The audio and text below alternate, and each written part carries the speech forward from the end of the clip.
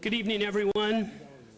We are ready to begin tonight's Planning Commission meeting, and I now call this meeting to order. This meeting has been properly noticed and posted in compliance with the open meeting law. We are live on KCLV Channel 2, and this meeting will be rebroadcast Saturday at 10 a.m., the following Monday at midnight, and Tuesday at 5 a.m. and 6 p.m. Would everyone please stand for the Pledge of Allegiance? I pledge allegiance to the flag of the United States of America and to the republic for which it stands, one nation, under God, indivisible, with liberty and justice for all.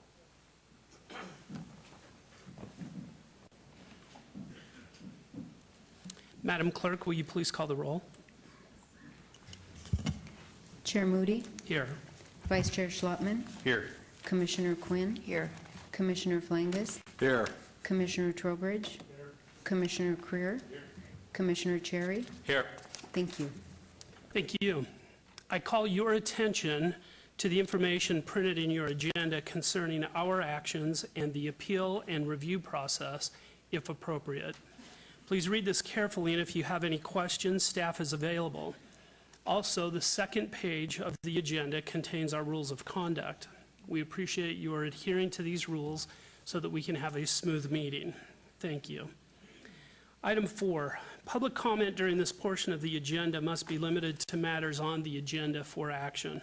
If you wish to be heard, come to the podium and give your name for the record. The amount of discussion, as well as the amount of time any single speaker is allowed, may be limited. All comments made under this item for specific action items will be cross-referenced to those items. Are there any members of the public who wish to speak under this portion of the agenda? Seeing none, we'll move on to item 5. For possible action to approve the final minutes for the Planning Commission meetings of June 14 and the May 24th, 2016 Planning Commission workshop. Excuse me, Chair. I believe it's just the July 12th, 2016 minutes.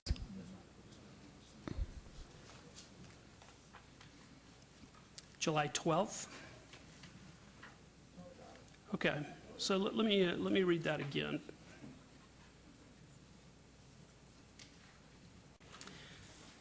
This is for possible action to approve the final minutes for the Planning Commission meeting of July 12, 2016. Is there a motion? I'll make a motion for approving the July 12th minutes of the meeting. Thank you. Please vote.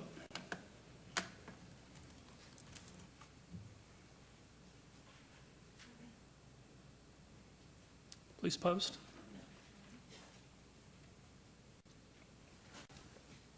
I know.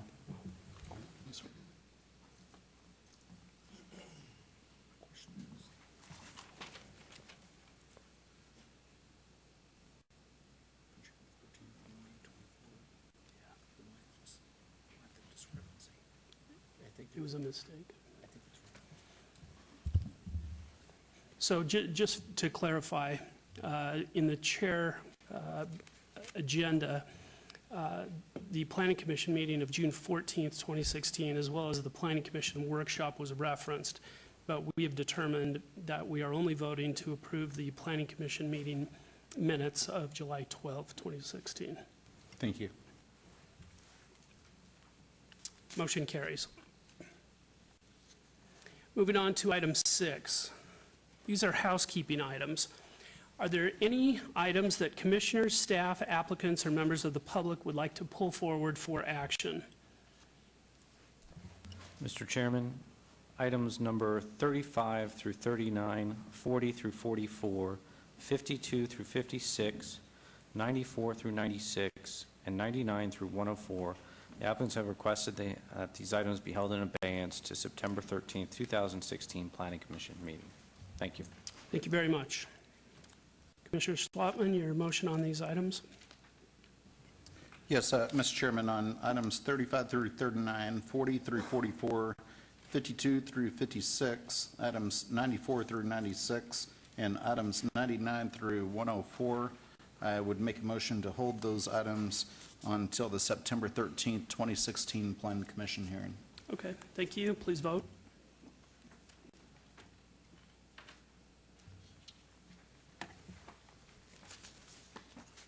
Motion carries. Those items are abated until the September 13, 2016 Planning Commission meeting. We are now to the consent items of tonight's agenda. Consent items are considered routine by the Planning Commission and may be acted by one motion, may be enacted by one motion. However, any item may be discussed if a commissioner member or applicant so desires.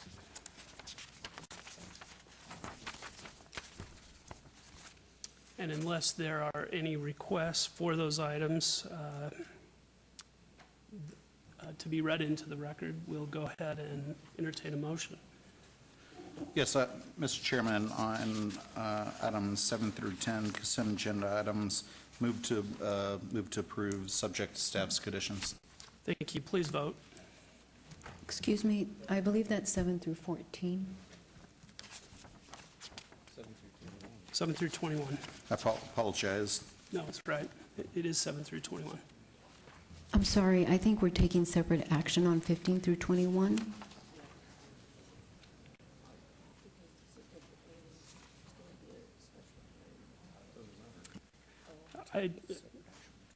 City Attorney, these are all Maybe under... the clerk can tell me why we're taking separate items on that one. I thought we were holding those in abeyance to 10:18. Right. I think what will happen is once they make their decision to either approve these items, and then the director will make an announcement saying when those items will be heard. I don't think those are part of the consent. They're separate. No.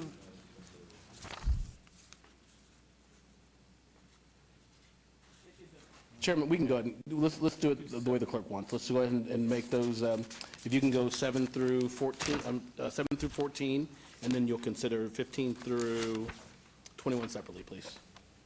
Thank you.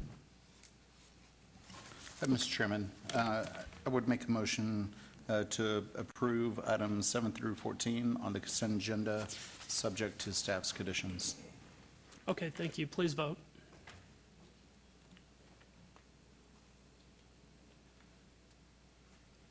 That motion carries. Mr. Chairman, items 7 through 14 are all final action unless appealed to the city clerk's office within 10 days. Okay, items 15 through 21 are also on the consent agenda. These are abeyance items, rescission, reconsideration, and rescheduling of the following items, which do represent 15 through 21, are scheduled to be heard at the Planning Commission meeting of October 11, 2016. Mr. Chairman, I would make a motion to approve items 15 through 21, subject to staff's conditions. Thank you. And just indicating that it'll be heard on what date, Commissioner? And that these items will be heard on October 18th, 2016, at a special plan commission hearing. Thank you. Please vote.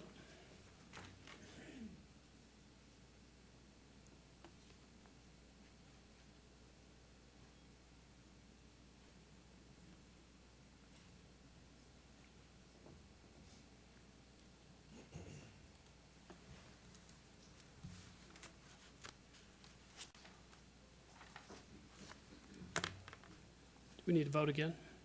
Go ahead and confirm that, too. Please vote again. I'll go ahead and confirm that, too. Motion carries. Mr. Chairman, items 15 through 21, just to confirm again, will be heard at the October 18th Planning Commission meeting. Thank you very much.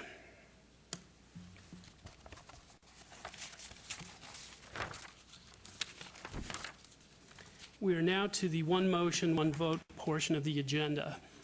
The following are items that may be considered in one motion, one vote. They are considered routine, non-public, and public hearing items. All public hearings and non-public hearings will be opened at one time. Any person representing an application or a member of the public or a member of the Planning Commission not in agreement with the conditions and all standard conditions for the application recommended by staff should request to have that item removed from this part of the agenda. We will start with item 22, SDR 64907. The applicant is Capital West Development, and the owner is the City of Las Vegas. This is for possible action on a request for a site development plan review for a proposed 15,221 square foot medical office building with a waiver to not orient the building to the corner where such is required at the southwest corner of Mount Moriah Drive and Martin Luther King Boulevard in Ward 5. Staff recommends approval. Items 23 and 24 are related. Item 23, SUP 65297. The applicant owner is Southern Nevada Sightless, Inc. For possible action on a request for a major amendment to a previously approved special use permit, that is SUP 61367, for an alternative parking standard to allow 95 parking spaces where 155 spaces are required for an existing warehouse, office, and banquet facility uses at a blind center at 997 North Bruce Street and 1600 Gregson Avenue in Ward 5. Staff recommends approval. Item 24 is SDR 65298 for possible action on a request for a major amendment to a previously approved site development plan review, SDR 60891, for a proposed 5,948 square foot addition to an existing warehouse, office, and banquet facility in Ward 5. Staff recommends approval. Items 25 and 26 are related. Item 25 is SUP 65393. The applicant is Rod Perdue. The owner is A.W. Ham III Trust for possible action on a request for a special use permit for a proposed 7,618 square foot tavern limited establishment with a 500 square foot outdoor seating area at 512 Fremont Street in Ward 3. Staff recommends approval. Item 26 is SUP 65394 for possible action on a request for a special use permit for a proposed 7,618 square foot nightclub with a 500-foot outdoor seating area with waivers to allow a 1,105-foot distance separation from a church and a 1,200-foot distance separation from a school where 1,500 feet is required. Staff recommends approval. Item 27 is SUP 65244. The applicant is Acres Medical LLC, and the owner is 2320 Western LLC. For possible action on a request for a major amendment to an approved special use permit, SUP 55190, for a 1,281 square foot addition to an approved 449 square foot medical marijuana production facility with a waiver to allow another use which is not a medical marijuana facility under the same roof at 2320 Western Avenue in Ward 3. Staff recommends approval. Item 28 is SUP 65400. The applicant is High-Tex, Inc., and the owner is RZMZ Family LLC, Series 3, for possible action on a request for a special use permit for a proposed 1,560 square foot auto title loan use within an existing financial institution, specified use, with a waiver to allow a 20-foot distance separation from a residential use where 200 feet is required, and to allow a 718-foot distance separation from a similar use where 1,000 feet is required at 2006 East Charleston Boulevard in Ward 3. Staff recommends approval. Item 29, SUP 65403. The applicant is Cash Oasis. The owner is Chai or Kai LV LLC. For possible action on a request for a special use permit for a proposed 1,121 square foot auto title loan use within an existing financial institution, specified use with waivers to allow a 30-foot distance separation from a residential use where 200 feet is required, and to allow a 1,121 square foot tenant space dedicated to the use where 1,500 feet is required at 5628 West Charleston Boulevard in Ward 1. Staff recommends approval. Item 30 is SUP 65404. The applicant is Cash Nevada, and the owner is Rafi Ohanian Revocable Living Trust. for possible action on a request for a special use permit for a proposed 1,520 square foot auto title loan use within an existing financial institution, specified use with a waiver to allow a 0-foot distance separation from a residential use where 200 feet is required at 1117 North Nellis Boulevard in Ward 3. Staff recommends approval. Item 31 is SUP 65405. The applicant is the Urban Lounge. The owner is Main Street Investments, LLC, for possible action on a request for a special use permit for a proposed 1,657 square foot tavern limited establishment use at 60 East California Street in Ward 3. Staff recommends approval. Item 32 is SUP 65419. The applicant is Fuzu Ba School of Massage and Reflexology. The owner is GGP Meadows Mall, LLC, for possible action on a request for a special use permit for a proposed 165 square foot massage establishment with a waiver to allow a distance separation of 0 feet from a church, house of worship, and 100 feet from a school use where 400 feet is the minimum distance required at 4300 Meadows Lane in Ward 1. Staff recommends approval. And item 33 is VAC 65407. The applicant owner is the Howard Hughes Company, LLC, for possible action on a request for a petition to vacate a portion of Lake Mead Boulevard, generally located west of Clark County 215 in Ward 2. Staff recommends approval. Anything from staff? All right. I'll open these for public comment. Do any members of the public wish to be heard on any of these items? Seeing none, I'll close the public comment. Any discussion on the Planning Commission? How about a motion? Mr. Chairman, just I'm going to note on item number 27, Acres Medical LLC, that they have asked me to prepare a proposal on their project, and we don't think we're going to be working on their project any longer, but out of an abundance of caution, we'll go ahead and I'll be abstaining on that item. And item 28, just make a disclosure that it's within the notification of where I live. However, it's not going to affect me any greater or lesser than anyone else that lives within the neighborhood, so my independence of judgment won't be affected on that item. And then the last item, item 31, it's a tavern limited, which I welcome in the Arts District. However, considering that I own a urban lounge, an urban lounge within the notification area, I'll also be abstaining on that item. Okay, thank you. So I'd like to go ahead and make a motion to approve items 22 through, one motion, one vote, items 22 through 33, subject to staff's conditions. Thank you. Please vote.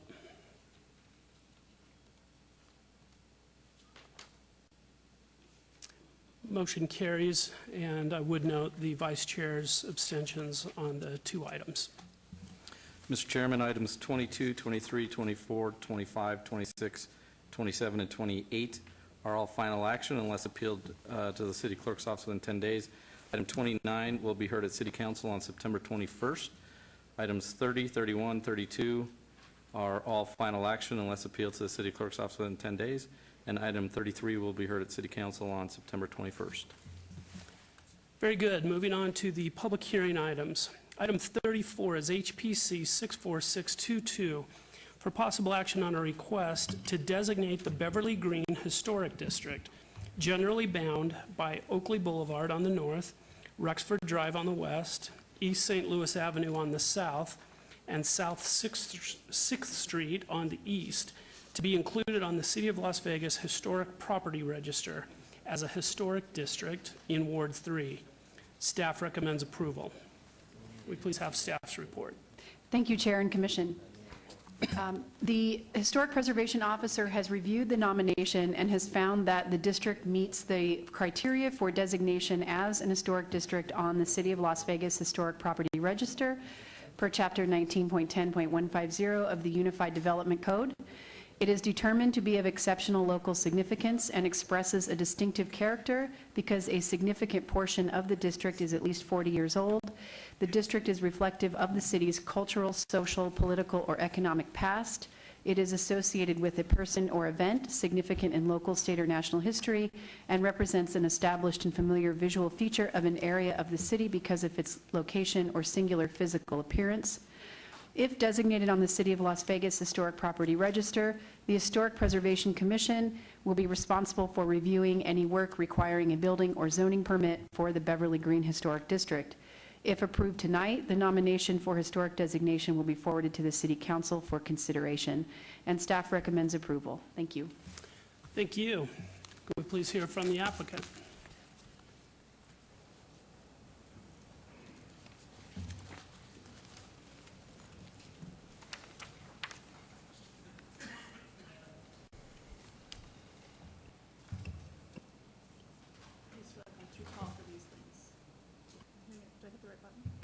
Did I do that correctly? There we go. All right. Okay, thank you so much for hearing this application tonight. My name is Heidi Swank. I am the Executive Director of the Nevada Preservation Foundation. We're located at 620 South 11th Street, Suite 110, 89101. We are a 501c3 that works to preserve and promote our architectural heritage through community outreach, educational programming, and historic designation assistance. We are here to represent the Beverly Green neighborhood in their application for historic designation. Our work has been supported by a grant from the Las Vegas Centennial Commission. So we haven't designated a neighborhood in a little while, so I thought it might be useful to remind ourselves why we actually think we should keep around old buildings. There was a great quote, a piece that was in Arch Daily entitled, "Do architectural preservationists know what they're fighting for?" So I just want to read a brief quote into the record. "In the field of history, it is now generally accepted that understanding our past is key to making better decisions in the future. While other events, periods, and people might be best remembered through documents, images, and trinkets, the best record of an architectural period is unquestionably the buildings that represent it. If then architectural preservation is an act of recording history, what matters is not whether a given building is good, but rather whether it's important. And the Beverly Green neighborhood in Las Vegas is an important neighborhood in our community's history." So several years ago, the City of Las Vegas hired COTS Environmental Consultants in Reno to conduct an in-depth survey of the Beverly Green neighborhood to determine if it meets the criteria for designation. Their house-by-house survey determined that 45 properties in this neighborhood are individually eligible, which means that they could be designated all on their own, that 51 properties are contributing, which means they've had some alterations but not very many, and only 26 are ineligible, which means that their historic integrity has been undermined. And 2 of them were not surveyed because they did not meet the 40-year mark at that point. So the results of COTS environmental survey was that they actually recommended that this neighborhood could be listed on the National Register of Historic Places. But they also said that it meets several criteria under the Las Vegas Ordinance for Historic Designation Overlay. So as you can see on the map, these are the boundaries of the district. Inside that district are 117 single-family homes and 7 multifamily buildings. Now, as staff noted, there are several criteria that you have to meet in order to be designated a historic district. So a significant portion must be 40 years or older. That means predating 1976. And the period of significance for this proposed district is 1951 to 1963. It also must be reflective of the city's cultural, social, political, and economic past. And this area is reflective of the expansion of FHA guidelines for development in post-war United States. It also must be associated with a significant person or event, and here we have both of these. The event is that it is representative of the significant housing boom that happened in mid-century Las Vegas when our city more than doubled. It also is associated with many people of note in our community, including Elmo Ellsworth, Rose and Louis Mulaski, Dean and Elaine Schendel, Ted and Ann Otis, and of course, Louis Prima and Keely Smith, who raised their children on Barbara Way. The houses are mainly 1,800 to 2,200 square foot, mostly custom homes in various styles, ranch, international, and Cinderella Ranch. They're designed by several architects, including Don Van Camp, David Friedman, and probably the most well-known is Hugh Taylor, who also designed the Desert Inn Casino, many of the Desert Inn estate homes, including the Morelli House. So Nevada Preservation has been working in this neighborhood for over 2 years. We work very hard to collect what we call our votes by each property owner, either in support or in opposition to designation. We're looking to try to get everyone's opinion before we bring this to this body.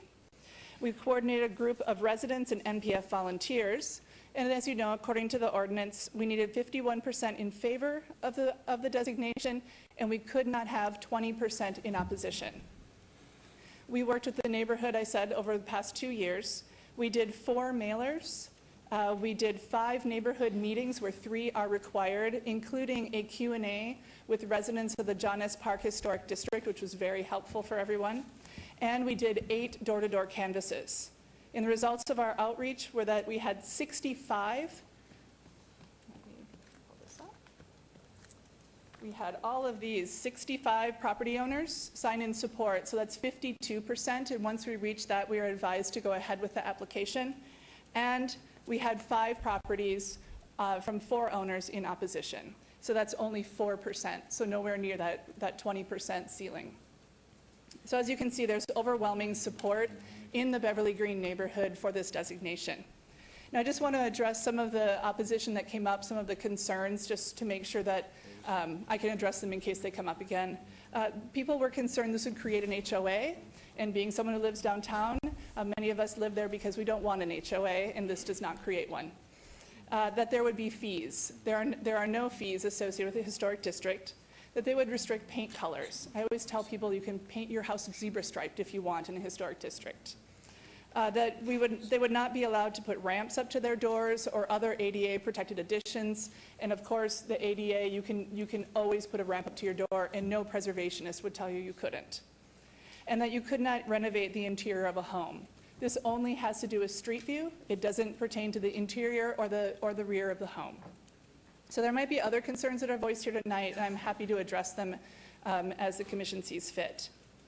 So in conclusion, I just wanted to make one last note that state statute requires that the city notice within 1,000 feet of the proposed historic district for public meetings. And so there may be folks here to testify who don't actually reside in the proposed district.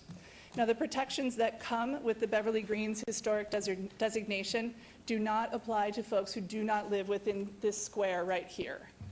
And according to the ordinance, only the property owners in Beverly Green can count as part of that support or opposition, that 51% that's needed and that 20% that we can't reach. So we do ask that people who testify identify if they own property inside or outside the boundaries of the proposed historic district. And that's all I have to say on Beverly Green. I'm happy to answer any questions. All right, thank you very much. Item 34 has been noticed for public hearing, and before any of you come up, can I get an idea by a raise of hands how many are here to speak either for or against this item? Okay. I'm going to ask you to keep your remarks to 2 minutes, but come on up, and we have 3 microphones, and we'd like you to follow one after another. We have a busy agenda tonight. This will save us some time. Normally, I would ask you only to state your name and address. Tonight, because of what the applicant has told us about this important opposition, I also need to know whether you live inside or outside of this historic district. Good evening. Hi, good evening. I'm Polly Schmidt. I do live within the district at 572 Bonita, and I own the home.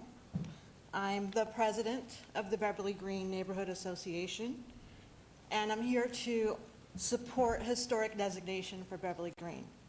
Our residential neighborhood is unique. We live incredibly close to the Strip, and yet we've kept our sense of history, our identity, and our character in the neighborhood. Some of my neighbors who I know have lived there half a century, and they haven't left because the area is incredibly vibrant and it's welcoming to all, old and young. For those of us who are newer to the neighborhood, I've been there 6 years, we choose to live in this area specifically for its history and for its, the homes that exist there. Our neighborhood is walkable, it is livable, and we all feel a very deep sense of pride living there. I'm very proud to tell anyone from any part of the valley that that's where I live. Historic designation would ensure that Beverly Green continues to exist as a beacon of Las Vegas history for years to come.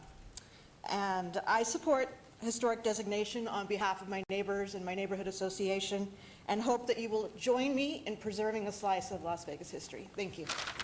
Thank you. Good evening. Evening, my name is Scott Swank. I live in the district at 5046 Barbara Way. I wanted to come to, in particular, talk about when John S. Park, our immediate neighborhood to the north, came to meet with us. They talked about what it meant to be in a district, the fact that they hadn't actually had any requests denied, and that over the period that they had been designated, they'd seen an incremental increase in private ownership. They'd seen houses kept up more than maybe before. They talked kind of slyly about how, you know, if your neighbor was fixing up their house and you weren't, you kind of felt like maybe you should pick up your game a little bit, and that they really thought it was good for the neighborhood. I find that heartening, you know, I really do. I've been coming here since 2003 or 4. We've had all manner of encroachment threats, of developments that were sometimes foolhardy in nature, which you have wisely opposed, for which we all thank you. And I'm optimistic that this is exactly the sort of step that would not only improve the quality of life in the neighborhood, but that would also help to, at least in some small measure, stave off some of the threats to the stability of one of our older communities. I thank you for your consideration. Thank you. Hi, my name is Michelle Laramie. I live at 556 Ellen Way, which is within the proposed district. And I just wanted to say that I am in support. And actually, when I bought my home, the person I bought my home from had a copy of the survey. And she actually thought we already were historic, but her excitement for that was one of my main reasons for buying the home, because I wanted to live in an area like that. So I've worked really hard with the community, have worked on the canvases as well, so I definitely support this for the neighborhood. Thank you. Hi, my name is Michael Yunkin. I'm a librarian at UNLV, and I also live within the district at 556 Ellen Way. And I'll be brief. It's just a beautiful neighborhood, and it's well worth keeping that way. Thanks. Thank you. Hello, my name is Jack Levine. I'm a realtor with Bella Vegas Homes Realty. I'm also on the board of directors of the Nevada Preservation Foundation and on the city's Historic Preservation Commission. I do live outside of the district at 1818 8th Place, but I do want to speak wholeheartedly in favor of the matter before you today. We know from cities all over America that neighborhoods that have historic designation, that have a sense of pride and community and something that a group of people can brag about, actually do better in the good times of real estate, and they actually survive better in the bad times of real estate. The neighborhoods tend to be cleaner, the neighborhoods tend to be more presentable, and we definitely believe that the Beverly Green neighborhood has demonstrated being good neighbors to each other, as well as a very well-preserved neighborhood, and would like it to be an example to the neighborhoods surrounding it that we've struggled so hard to bring back. So, thank you. Thank you. Good evening. My name is William Schultz. I live at 1807 Beverly Way, which is within the historic district designation. I moved to the area in 2000 from Atlantic City, New Jersey, and since I've been in the area, I've seen massive change in the ownership of the homes and how much people care about the area. I believe that this would be a great step for us to do to designate the area historic. Thank you. Thank you. Good evening. Can I speak? You can. Will you tell us your name and address, please? My name is Joyce Perlman, P-E-R-L-M-A-N. I own 2 properties in this area, and I call it the Beverly Hills of Las Vegas because it's close to the airport and it's close to the downtown area. I think it's very expensive property. In the future, that is. Thank you. Can you tell us your address, please? Ma'am?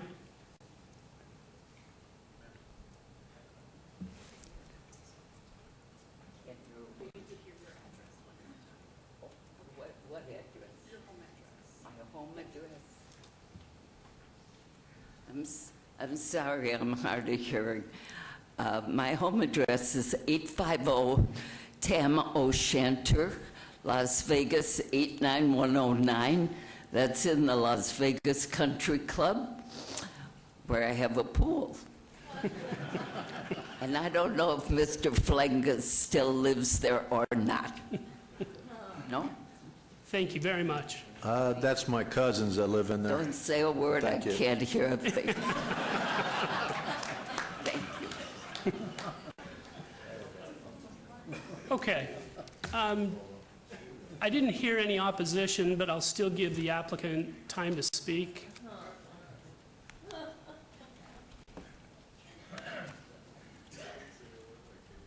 Thank you, Mr. Chair. Again, Heidi Swank for the record. I just wanted to thank you. As you can see, everybody's very excited about this and are really looking forward to getting Beverly Green designated. So thank you. And thank you. I will close the public comment and see if there's any discussion amongst the planning commissioners. Commissioner Cherry? Through the chair, it's really nice to see this application come forward and all the legwork that the Nevada Preservation Foundation has done. They really went above and beyond what is required to get this designation. So this application will be seeing my support. I'd also like to make a motion if there's no other discussion. Commissioner Creer, did you have a comment? No need to delay.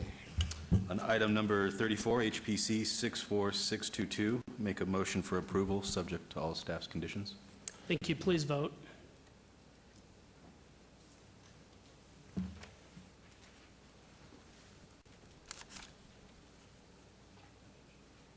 Motion carries. Mr. Chairman, that item will be heard at City Council on September 21st. 29.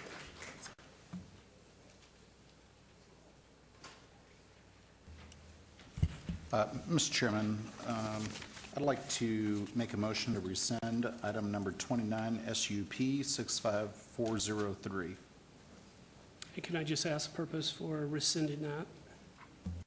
Mr. Chairman, I would like to change the statement I made regarding whether or not it would go to City Council. Okay, very good. Motion is to rescind item 29. Please vote.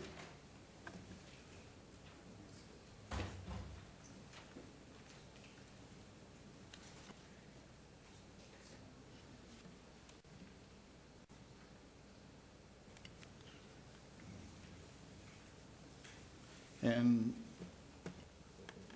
There we go. Now you can vote.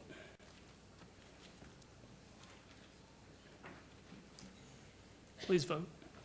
That motion carries. Item 29 is rescinded. Mr. Chairman, item number 29, SUP 65403, I would make a motion to approve this one motion, one vote item. Thank you. Subject to staff's conditions. Please vote on item 29.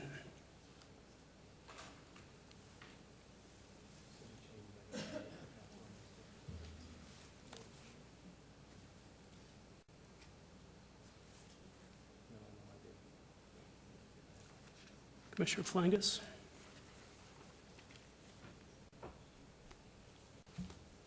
That motion carries.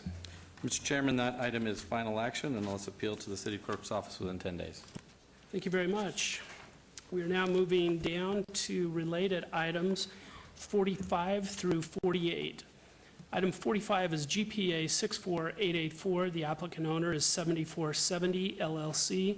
For possible action on a request for a general plan amendment from R, Rural Density Residential, to General Commercial at the northeast corner of Deer Springs Way and Hualapai Way in Ward 6. Staff recommends denial.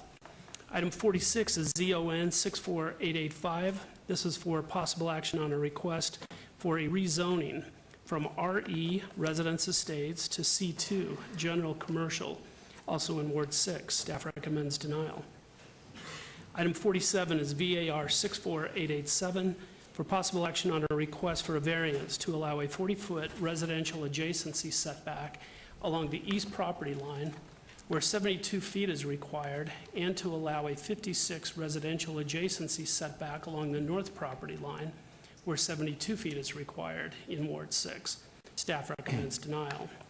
And item 48 is SDR 64886 for possible action on a request for a site development plan review for a proposed 3,668 square foot general retail store, other than listed, convenience store with fuel pumps and canopy, a 1,223 square foot general retail store, other than listed, a 2,300 square foot car wash, full service with a waiver to allow the car wash bay to face public right-of-way where such is not permitted, a 2,220 square foot restaurant with a drive-through with a waiver to allow a stacking lane for five vehicles where 6 vehicles is required, a 2,061 square foot restaurant with drive-through, and a 700-unit, 84,800 square foot mini storage facility with waivers to allow 5 feet of perimeter landscape buffering on a portion of the east property line where 8 feet is the minimum required, and to not orient the buildings to the corner and street fronts where such is required in Ward 6. Staff recommends denial. Can we please have staff's report? Mr. Chairman, just to clarify a couple of the requests, the variance, they have made some adjustments, and the variance only applies to the northern property line. The eastern property line now meets that residential adjacency. And then the waiver for the perimeter landscape along the eastern perimeter has also been revised, and they've provided the landscape required to fix that waiver request.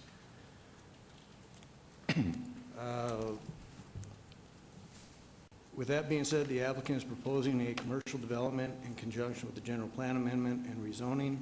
The requested general commercial land use designation and zoning district are two intents and would allow uses that are not compatible with the adjacent surrounding residential development, including such things as major auto repair, motor vehicle sales, and other similar uses.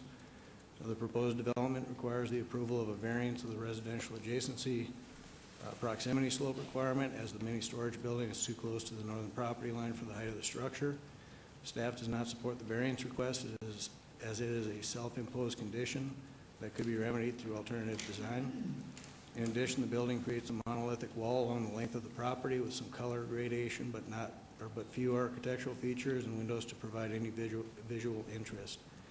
Waivers are required for building orientation, vehicle stacking for the car wash drive-through, and to allow the car wash bay door to face the public right-of-way. Staff does not support these waivers as they run counter to the goal of mitigating the negative impact of the development on the surrounding adjacent development. Overall, staff is recommending denial of all applications as the proposed land use and zoning is too intense, and the waivers and variances that are required indicate that it is not compatible with the surrounding development. Please note that there are additional letters of protest since publication. Thank you, and good evening. Good evening. For the record, Jay Brown, 520 South 4th Street, representing the applicant. With me is the applicant's architect, George Rogers, and in the audience, in case you have any questions, is the developer as well as the mini warehouse tenant. The applicant has held several meetings with our neighbors, and we've heard their concerns. As a result of the neighbors' issues, as you will hear from Mr. Rogers in a moment, we have significantly changed our application. One such change is to withdraw without prejudice item 47, which requests a residential adjacency variance. In addition, we're reducing the size of the mini warehouse and tripling the size of our landscaping budget. With regard to the mini warehouse, I think it's important to point out that the tenant has been in the self-storage facility business since 1983, and his company has built over 85 such facilities. The facility is only available to the occupants from 7 a.m. to 9 p.m. No one will have access to their units other than during those hours. Further, the office will be open from 10 a.m. to 6 p.m., and there will be someone on the premises monitoring what happens 24/7. The lighting system that the facility is installing is geared to the neighbors' concerns and will not be shining onto their properties. I want to also point out that the nearest single-family home is more than 85 feet from the mini warehouse. That's building to building. Before I turn the microphone over to Mr. Rogers, please understand that although we have tried to explain to the neighbors that since two of the four corners are presently designated major commercial and apartments, and two, we're approximately 600 feet from the freeway off-ramp, no one would build a home at this location, let alone a home on a 1/2 acre lot. During our discussions, we asked for other suggestions, but for the most part, the neighbors were understanding our plight. We're just simply inflexible on having a commercial use at this location. With that, I will turn the microphone over to Mr. Rogers. Mr. Chairman, if I could have a moment. There's some comments that were made by the representative about request for withdrawal of the variance that are contrary to the comments that Mr. Gebecki is working off the submitted materials. If there is indeed additional revisions that the applicant is proposing, the dais is not the medium in which to accomplish that, and staff would request that the item be held in abeyance. Thank you. And when you say the item, do you mean item 47 or 45 through 48? In relation to the variance and the associated site development review that would be impacted, so we would be looking at item 47 and 48, but in total, all items should be held so that they're heard together. If we could, Mr. Chairman, could we have Mr. Rogers respond to that before a decision is made by the board? Certainly. It is notice for public hearing, so I think you do have a chance to respond to that. Thank you, Mr. Chairman, Commissioners. George Rogers, 6325 South Jones. The issue has to do with the residential adjacency sloped setbacks from the north. Thank you, from the north and from the east. And the original application had a 2-story building that was rather blocky for mini storage and did not comply with the residential adjacency standards. In fact, through the neighborhood meeting and other conversations, the mini storage building was actually reduced and stepped back so that the second story steps back from the first story from the north as well as from the south in an effort to comply with the residential adjacency setbacks on the north side and on the east side. And that, I think, is the issue that staff was making reference to and that Mr. Brown made reference to in his presentation. I think, we believe it is complied with now, and both variances at the north and the east are unnecessary. All right, let's hear again from staff. We're working off of date stamp plans from July 21st. We're going to take another look at it, but as far as the staff reports indicating that that partial portion of that variance was eliminated, but that an impact to the residential adjacency still applies, so the variance would apply. So we're going to take a look into that briefly. So staff's position is still a request to obey these 4 items. Well, if the variance is indeed not warranted, staff's recommendation would still hold true, and we can move forward with the item. But if indeed it is still applicable, then we just need to clarify that the withdrawal is not warranted by the applicant. Okay. All right, so we're going to move forward. I think we have a lot of neighbors that are here tonight to be heard on this. And Mr. Rogers, I know you just answered staff's question. Did you have anything more to say than that response? Just a very short presentation, if you don't mind, Mr. Chairman. Okay. The original site plan that was submitted was very similar to this, and after the neighborhood meeting, we recognized we could make significant improvements as a compromise to some of the neighbors' concerns. And in fact, this item was scheduled to be heard at last month's Planning Commission meeting, and through an error, this item was misnoticed and it was delayed. However, we had already filed our request to obey the items to be heard at this meeting in an effort to make those changes and meet with the neighbors again. And in fact, we did 2 more times since that initial since that initial neighborhood meeting. And the outcome of the whole thing was that we were able to reduce the size and the bulk of the mini storage to make it comply with the residential adjacency. We were able to get 8 feet of landscape at the perimeter in compliance with the ordinance, and we were able to significantly increase the landscaping on the north boundary to the residents most affected by changing the spacing of the trees from 20 feet to 10 feet, along with all the other buffering that went on the site. And so I give you a more improved plan. Staff made mention that there was only 5 cars stacking, and while I admit that my drawing does show 5 cars stacking for the drive-through, there really is room for 6. My error, and I wanted to address that. But with that, I'd be willing to answer any questions and look forward to an opportunity to answer any of the neighbors' questions if they come up during their presentations. Okay, we're about to give them that opportunity. This has been noticed for a public hearing. Can I get an idea by a raise of hands how many people are here to speak on these items tonight? Okay. Perhaps 15, maybe 20 of you. Please come up. I'm going to limit everyone's remarks to 2 minutes each. If you would like someone to speak on your behalf, I'd be willing to give that individual up to 10 minutes. Otherwise, come on up.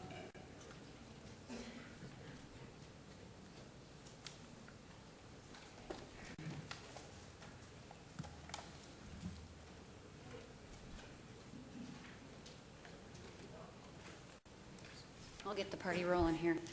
Michelle Dishon, 9690 Wittig Avenue, Las Vegas. We do appreciate the developers meeting with the neighbors. However, this is a significant, I can't remember my word, sorry, change here in our neighborhood. We are part of, some of us are part of the Rural Neighborhood Preservation District. That's the RNP we've been fighting so hard to preserve. Of course, we have horses in our neighborhoods. These homes adjacent to this proposal are semi-custom homes. I think they're on about 1/3 acre. We really want to keep the commercial out of these neighborhoods. We've been fighting so hard to keep it rural and make it, just neighborhoods. This is so intense that the poor people next door to this are going to have a drive-through coming through and asking for, a hamburger or whatever next to their bedroom window. We were under the impression when we purchased these homes and when this was all going through that these would be 3.5 units per acre and would serve as a buffer for the RNP into more commercial dense type areas. So we'd like to see this denied and the neighborhoods protected and commercial this intense kept away. Thank you. Thank you.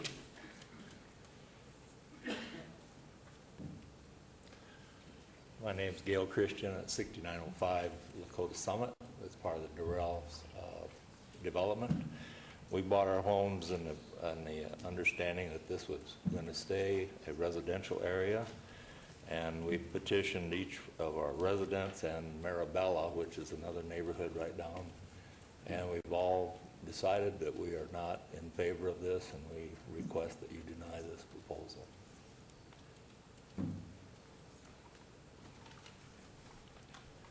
Good evening. My name is Mike Goodman. I live at 6902 Lakota Summit Court. And before I bought my house, my wife and I did our homework, and we researched these properties and found that they were residential. And consequently, we felt rather safe from any commercial development that might come into the neighborhood and have an effect on everything about the way we live. Then about a short period of time, after we moved in, we were notified that the commercial application had been applied, and we were shocked to find out that this was happening. And so I'm asking that you deny this so that we can continue our lifestyle and enjoy our home. Thank you very much. Thank you. Hi, my name is Amy Jackson. I live at 6932 Lakota Summit Court. And so I'm not in favor, and I'm glad to see that you're recommending denial also. So I just did a little bit of research. I don't know if you can see it, but in this area, there's a gas station already 0.3 miles, a mile away.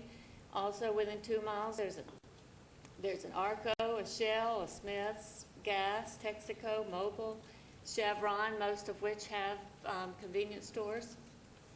Restaurants, there's tons of them. I've listed about 10 or 15 here within 2 miles, all types of restaurants. Within 0.3 mile, there's the Divine Eatery, Subway, Mr. Jim's Pizza. Then there's a bunch of others, Mexican, Chinese, sushi, a bunch of other restaurants, and this is just only a few. There are a ton of restaurants right down there on Durango. Mini storage, there's a Storage West 1.5 miles away. Within, 7.5 miles, there are multiple others, U-Haul, Mini Masters, Rancho Lone Mountain, Desert Storage, Able Storage, and others. Lots of mini storage around with vacancies. Coffee shops, I'm not sure if coffee shops, that was mentioned at one point. I'm not sure if that was part of the plan, but there's plenty of those too. So we have plenty of commercial places in the area, and we just don't really need any more. It was zoned residential for a reason, and I don't know why we would want to change it at this point, because we really do not need any more of these types of businesses this close. It's very convenient to get to the other places. So, thank you. Thank you. Right at 2 minutes. Great job. Oh, okay. Hi, my name is Terry Merritt. I live at 9812 Guiding Light Avenue. I live in the Marbella neighborhood, so I'm to the east of this development. When my husband and I purchased our home, we did our research, and everything around us was residential. It had an impact on our decision to buy where we did. We'd really like this to stay residential. I personally have spoken to every single one of my neighbors. I think there's 18 of us now, and everyone did the same thing. They would like this to remain residential. We please ask that you would deny this developer's request. Thank you.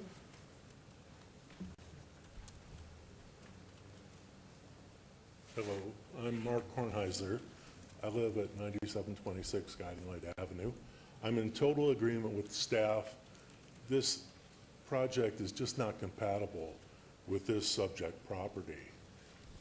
Right around it is residential. The residential won't successfully be implemented if this project's there. As the person before me noted, there's a lot of services of the same variety already in place, serving us well. Plus, there's other projects in this same area planned, zoned correctly, that will go in, that will further service us. There is no need for this. Plus, as you saw on the project, there are all sorts of things that they've said, okay, we'll back away from, but there's still variances that they're standing with that are not going to add to this area. They're going to hinder us. The view of the car wash they're asking for a variance that's going to really detract from the area. So it's just a bad project put in a bad space that is zoned residential, that's being serviced already, that in the future will be serviced well by the other projects. We're not against projects coming in. We just want them placed right, and they're scheduled to be. Thank you very much. Thank you.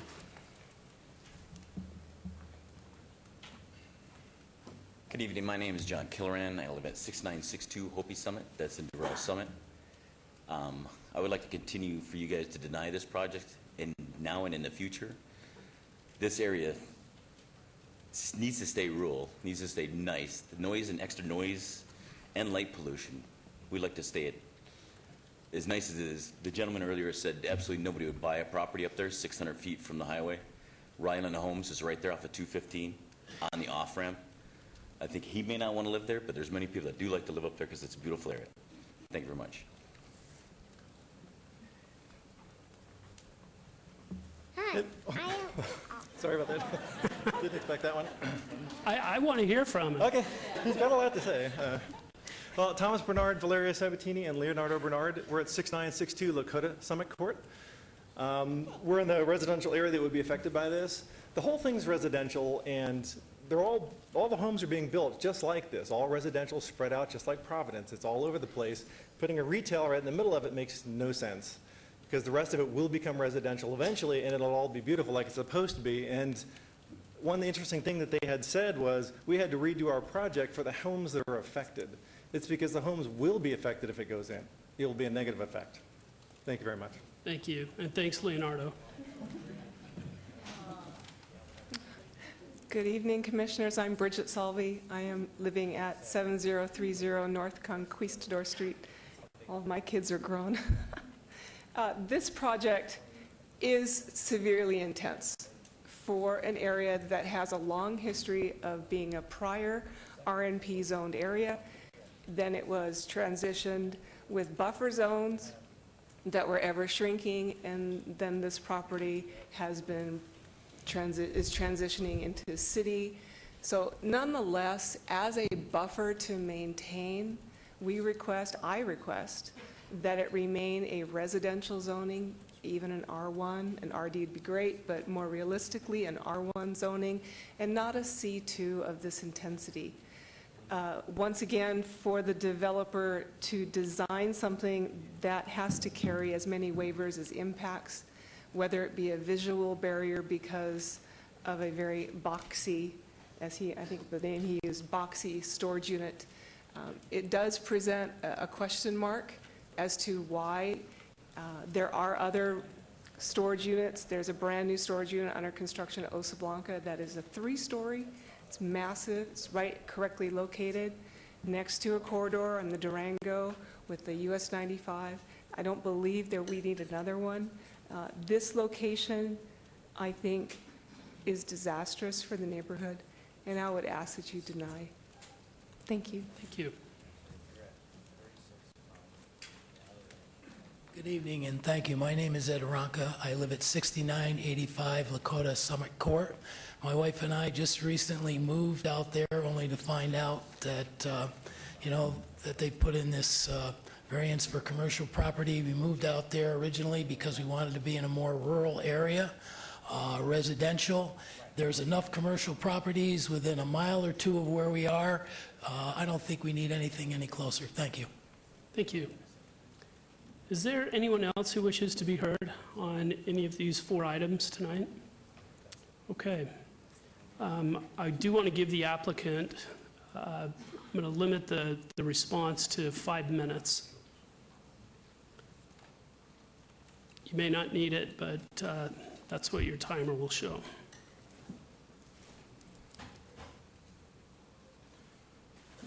Thank you, Mr. Chairman. We recognize all of the neighbors' concerns, and hence the changes we made to the site plan. I can address many technical things. Staff and I are discussing the variance issue still, and I'm not sure what decision they'll make on it, but whether the variance is still on the table or not, there's still 85 feet between the mini storage and the most affected residential neighbor to the north. It's a far distance, along with the drainage easement of 20 feet that has some landscaping in it, only a few trees, but we've really increased our buffer significantly to put us very far away. I think that the mini storage is such a low intensity use that there couldn't be a less intense use on a commercial property. And I don't know what else could happen. In a discussion with the neighbors last night, most affected, they had actually brought up a retail strip center, and it's not ever been an alternative to the developer. I studied it only from a parking standpoint to know what it is, but I can tell you, and you probably know yourselves from all the decisions you've made, that a retail strip in lieu of the mini storage would probably be a lot more intense from a people and parking and vehicular standpoint. And I think that this represents a most reasonable plan, especially with the planned commercial on the south side. It would be very difficult to put single-family homes adjacent to it. So with that, I can answer your questions if you have any, or any additional questions that come up. Okay, thank you very much. I will close the public comment, and we are now going to discuss this as a planning commission. Mr. Chairman, if I may, before it goes to the Yeah, commission. thank you. Regarding the variance, there is a 20-foot drainage easement that is part of the residential subdivision to the north. The 3-to-1 proximity slope being presented from, is actually being presented from the northern property line of that, which is in error. It actually should be the southern property line of the drainage easement, which is the actual property line of the subdivision, which is R1 designated and is a protected property. In light of that, the variance would still apply, although it may just be 4 to 6 feet in which it encroaches into it. It would still be applicable to this, even with the building step back. Thank you. Okay, thank you. You know, I'm going to go ahead and start. I've met with the applicant. I have spoken with many of the neighbors. I've received dozens of emails. I appreciate everything I've heard for and against this. As I've thought about this, it's the love-hate relationship with growth. We love to see our city grow. We hate to see it change as it grows. I think we were spoiled in a way from a land use perspective during our downed economy, because a lot of properties stayed the same that otherwise would have changed along the way. I would love to see residential development go in here. I don't see it happening. I would love to see a park go in here, but you can't tell a private landowner to build a park for, you know, a neighborhood. And so I see commercial coming to this. I hate the idea of a retail strip, I'll tell you that at the outset. I think what we see here is much better than that. I understand the idea behind the mini storage. I realize it's less intense. I appreciate the improvements, but it is big, it is boxy, and quite frankly, storage facilities seems to me to be almost quasi-industrial, and I want to be careful with that. I'm not saying it is, but it's the mini storage that makes me doubt the compatibility of this. There are buffers to stop the noise. My hat's off to the applicant, because I think there's been a lot of work that went into this to try and solve some of the problems with the neighbors. So having said all that, you will see my vote for the first 3 items contrary to staff's recommendation, and I do want to hear from my other commissioners. I'm still leaning towards following staff's recommendation for denial for the reasons I've stated with regard to the mini storage, but I would appreciate hearing any comments. Commissioner Quinn. Through you, Mr. Chairman. Mr. Brown, could I ask you a question, sir? One of the residents made a comment that there's going to be like a drive-through where someone can order a hamburger and hear it, you know, next door. Is that, I don't believe that was mentioned to me when we met. Is there going to be a drive-through restaurant that close to that house? My understanding is, and I'll let Mr. Rogers speak on it, but there is going to be a drive-through, but they're set by decibels, so you can go ahead and set them at a certain number, so therefore that there'll be no noise to the neighboring property. But you may want to embellish on that, George.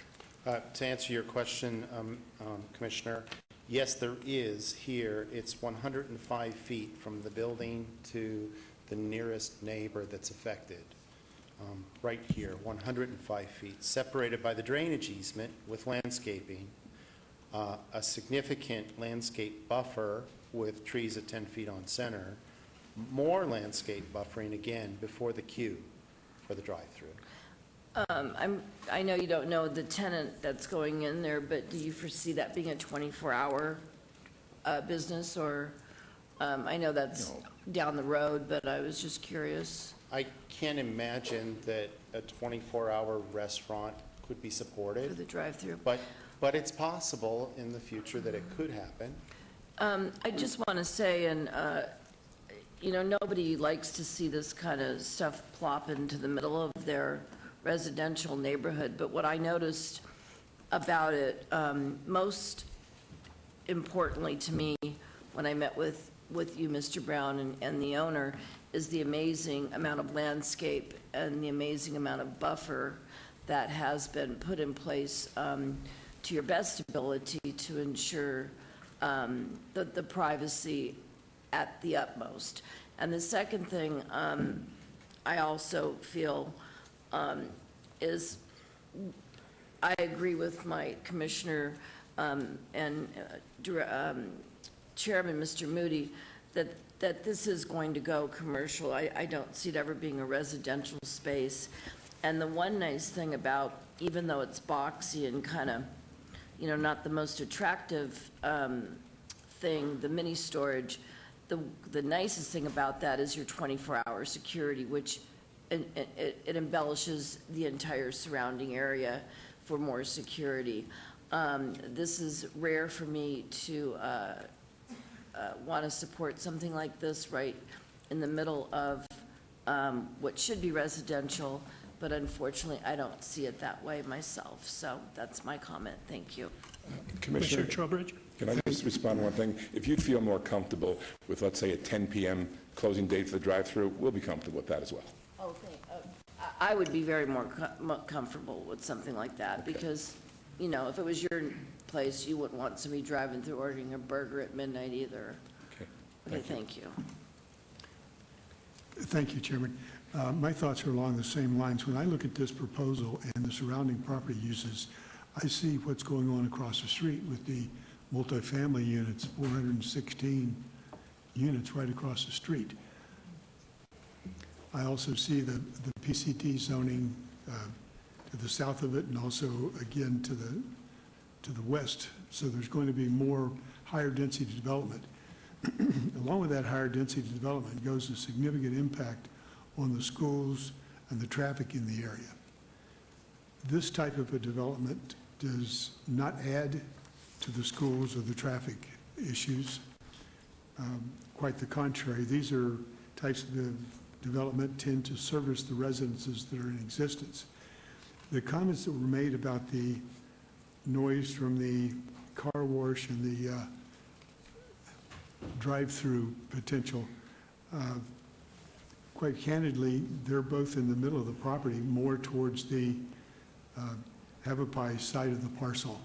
And they are in the middle of a 5-acre parcel, primarily separated from the residential by the storage unit facility.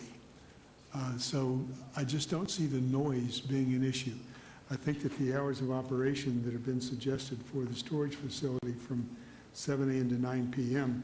would restrict any kind of traffic noise that would be generated there during normal sleeping hours. And as far as the hours of operation for a restaurant or a fast food drive-through, we can control those through the permitting processes. So having said that, I'm sorry, but it's going to be developed, and I think that this would be preferable to what would be higher density residential, which would in all likelihood involve lots more negatives than this would involve.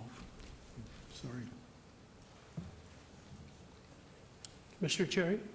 Through the chair, I agree with the comments from my fellow commissioners and from the chairman.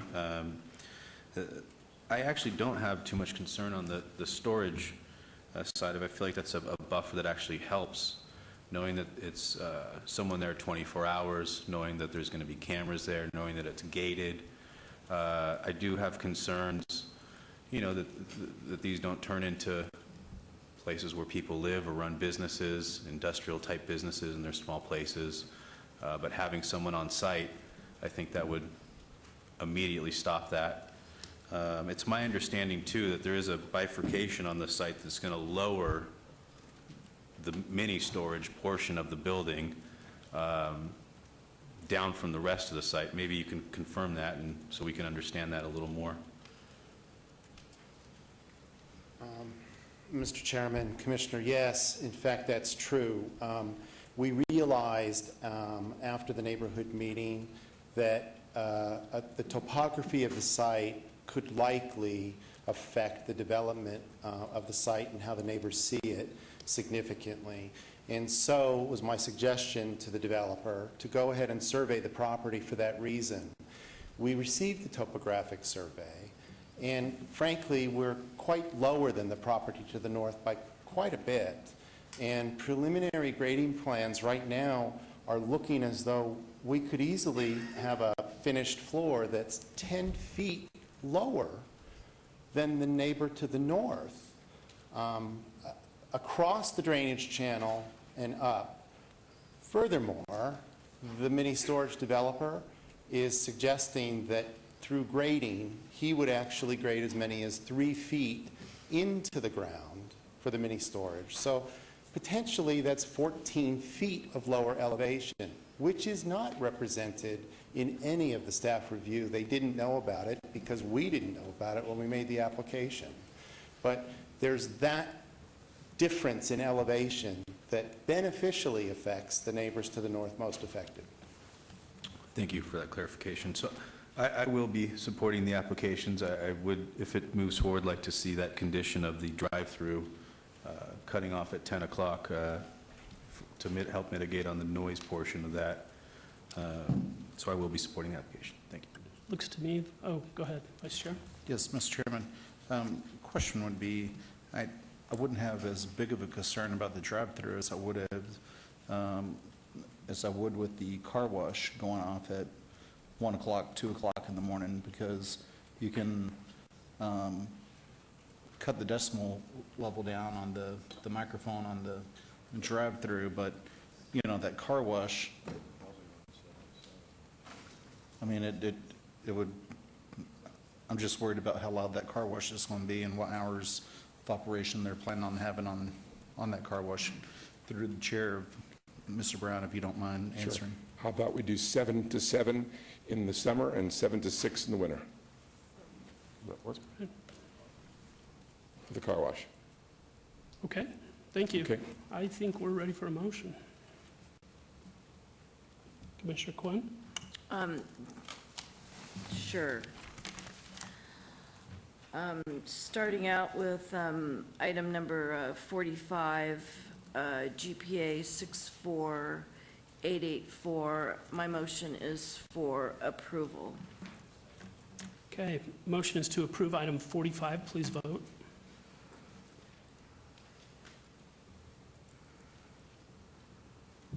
Motion carries. Thank you. Regarding the zoning number 46, 64885, my motion is to approve that as well.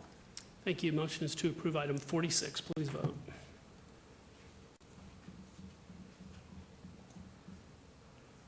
Motion carries. Moving on to item number, is it 47 we're taking as well tonight? Yeah.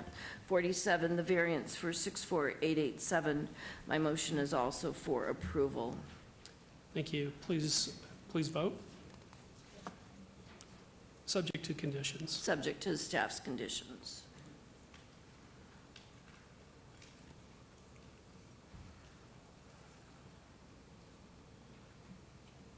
Motion carries. Thank you. Regarding item number 48, my motion is for approval, and I'd like to add the conditions at this time. Is this the time? It is. Mr. Chairman, I'll take a shot at it, Great. if you'd like. Thank you. I would love you to, Peter. Mr. Lowenstein, Peter. First of two conditions, the restaurant with drive-through located at the northwestern portion of the subject site shall conclude business operations at 10 p.m. The hours of operation for the proposed car wash shall be limited to 7 a.m. to 7 p.m. in the summer. We may want to put in parentheses between Memorial Day and Labor Day to define what summer is. And 7 a.m. to 6 p.m. in the winter, which I imagine is the rest of the year. Very good. Thank you. And I also wanted to add the condition that the storage unit would come with a 24 hours security year-round.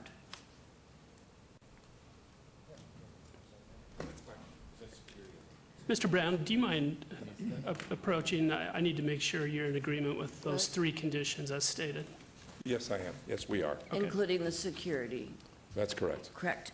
So that's my motion with those added conditions of SDR 64886. All right, thank you. Please vote. Thank you.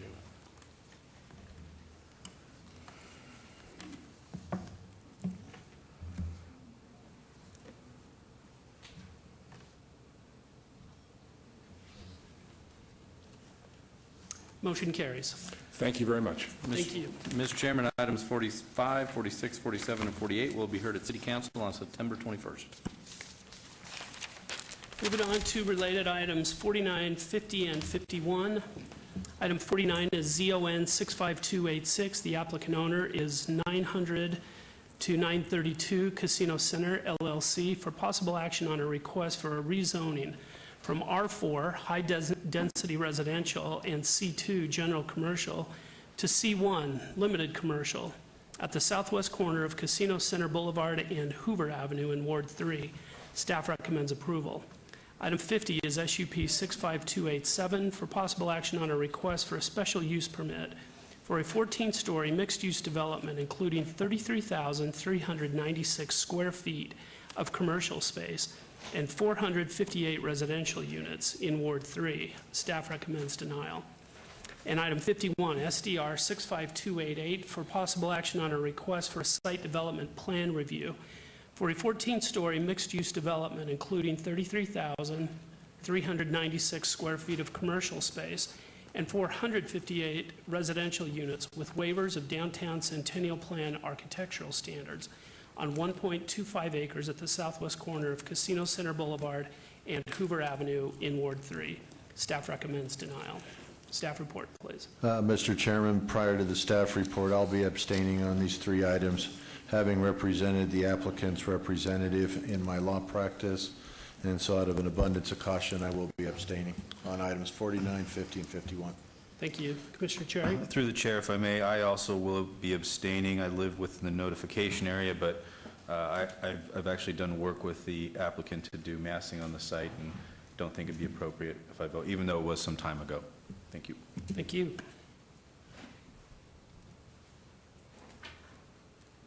Staff report, please. Thank you, Mr. Chair. The subject parcel is located within the downtown Centennial Plan area with an MXU mixed-use future land use designation.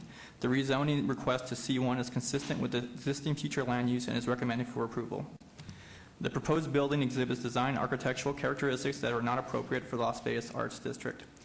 The building also does not incorporate the pedestrian-level shade devices that are required by the downtown Centennial Plan. Also of concern is the lack of parking proposed with the first phase of the project. While the downtown Centennial Plan allows for flexibility and does not require the automatic application of parking standards, the parking garage is being proposed with the second phase, and no on-site parking will be available for the 198 senior housing units and the 7,279 square feet of commercial space associated with the first phase. It is not known if or when the additional phases will be built, which could leave the first phase without parking indefinitely. Staff recommends denial of the requested special use permit and site development plan review.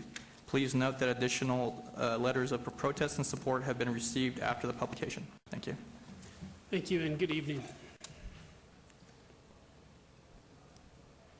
Gentlemen, good evening. Oh, hi. Hi. Kevin Plensner, 900, 932 South Casino Center, LLC. Our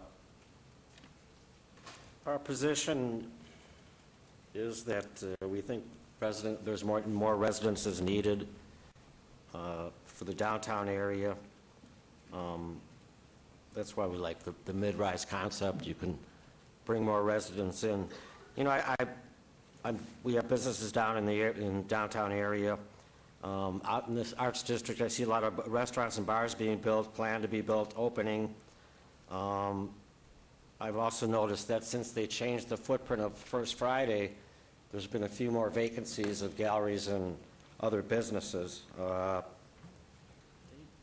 I'm concerned that the Zappos bounce that brought a lot of businesses in downtown is over, and that a lot of these businesses have gone out of business. When the Venice was going off, I saw the signs at California Lofts. I think, oh, great, there's going to be more residences, but it turns out it's going to be offices. I think our elevation is more attuned to the taller building on the Jewel Lofts. We designed the project so they're modular boxes. We're trying to talk Ahern into going into the modular business so we can build it as what do they call them? The completed boxes, they crane them in. That's something for the future. I'd like to hear your comments, and then we can discuss maybe putting it in abeyance or just moving it to the city council. Okay. Would you like to speak? Pete Peterson, architect, and also I'm with New Horizons Nevada, nonprofit organization for development of senior housing. Okay. These items have been noticed for public comment. I'm going to open them for public comment now. Is anyone here to be heard either for or against these items? Please come forward. If you gentlemen will step back to give anyone who wishes to speak some space, please.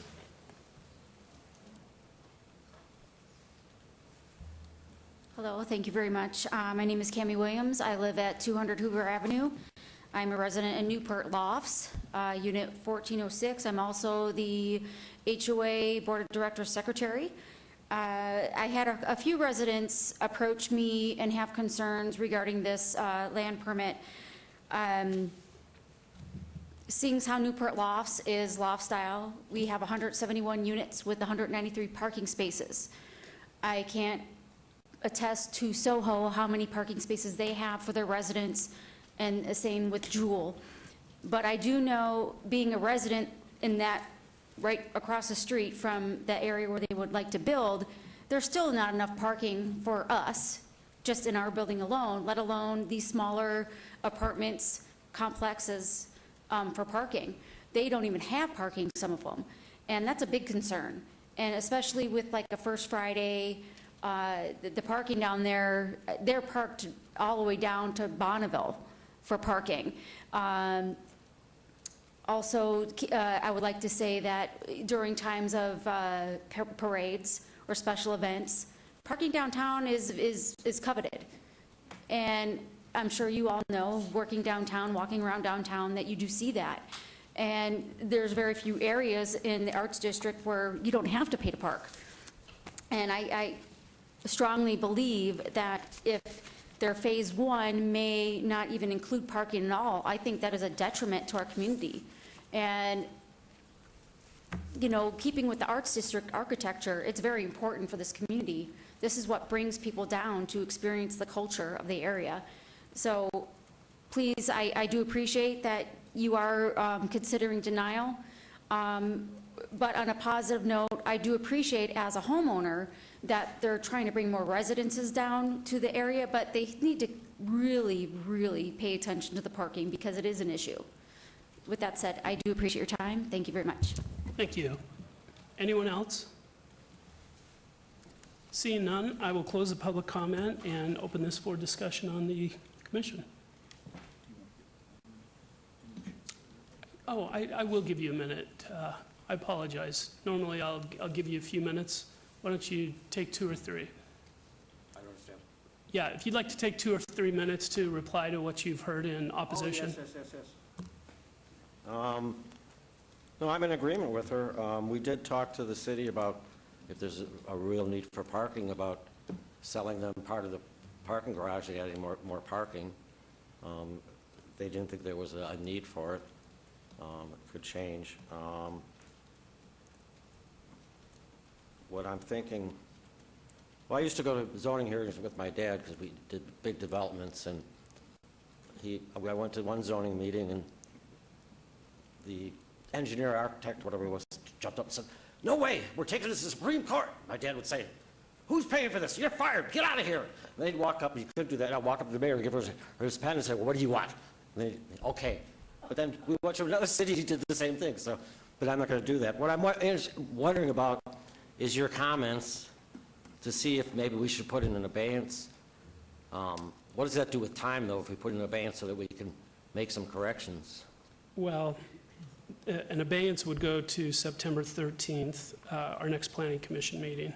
This is going to City Council on September 21st, and so, you know, if you're finished speaking, what I would recommend is let me close the public comment. You can hear the discussion amongst the planning commissioners, and maybe we'll get a motion either for an abeyance or a straight up or down vote.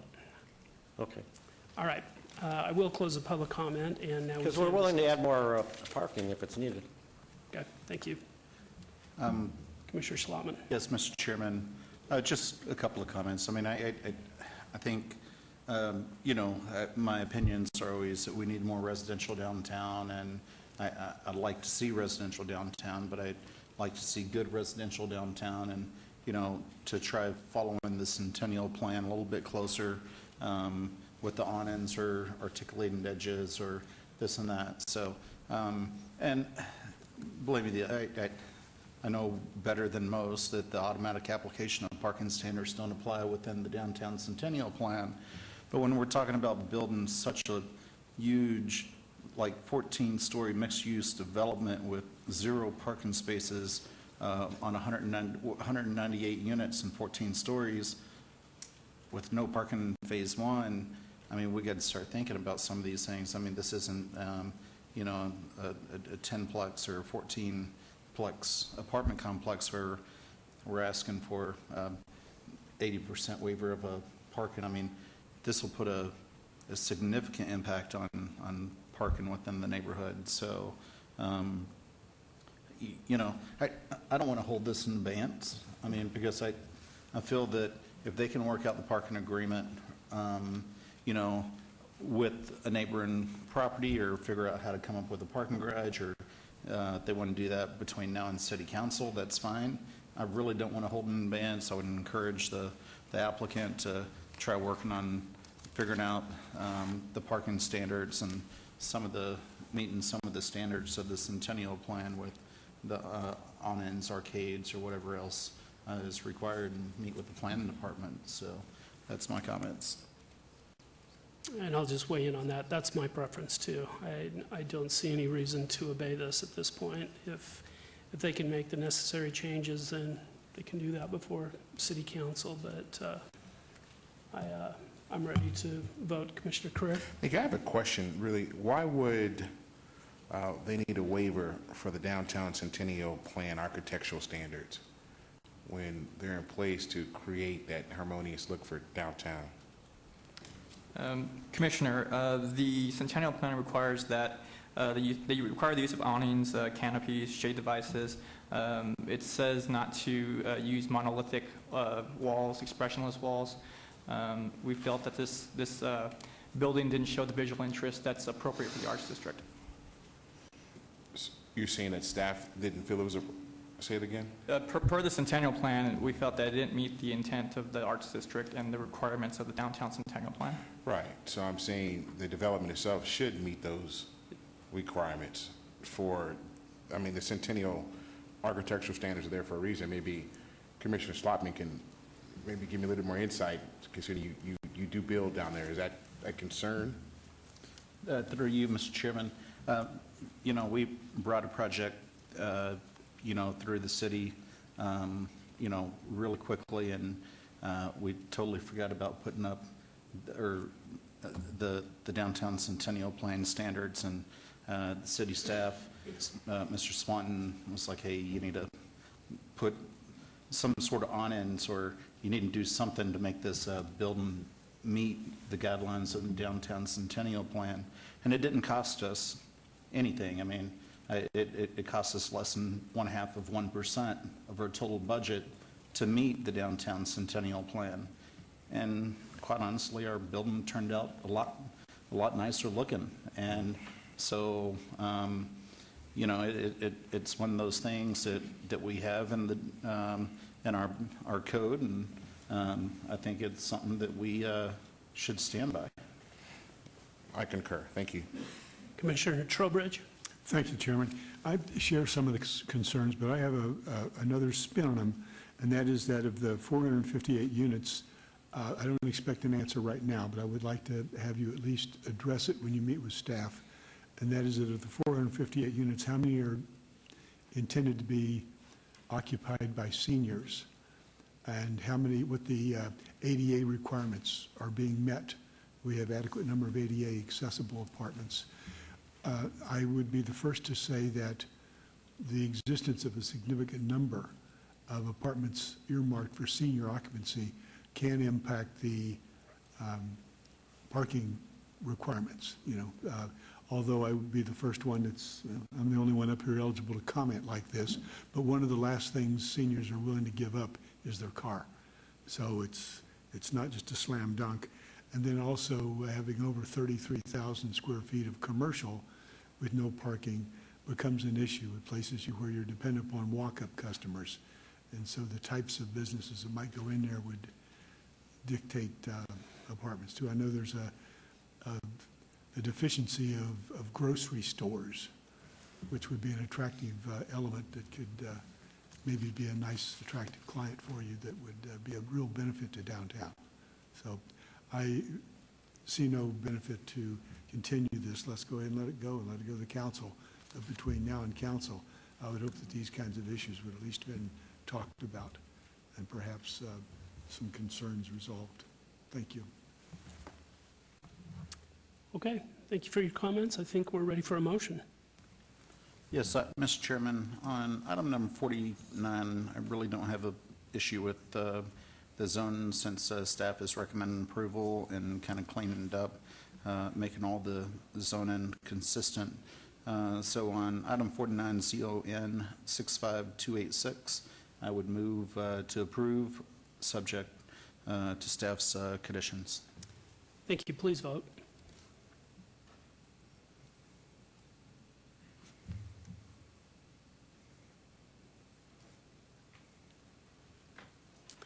That motion carries, noting the abstentions of Commissioners Cherry and Flangus. Yes, and Mr. Chairman, item number 50, SUP 65287, I would move to follow staff's recommendation for denial due to all the reasons that we stated today. Thank you. Thank you. Please vote. Motion is to deny item 50.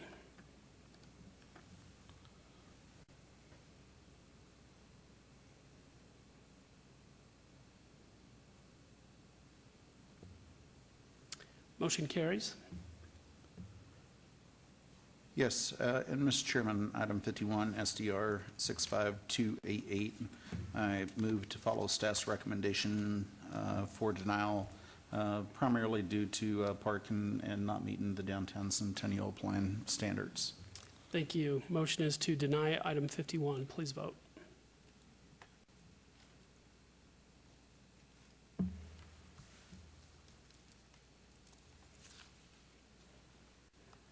Item 51 is denied, again noting the abstentions.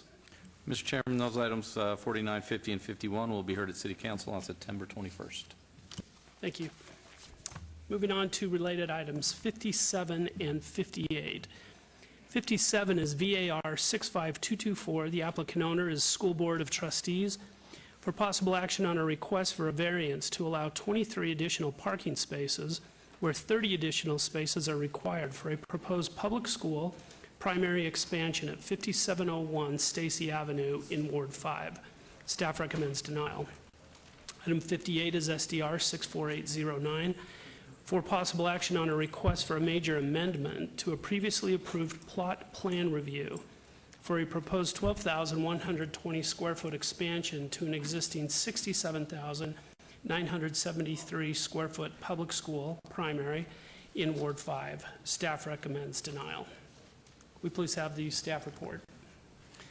Good evening, Mr. Chairman. The applicant is proposing to expand an existing elementary school by adding a new 2-story classroom building on the eastern portion of the property and 3 new portable classroom buildings on the western portion of the property.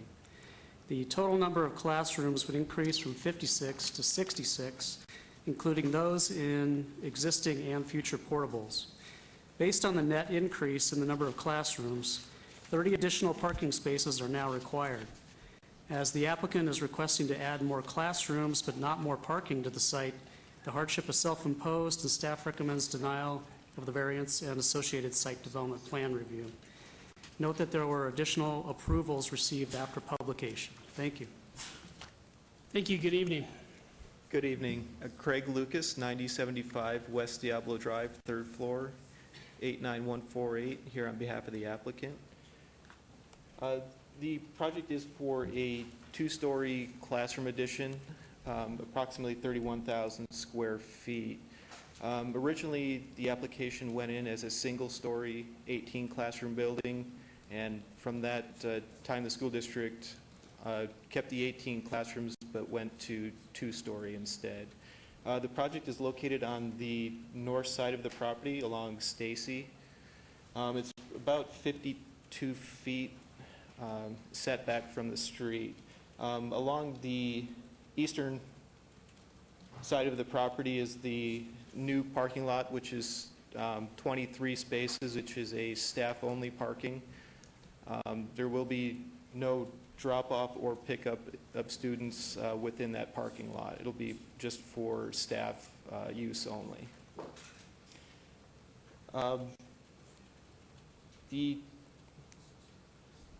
The deficiency of the 7 parking spaces, part of that with the building location is the relocation of the softball field on the turf area. And we tried to minimize the parking as much as we could in order to provide more turf area and play area for the students themselves. Trying to not take any more away than we needed to.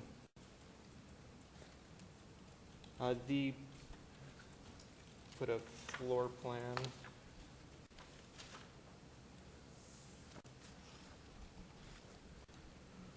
On the first floor, there would be 6 kindergarten classrooms, 2 special ed classrooms, and 1 just standard classroom.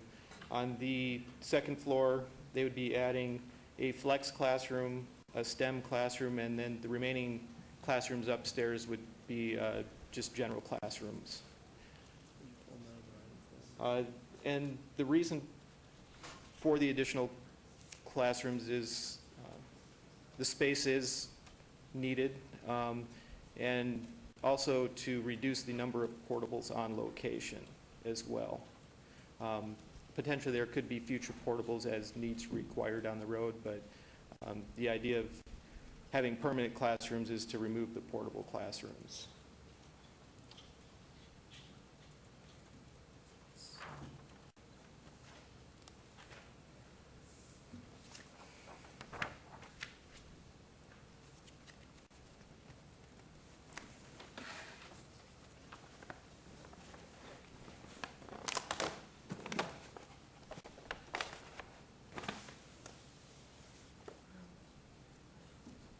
As for the exterior elevations, the idea is for the block paint colors and so forth are going to match the existing addition that is currently on campus to kind of tie the 2 buildings and the campus together.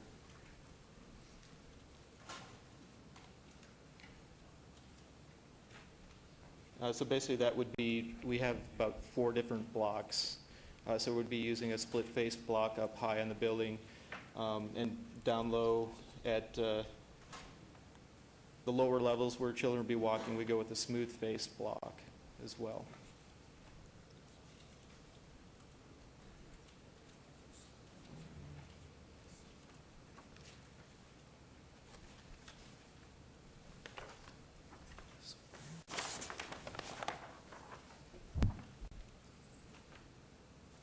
For the landscaping, along Stacy, we're keeping all of the existing mature trees. Some will have to come out on the west side. And per initial discussions with staff, we're keeping the existing trees along the east side, and we've increased that buffer in an initial meeting that we had with staff so that we could provide more landscape as a buffer between the residential on the east.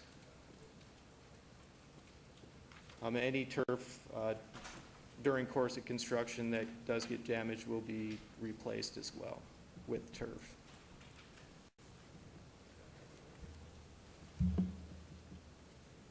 I guess if there's any questions.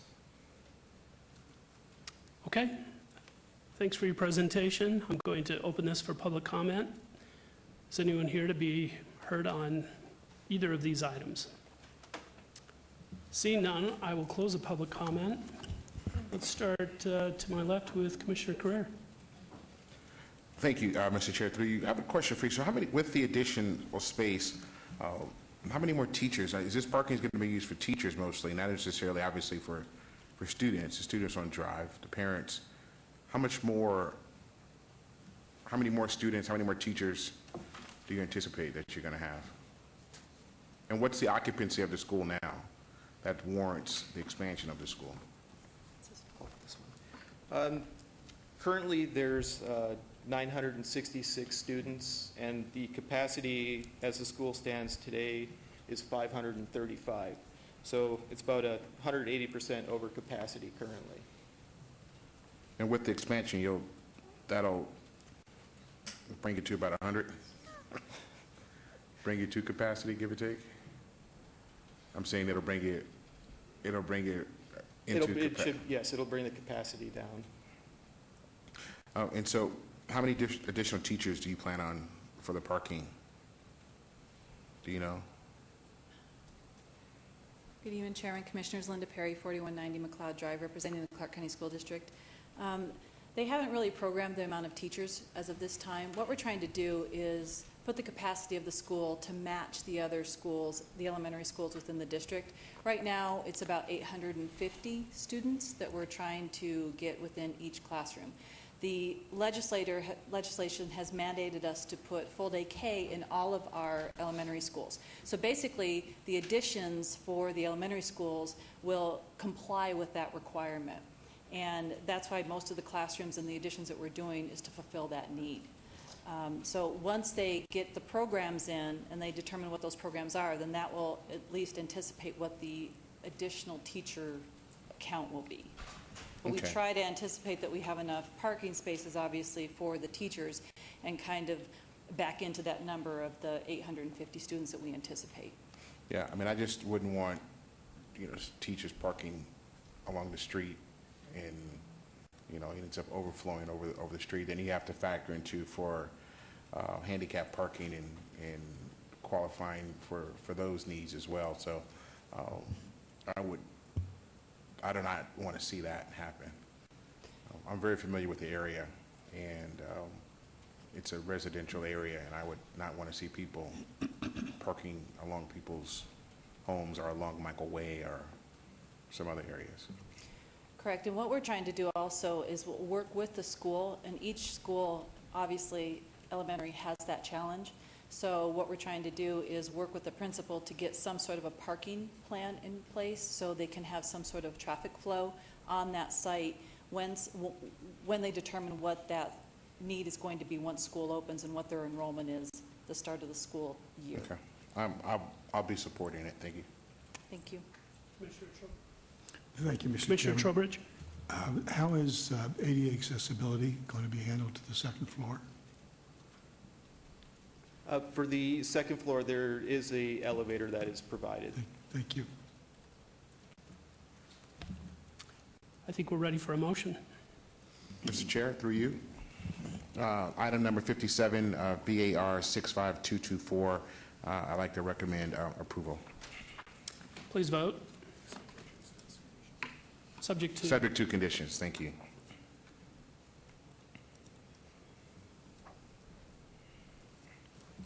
Motion carries.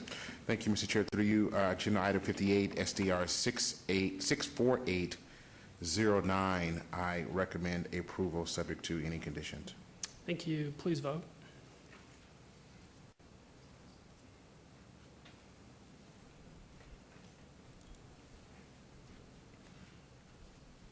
Motion also carries. Mr. Chairman, items 57 and 58 are final action unless appealed to the city clerk's office within 10 days. And I'm going to ask the applicant to stay put because item 119, near the end of our agenda tonight, also has the applicant as the School Board of Trustees. So I'm going to pull that forward. This is SDR 65421. The applicant owner is School Board of Trustees. This is for possible action on a request for a site development plan review for a proposed 21,570 square foot expansion to an existing 68,760 square foot public school primary with a waiver of perimeter landscaping at 1200 North Mallard Street in Ward 5. Staff recommends approval. Staff report. Thank you, Mr. Chair. The proposed two-story elementary classroom building will allow for the removal of 7 portable buildings at the northwest corner of the site. This area will be replaced with a new 107-space staff parking lot. The site is parking impaired, and the 15 additional spaces required by the classroom gain have been accounted for with the new parking lot. A perimeter landscape waiver has been requested to allow no landscape buffer along a portion of the south and east property lines in order to accommodate a new bus drop-off area. The drop-off area encroaches into the landscape buffer, but it will make site circulation safer and more efficient for students and residents using the local street network. Staff recommends approval of the site development plan review request. Please note that additional letters of protest and support have been received after the publication. Thank you. And good evening again. Good evening. Greg Lucas, 9075 West Diablo Drive, 3rd floor, 89148, here on behalf of the applicant. I have the existing site plan currently shown. On the southeast corner of the site is, excuse me, is existing staff parking. We're proposing that that staff parking goes away, and up in the northwest corner where the portables, where the existing portables are, this area would come out and create the new staff parking in order to create the new bus drop-off.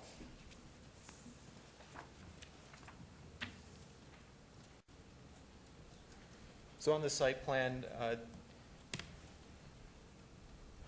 the building will be located north of the proposed bus drop-off and pickup. There's an existing classroom addition which is located here. The existing softball field is currently located here and will be relocated up onto the north side of the existing turf field. The new parking lot will be up in the northwest and accessed off of Carmen. And on this one, that will be staff-only parking as well. The layout of the building is the same as it was for Ronzoni Elementary. We'll have the 6 kindergarten classrooms on the first floor with 2 special ed and a general classroom, and the remainder of the general classrooms are upstairs with the flex and STEM classrooms.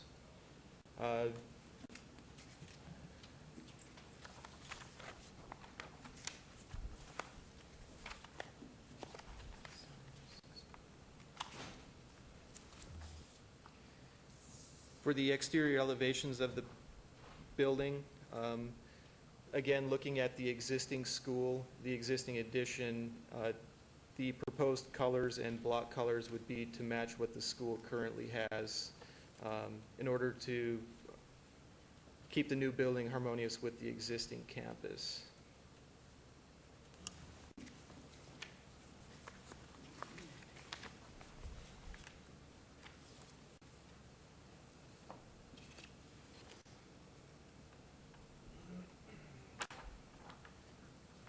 For the landscaping, we will be landscaping the perimeter along Carmen of the new proposed staff parking lot, as well as providing islands within the parking with landscaping.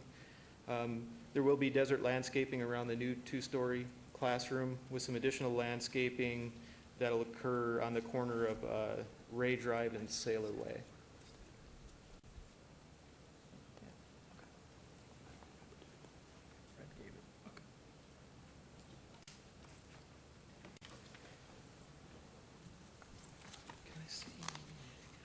And on this school, the current enrollment is 869 students, with the current capacity of the school being 570. So it's about 153% over capacity currently.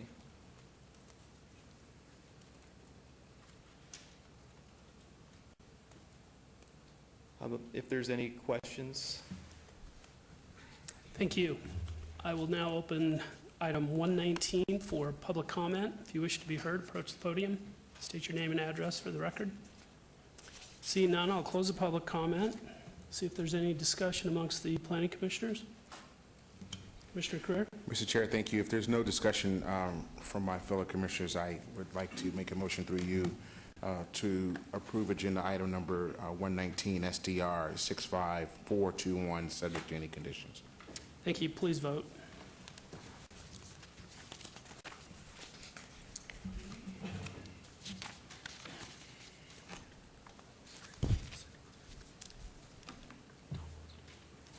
That motion carries. Mr. Chairman, item 119 is final action unless appealed to the city clerk's office within 10 days. Thank you very much. Thank you. Thank you. We are almost ready for a break, but we're going to push forward with the next items. I think we have 34 items, but they're all related. We expect them to go quickly.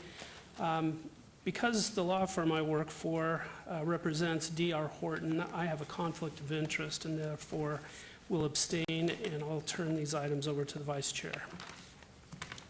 Thank you, Mr. Chairman.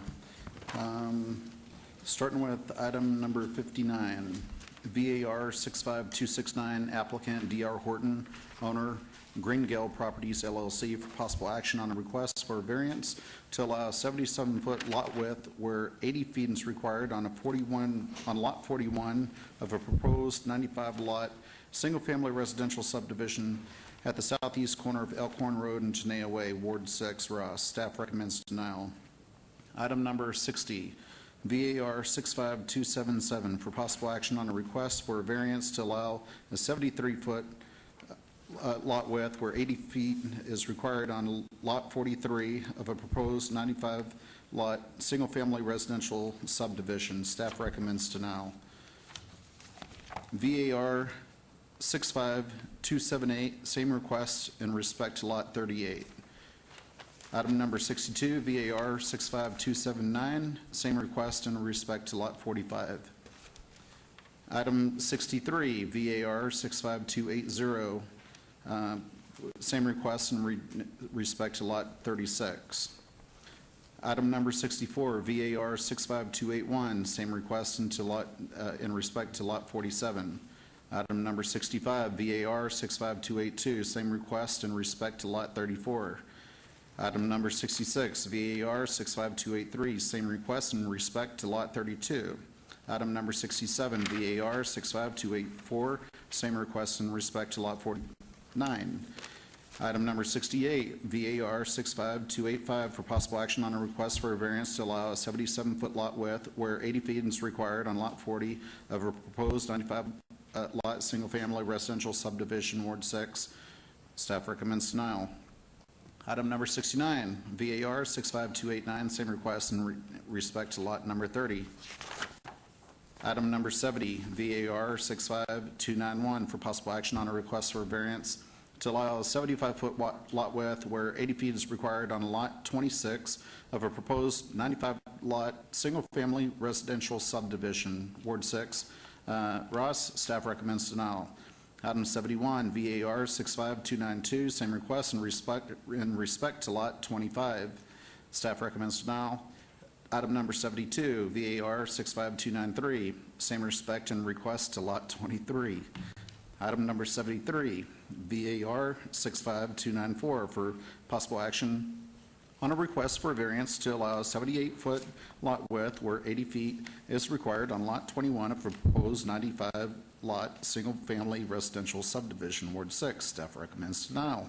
74, VAR 65302 for possible action on a request for a variance to allow a 73-foot lot width where 80 feet is required on Lot 66 of a proposed 95-lot single-family residential subdivision, Ward 6. Staff recommends denial. Item number 75, VAR 65303, same request in respect to Lot 68. Staff recommends denial. 76, VAR 65304, same request in respect to Lot number 70. Staff recommends denial. 77, VAR 65306, same request in respect to Lot 72. Staff recommends denial. 78, VAR 65307, same request in respect to Lot number 74. Staff recommends denial. Item number 79, VAR 65308, same request in respect to Lot number 76. Staff recommends denial. Number 80, VAR 65309, same request in respect to Lot 77. Staff recommends denial. 81, VAR 65310, staff recommends, or staff request, man, this is becoming a tongue twister up here. I think I'm on 81 still. So 81, VAR 653310, same request in respect to Lot 81. Staff recommends denial. 82, VAR 65311, same request in respect to Lot 83. Staff recommends denial. 83, VAR 65313, same request in respect to Lot 84. Staff recommends denial. 84, VAR 65314, same request in respect to Lot 86. Staff recommends denial. 85, VAR 65315, same request in respect to Lot 87. 86, VAR 65316, same request in respect on Lot 89. Staff recommends denial. 87, VAR 65318, for possible action on a request for a variance to allow a 75-foot lot width where 80 feet is required on Lot 79 of a proposed 95-lot single-family residential subdivision. Staff recommends denial. Item number 88, VAR 65319, for possible action on a request for a variance to allow a 10-foot rear yard setback where 30 feet is required on Lot 65 of a proposed 95-lot single-family residential subdivision. Staff recommends denial. Item number 89, VAR 65321, for possible action on a request for a variance to allow a 9-foot rear yard setback where 30 feet is required on Lot 78 of a proposed 95-lot single-family residential subdivision. Staff recommends denial. Item number 90, VAR 65326, for possible action on a request for a variance to allow no additional off-site improvements where complete street standards require a 5-foot sidewalk, a 5-foot amenity zone, and other amenities along Elkhorn Road, and to allow a connectivity ratio of 1.25 where 1.30 is the minimum required. Staff recommends denial. Item number 91, waiver 65331, for possible action on a request for a waiver from Las Vegas Municipal Code 13.52 to allow overhead transmission lines where underground utilities are required. Staff recommends denial. Item number 92, waiver 65593, for possible action on a request to allow no street lights for all interior streets where street lights are required. Staff recommends denial. And finally, item number 93, TMP 65275, for possible action on a request for a tentative map for a 95-lot single-family residential subdivision. Ward 6, staff recommends denial. Staff report, please. Thank you, Mr. Vice Chair. Lot width variances are being requested for approximately 1/3 of the proposed lots. No evidence of an extraordinary circumstance has been presented as the applicant is overbuilding the site, proposing more lots than the property can support. Staff recommends denial of our request. The applicant has requested a waiver to allow overhead power lines when they are required to be relocated underground. The applicant had made an administrative waiver request to the Director of Public Works, which was denied on July 21st, 2016. Planning staff concurs with the Director of Public Works in that leaving the overhead power lines will negatively affect the surrounding area. It should be noted that the development immediate to the west of the subject site was required to underground transmission lines, and staff recommends denial of this request. A variance has been requested to allow an alternate street cross-section along Elkhorn Road. The proposed Elkhorn section includes no streetlights and a design that is not consistent with Title 19.04 requirements, including the installation of an equestrian trail outside of the established 2020 Master Plan Recreation Trail Network. The community is located at an intersection of a primary arterial and a major collector street, which is not appropriate for the installation of a horse trail or the exclusion of streetlights. Streetlights have been installed immediately to the north and west of the subject site, and staff recommends denial of the request. Also requested is for a connectivity ratio of 1.25 or 1.30 is required, and to provide no interior streetlights.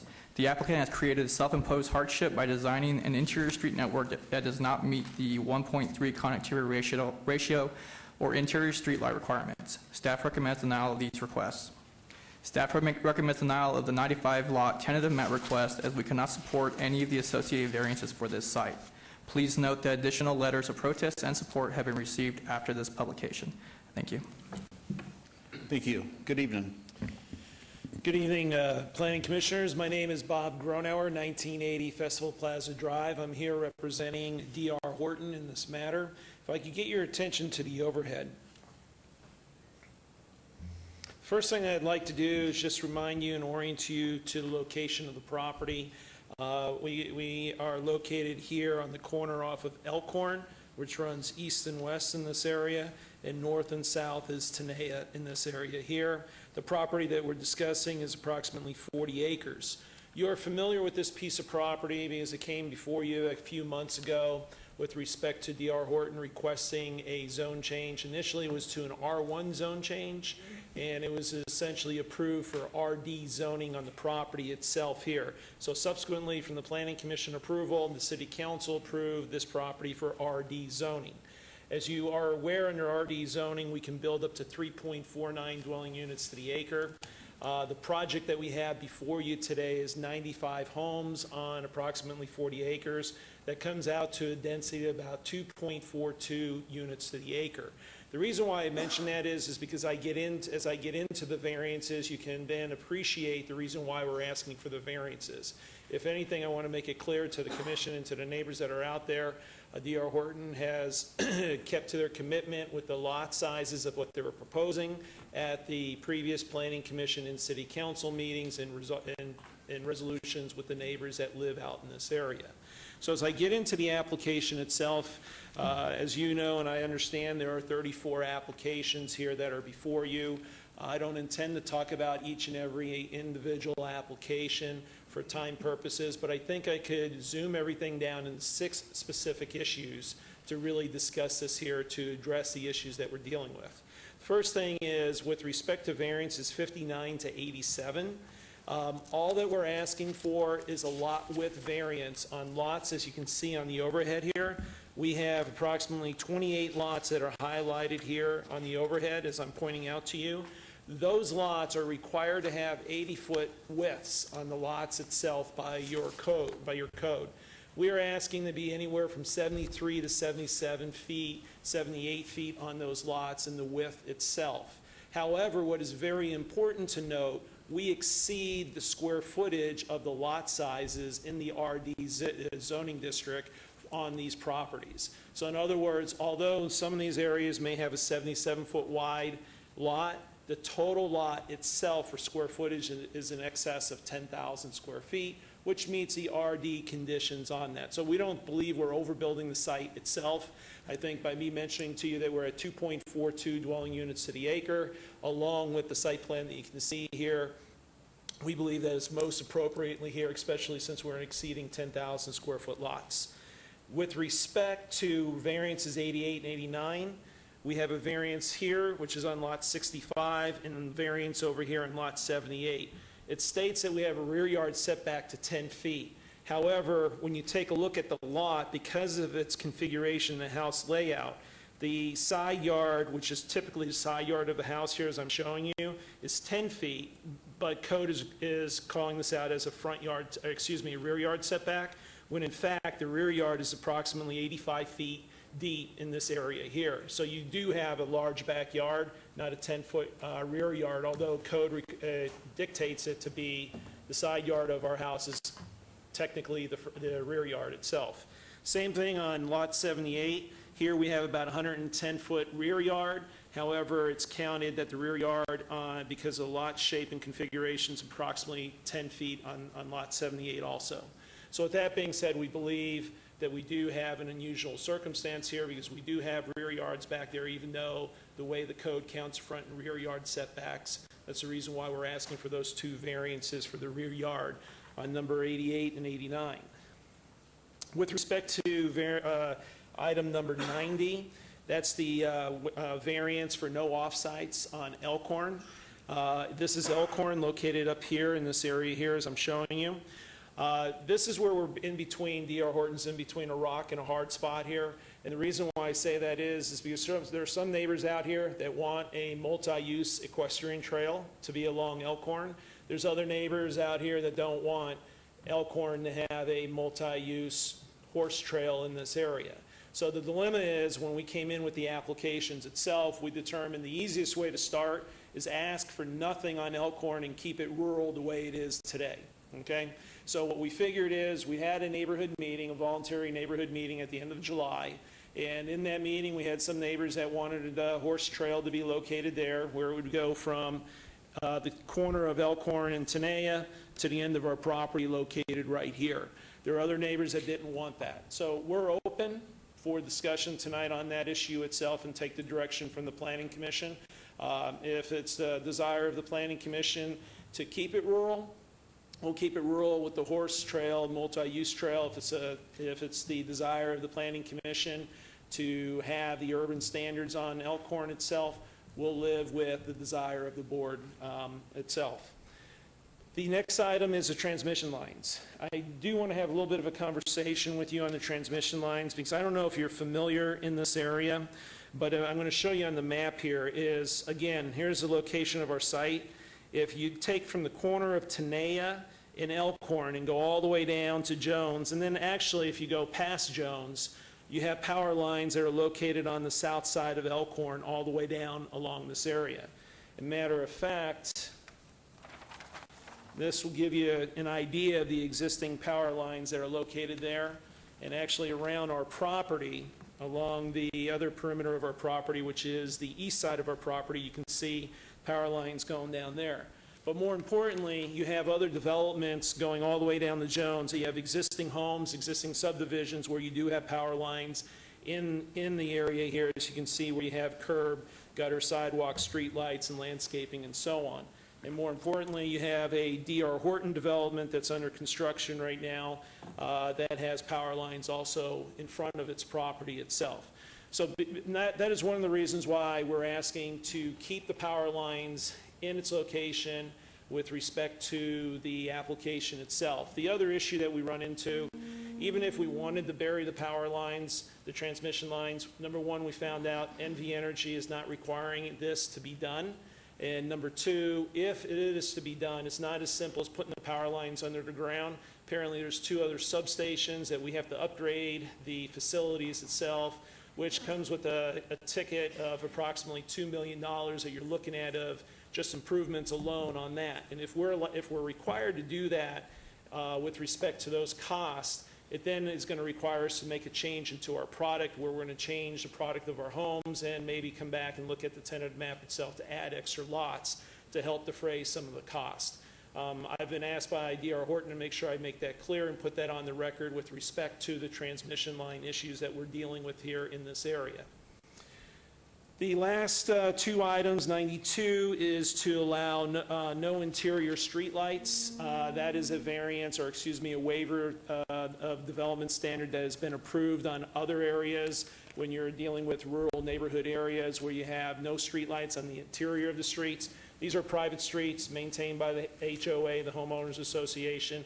They'll have lights on the houses and so on, but typically in the rural neighborhood areas, as all of you know, they prefer to have dark skies. This is interior to the project, not on the exterior to the project itself. And the last item is the tentative map itself, which we're asking for the 95 lots with respect to the waivers and the variances that are before you. That being said, I could answer any other questions that you have, and I think that I wanted to try to simplify those issues of the 34 applications that are before you. Thank you. This is a public hearing. Anyone wishing to be heard, please come forward, state your name and address for the record. Please come forward.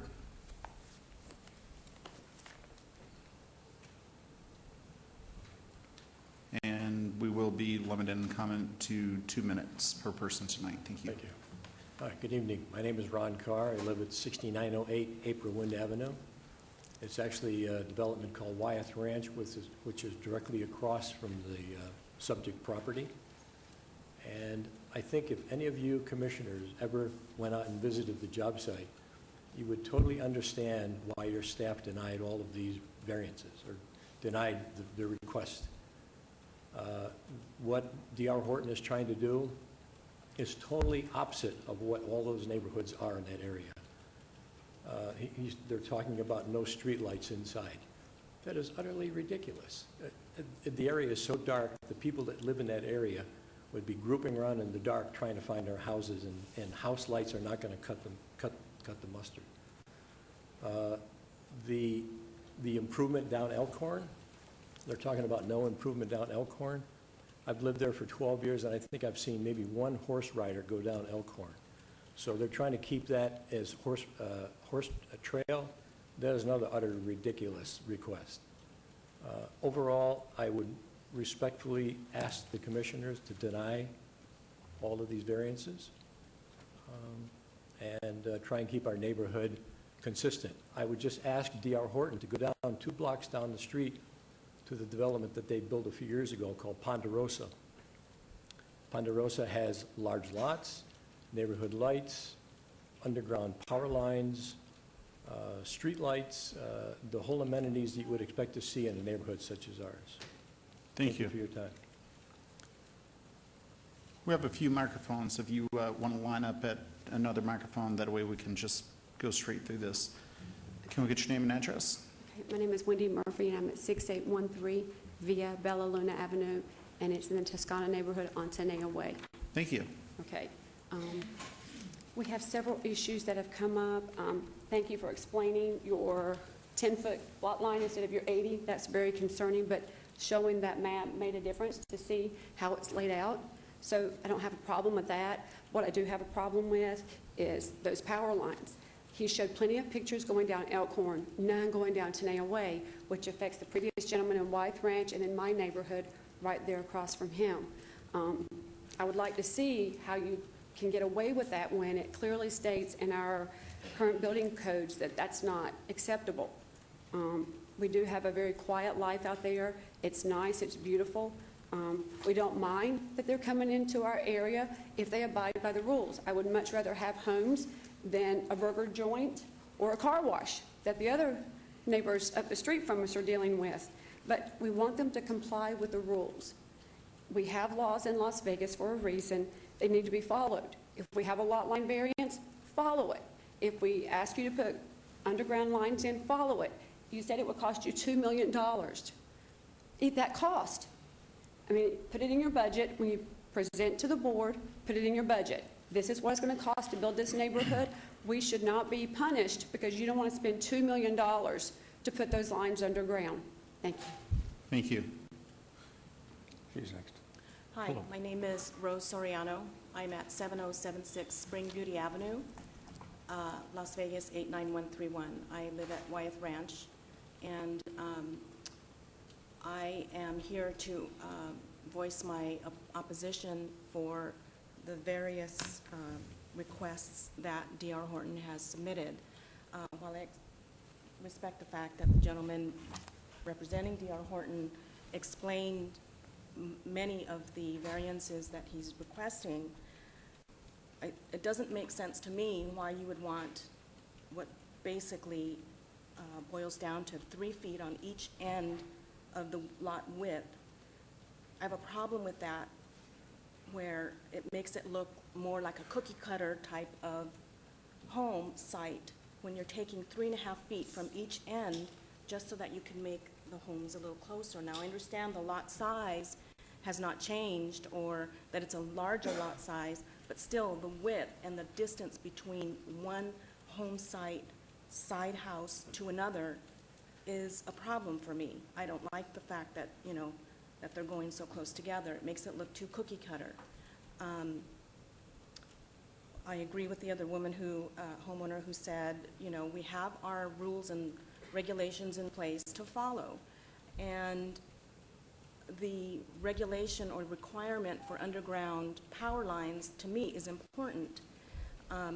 If you're starting to put up lots and landscape around there, the overhead landscape or the overhead power lines could be knocked down by overgrowth of trees, as you saw from his pictures on the other home sites down Jones, further on down Jones. There's a lot of overgrowth, downed power lines in a big storm, that kind of thing. I think you need to follow the rules on that. And I really think that the equestrian road, it doesn't really matter to me. I'm not really in opposition or favor of that, but with respect to the other items, I do oppose every single one. Thank you. Hi, my name is Tim Duffy. I live at 6911 Goose River Avenue.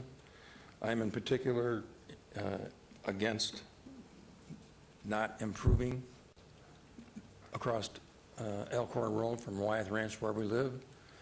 Everything in that area that has been developed, including Wyeth Ranch and all the other surrounding developments, all have a sidewalk in front of them. Nobody has requested an equestrian trail that I'm aware of.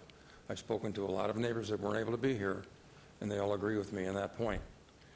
And as far as in regards to the power lines, sure, there's power lines going down Elkhorn and going down Tenaya. That's how we get power to our communities. But every single community, I took the time to drive within a 3-mile radius of where we live. And the only place that I see a drop coming from a main power line to a home was a home that was built maybe in the 60s or 70s before there was a requirement for underground utilities. Every single development in the area has underground utilities that come from those power lines that he showed pictures of us. So I request that you deny both of those items, as staff has requested. Also, I received a letter from Pro Tem Mayor Stephen D. Ross, who agrees with us also in denying these 2 items I'm speaking of, which are the most important to me. Thank you. Thank you. Hi, my name is William Frank. I live on 7087 Wolf Rivers Avenue in Wyeth Ranch. Directly across the street is this new development from my house. I feel the same way as the other woman mentioned, that by removing the extra footage on the property front lines, obviously it's to the advantage of the developer because you can get a few more houses on the same amount of property. But you start losing the distance between houses. We have a fairly decent distance between each one of our homes, and it looks nice in our property line. We also have street lights in our private roads there, and in the areas where they're fairly separate, it's fairly dim there, and you completely eliminate street lights. You know, private home lights aren't going to put out enough light on the street for security, or, you know, we don't have sidewalks in our property line either inside, and it would have been nice to have that, because when people are walking on the street and it's fairly dark, you don't want them to get hit. Another thing I want to mention is the development of the horse trail along Elkhorn. I do see people riding horses there, and they like it, and I don't really want to go against them, but one of the problems we have there, because I always make a left turn off of Elkhorn into the development, and I have to scoot way over to the left right on the center line because people are going right behind me and nearly get a tail-end collision. We've had a couple of them out there. So that street needs to be widened a little bit so a person can make a clean, legal left turn into place and not be concerned with getting rear-ended. So the street does need to be developed. I don't know if there's a way of doing it where you can have a little bit of an area for people to ride horses. I know they have them out there. They'd sure like to use that area. I don't want to deny them of that. But the street does need some developing. Also, we have a school bus that stops off right there near our entrance without sidewalks and stuff. There's going to be children living in this new development. They're going to need to use sidewalks and a way to get this bus stop there or whatever. So some kind of development needs to be done on that roadway. So I'm in favor of that and, not just leave it empty. And that constant beeping does mean that you've gone over time, so just want to let you know. I'm done, man. Okay. Thank you very much. I'm LB Thank you. Corney, 7298 Seaboot Court, also on Wyeth Ranch, and I'm going to be the odd guy out, because I think the developer did some pretty good work to talk to people in the area. I don't really like the guys that much. I don't know them at all. I have nothing, whatever. But I will say, I'm more upset about the density, the change of 3.59 homes per acre. And this guy has come up with a pretty good plan. I think is going to help improve the neighborhood in terms of value. I want to see it go. I'd like to see him, instead of saying, you know what, I'm going to walk away, let the next guy deal with 3.59 houses per acre. I'd rather see this guy be successful. It made sense to me. Comments about the telephone lines, the power lines overhead. Yeah, it's it doesn't look good. If you stand at the intersection of Tenaya and look down the street, there's 30 power lines. He can fix 4 of them. It's like, and my suspicion is, when you try to fix 4 of them, you're going to cause other problems. As those things age and they need to be replaced in infrastructure, let's do them all at one time. Do it the right way. That's my take on it. So, thank you. Anyone else wanting to be heard, please come forward. Seeing none, we'll close the public hearing, and I'll give you, Mr. Groenhauer, a couple of minutes to address any of the comments that were made. Yeah. Whatever the last guy said, I didn't meet him before tonight, but in all seriousness, he made some very good comments with respect to the property itself that everyone needs to understand. You have RD zoning on the property tonight. We can build up to 3.49. D.R. Horton has spent months working with the neighbors out there, had numerous neighborhood meetings with the different various neighborhoods. With respect to the improvements on Elkhorn, if, as I said, as we put that variance in the waiver of offsites at the request of neighbors who aren't here tonight, in all fairness, but we, as I said, are between a rock and a hard place, is whatever you decide, we're fine to build whatever we need to build there. So sometimes, if you can appreciate, when you work with neighbors, they ask for specific conditions that you agree to, and when you agree to those, it necessitates a waiver or a variance per code to do what the neighbors ask for, which is no different with the streetlights interior to the subdivision itself. Again, the builder, we can put streetlights in the subdivision, that when that's at the request of working with the neighbors, when you're negotiating for the development itself, that's the reason why those 2 specific requests are in the applications that you see before you tonight. With respect to the variances, I think I already went through those. Again, we're still meeting the 10,000 square foot minimums. We exceed those. What we're asking for is you to approve the project as we submitted with respect to, I guess, the changes, discuss what needs to be done on Elkhorn itself, and I'm here to answer any other questions that you may have. Thank you. I'll turn this over to the Planning Commission for discussion. Commissioner Flinkus. Thank you, Vice Chair. Mr. Groenhauer, on this horse trail, I'm kind of looking at the plan or the map we have of it, and it shows the housing areas to the west, and it looks like vacant land to the east, housing to the north. Now, going west from your project, what is there, sidewalk, or is there a horse trail? No, it's typical urban development. Curb, gutter, sidewalk, no trail. Okay, and that's directly west? Correct. Now, going east, it looks it's undeveloped, so there's nothing there. Is that correct? East is nothing's developed, and I don't think anything, in fairness, is planned to be developed for a horse trail or a multi-use trail. All right, so now let's assume that you do a horse trail on Elkhorn, north of your property. Correct. Where does it lead to? Or does it lead to anywhere? Is it just, we're just going to have this one section of a horse trail? Yes, sir. All right, so I don't think we need to put a horse trail there. I think probably need to go with improved lots. Regarding the power lines, it's my understanding you just want to hook into the power off the overhead power lines. Internally, you're not going to have power lines. Is that correct, or? Yeah, into the subdivision, no. Okay. All right. I'm all right with everything else you got. Those are just my two big questions. Yes, Commissioner Quinn? Through you, Mr. Co-Chairman, I just want to make a comment.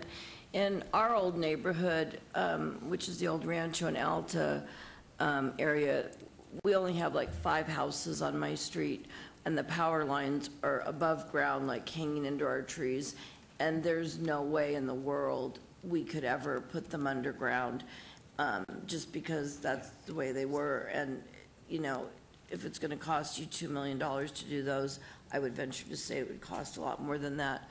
But my point is once they're up there, they're up there. So you're going to see my support this evening, Mr. Gronauer. Thank you. Yes, Commissioner Trowbridge? If to underground the transmission lines is going to cost $2 million for this 95 homes that are going to be there, that translates to an increase of $20,000 to $22,000 per unit. That's just for the purchase of the homes. And then, as we all probably can understand, Nevada Power just doesn't volunteer to build things for nothing. They have to pay for the infrastructure to support the different types of things, so Nevada Power would also have a corresponding increase, which is passed along to the users. So the whole idea of undergrounding along Elkhorn may be a reach at this time. Also, it's very common to have, to protect the light pollution, they call it, is to have just the interior streets of a development of this size be lit with a low-density thing, so that it's there for the security, but it doesn't really make it a bright spot that you see when you fly into town like some places. So I think I'm going to support the project as presented. Thank you. Just a few comments. I don't have a problem with the lot width. I mean, we're talking about 2 feet and 3 feet and 8 feet. This is internal to the community, and it's not like the lot width is going to affect anybody outside the community. I mean, we still have the basic amount. Do you know the overall length of this project? I mean, just ballpark, 1,000 feet? I'm telling you, 1, 2, 3, 4, 5, 6, 7, 8, 9, 10. Yeah, over 1,000 feet. It's a quarter of a block. Yeah. Did you get hard numbers or a ballpark estimate from? Those are the numbers that we're getting right now, yes. And But was so- that from NV Energy or? Yes, we've talked to NV Energy, because one of the rubs is NV Energy does not require us to put them underground. They don't need to be underground. But if we do, as I said, it's more than just putting them in the ground itself, because you gotta, my understanding, what I've been told by the technical guys, is there are 2 other substations that we gotta do upgrades to, et cetera, et cetera. So it's more than just putting them underground. Okay. I don't understand why you would have to upgrade and do stuff to substations. That makes no sense to me. And it could cost $2 million for whatever reason, but I just don't see it costing $2 million. And I would support the variances on lot widths, but I think complete streets, and I think D.R. Horton's open to that. And I'd like to see the overhead transmission lines underground it, but you can figure that out and get better cost estimates between now and City Council. Commissioner Jerry? Through the Vice Chair, I can support the variances, but I also agree on the undergrounding of the lines. I mean, I've had projects where we had to put lines underground, and it was a substantial cost, and we had to go back and retool and rework, and we made it happen. And the end result, I think, was a cleaner neighborhood, a cleaner look. So I can support approval on the other applications, but not specifically to 91. Thank you. And before we get a vote, I'd like to hear from Lucian with Public Works. Sure, Mr. Vice Chair. I just wanted to mention that the Public Works conditions for the tentative map, they reflect revised plans that we got last week, Monday. So it includes a narrowed section for Elkhorn and the horse trail. So If the commission's pleasure is to not require the horse trail and to require the different improvements, like they had shown streetlights on their plans that were submitted a week ago on Elkhorn, I just need some direction as what you would want, so I can revise our condition for the tentative map if that's what's decided. So are you saying that we're not just seeking a waiver on the interior streetlights, we're also seeking a waiver for the Elkhorn streetlights? Well, the initial request, when they initially requested on the variance from item number 90, included streetlights, and since then, they submitted revised plans about a week ago that included now the installation of the streetlights, some sidewalk, and an equestrian trail. But if the pleasure of the commission is to not require the equestrian trail, then I'll need to make some modifications to the conditions of the tentative map. How about you start working on that, and then we'll see where the motion goes, and we might ask for you to make some modifications here in a moment. Mr. Vice Chair, I'm prepared to make the motions. Please do. Okay, starting with item number 59, which is VAR 65269. Move to approve, subject to staff's conditions. Motion's on the floor. Please cast your vote.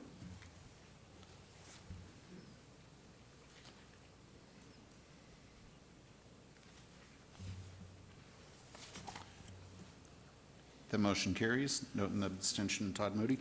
Item number 60, which is VAR 65277. Move to approve, subject to conditions. Motion's on the floor. Please cast your vote.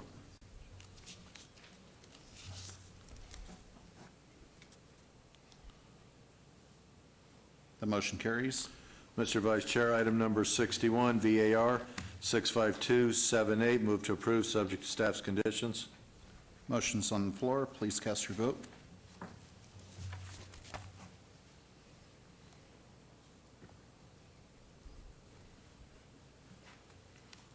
Motion carries.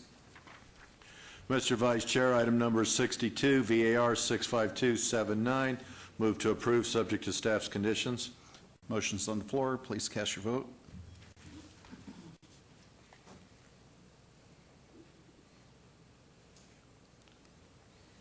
Motion carries. Mr. Vice Chair, item number 63, VAR 65280. Move to approve, subject to staff's conditions. Motion's on the floor. Please cast your vote.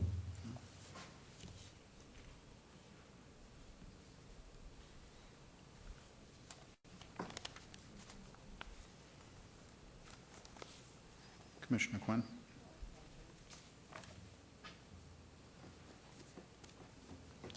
Motion carries. Mr. Vice Chair, item number 64, VAR 65281. Move to approve, subject to staff's conditions. Motion's on the floor. Please cast your vote.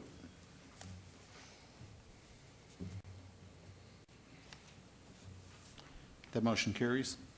Mr. Vice Chair, item number 65, VAR 65282. Move to approve, subject to staff's conditions. Motion's on the floor. Please cast your vote.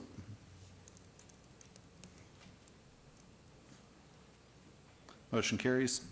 Mr. Vice Chair, item number 66, VAR 65283. Move to approve, subject to staff's conditions. Motion's on the floor. Please cast your vote.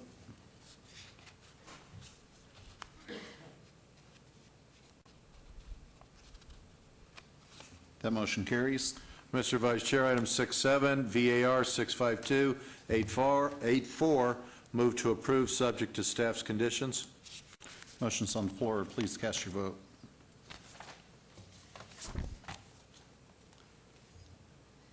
That motion carries. Mr. Vice Chair, item number 68, which is VAR 65285. Move to approve, subject to staff's conditions. Motion's on the floor. Please cast your vote. Please post. Motion carries. Mr. Vice Chair, item number 69, which is VAR 65289. Move to approve, subject to staff's conditions. Motion's on the floor. Please cast your vote.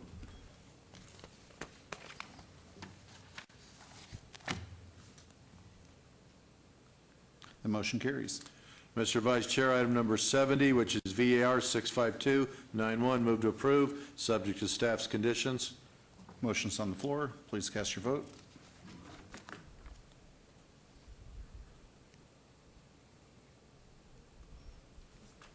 The motion carries. Mr. Vice Chair, item number 71, VAR 65292, move to approve subject to staff's conditions. Thank you. Motion is on the floor. Please cast your vote.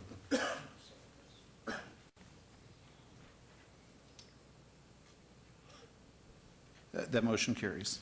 Mr. Vice Chair, item number 72, which is VAR 65293, move to approve subject to staff's conditions. Thank you. Motion's on the floor. Please cast your vote.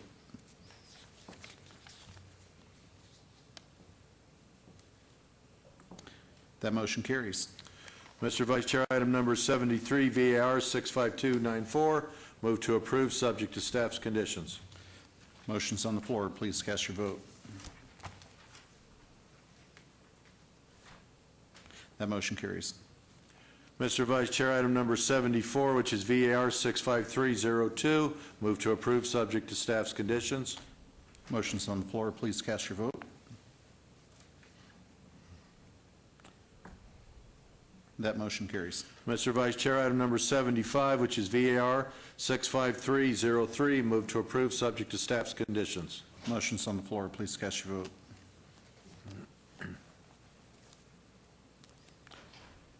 That motion carries. Mr. Vice Chair, item number 76, which is VAR 65304, move to approve subject to staff's conditions. Motion's on the floor. Please cast your vote.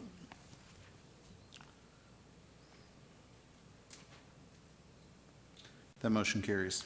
Mr. Vice Chair, item number 77, which is VAR 65306, move to approve subject to staff's conditions. Motion's on the floor. Please cast your vote. That motion carries. Mr. Vice Chair, item number 78, which is VAR 65307, move to approve subject to staff's conditions. Motion's on the floor. Please cast your vote. Please post. Motion carries. Mr. Vice Chair, item number 79, VAR 65308, move to approve subject to staff's conditions. Motion's on the floor. Please cast your vote.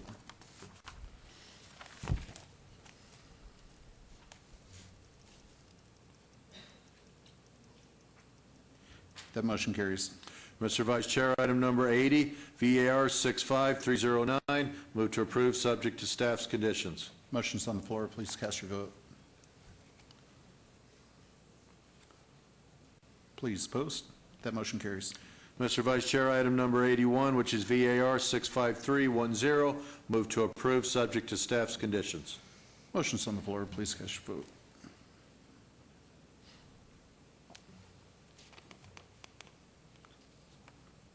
And that motion carries. Mr. Vice Chair, item number 82, which is VAR 65311, move to approve subject to staff's conditions. Thank you. Motion's on the floor. Please cast your vote. Motion carries. Mr. Vice Chair, item number 83, which is VAR 65313, move to approve subject to staff's conditions. Motion's on the floor. Please cast your vote.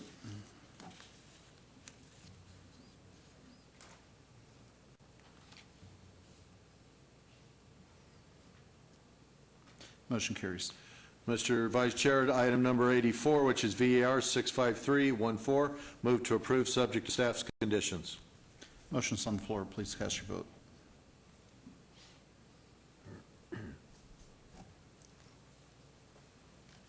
That motion carries. Item number 85, which is VAR 65315, move to approve subject to staff's conditions. Motion's on the floor. Please cast your vote.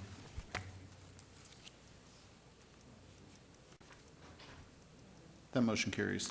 Mr. Vice Chair, item number 86, which is VAR 65316, move to approve, subject to staff's conditions. Motion's on the floor. Please cast your vote. Please post. That motion carries. Mr. Vice Chair, item number 87, which is VAR 65318, move to approve, subject to staff's conditions. Motion's on the floor. Please cast your vote. That motion carries. Mr. Vice Chair, item 88, which is VAR 65319, move to approve, subject to staff's conditions. Motion's on the floor. Please cast your vote. That motion carries. Mr. Vice Chair, item 89, which is VAR 65321, move to approve, subject to staff's conditions. There's a motion motion on the floor. Please cast your vote.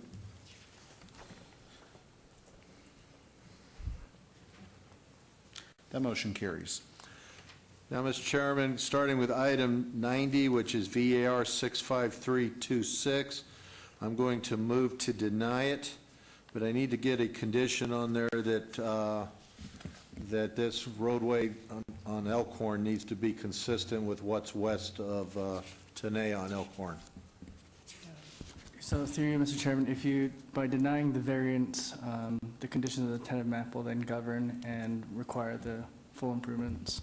Okay. If I may, one clarification, because I forgot, there is a connectivity ratio on this of a variance. So what I'm going to ask is the denial of the off-site request, but we're asking for the approval for the connectivity ratio.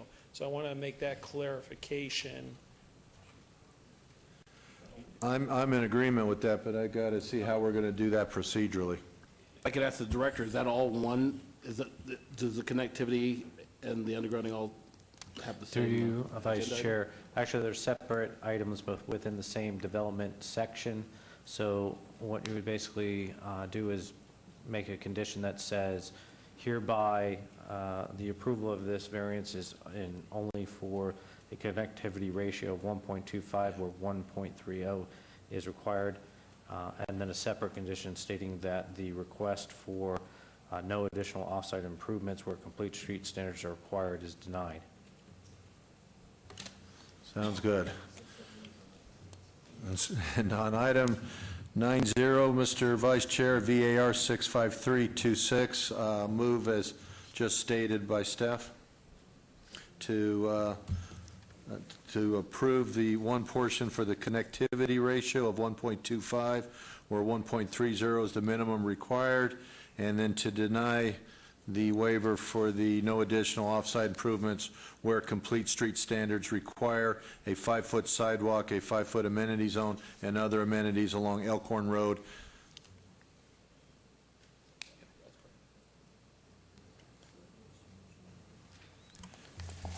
So, Mr. Vice Chairman, I think what then the motion is to approve the variance subject to the conditions as Mr. Lowenstein stated. That's correct.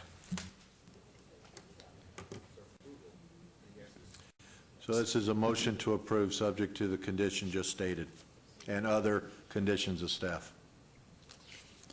All right, there's a motion on the floor. Please cast your vote. Mr. Vice Chair, I just want to clarify that condition number 6 will be deleted of this variance and replaced with what Mr. Lowenstein has stated. Okay, that motion carries, but since we... Okay. That's going to be a part of the motion. I mean, that's probably a natural progression of Peter's conditions is a deletion of number 6. Okay. City Clerk, you got all that? Okay. We ready to move on? Yes, Commissioner Palingas, please do. Mr. Vice Chair, item number 91, which is WVR 65331. I'm going to move to approve subject to staff's conditions. And, Mr. Vice Chair, again, on this particular one, we have a condition number 7, which basically requires that the variance that we just had denied gets approved. So I guess we'd have to delete condition 7. If we're going to approve item number 91, we'll need to either delete condition 7 or somehow... And what is condition number 7? Condition number 7 is a variance to allow a non-standard roadway section such as variance 65326 must be approved by City Council is the condition today. And that condition was... They approved number 90, though. They approved it, I guess, without the non-standard cross-street section. And so...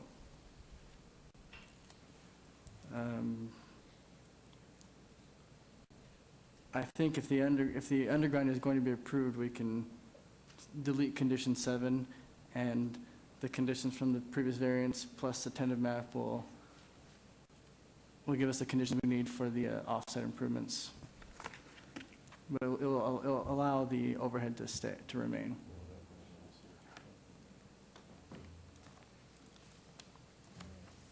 Yeah, so it's condition number 7 of number 91. If you don't mind, Lucien, our computers won't allow us to pull up condition number 7 right now, so if you could read it for the record, I would appreciate it. Sure, currently it reads, a variance to allow a non-standard roadway cross-section such as VAR 65326 must be approved by City Council. Delete that. So it's your contention to delete condition 7 if we vote to approve the rest of this? Yes, I feel comfortable that with what was approved with the item 90 and what will possibly be approved with 90, or conditions for 93, that we can delete condition number 7 if the recommendation is for approval. Okay.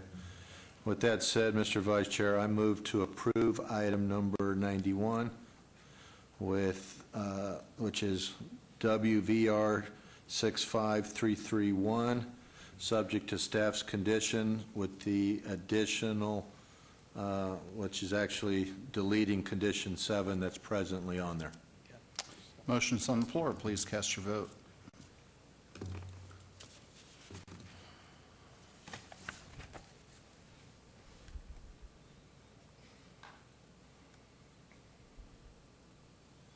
And that motion carries.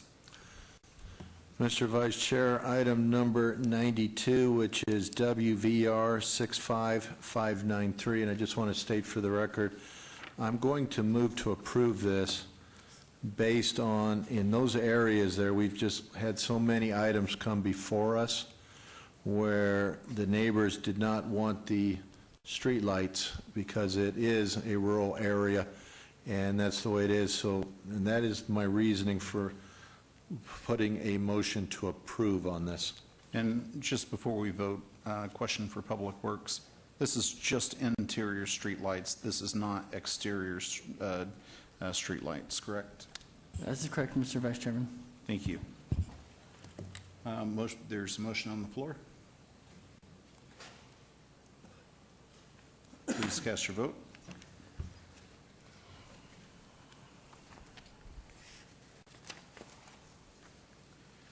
And that motion carries. Mr. Vice Chair, item number 93, which is TMP 65275, move to approve, subject to staff's conditions. Oh, and Mr. Vice Chairman, I ask, is the equestrian trail going to be a part of the motion or not? I think we already moved previously to deny number 90 not to have, that they cannot have the equestrian trail, they have to approve it along Elkhorn. Yes, that's true. We're doing full off-street improvements on Elkhorn.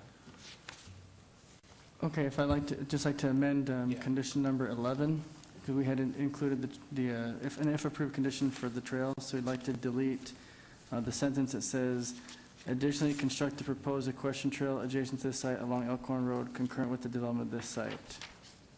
And I believe that the deletion of that sentence with how it is written covers the motion. Okay. Mr. Vice Chair, I believe Public Works may also want to 9. delete number 9. Yeah, I was going to say 9 needs to be deleted too. Yes, that's correct. Thank you. Okay, so I'll restate my motion on, Mr. Vice Chair, on item number 93, which is TMP 65275. I'm going to move to approve, and I'm going to adjust condition 11 as stated by Public Works, and we'll also be deleting condition number 9. There's a motion on the floor. Please cast your vote.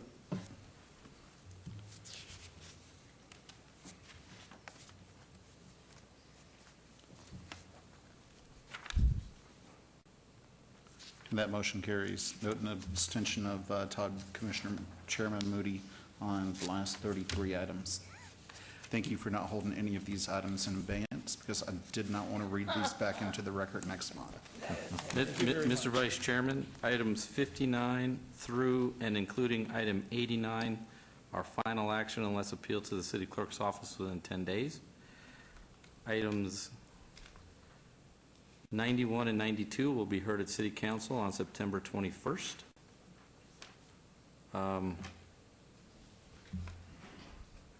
Item 90, I think, will go to City Council. Item 90 and 93 will also go to City Council on September 21st.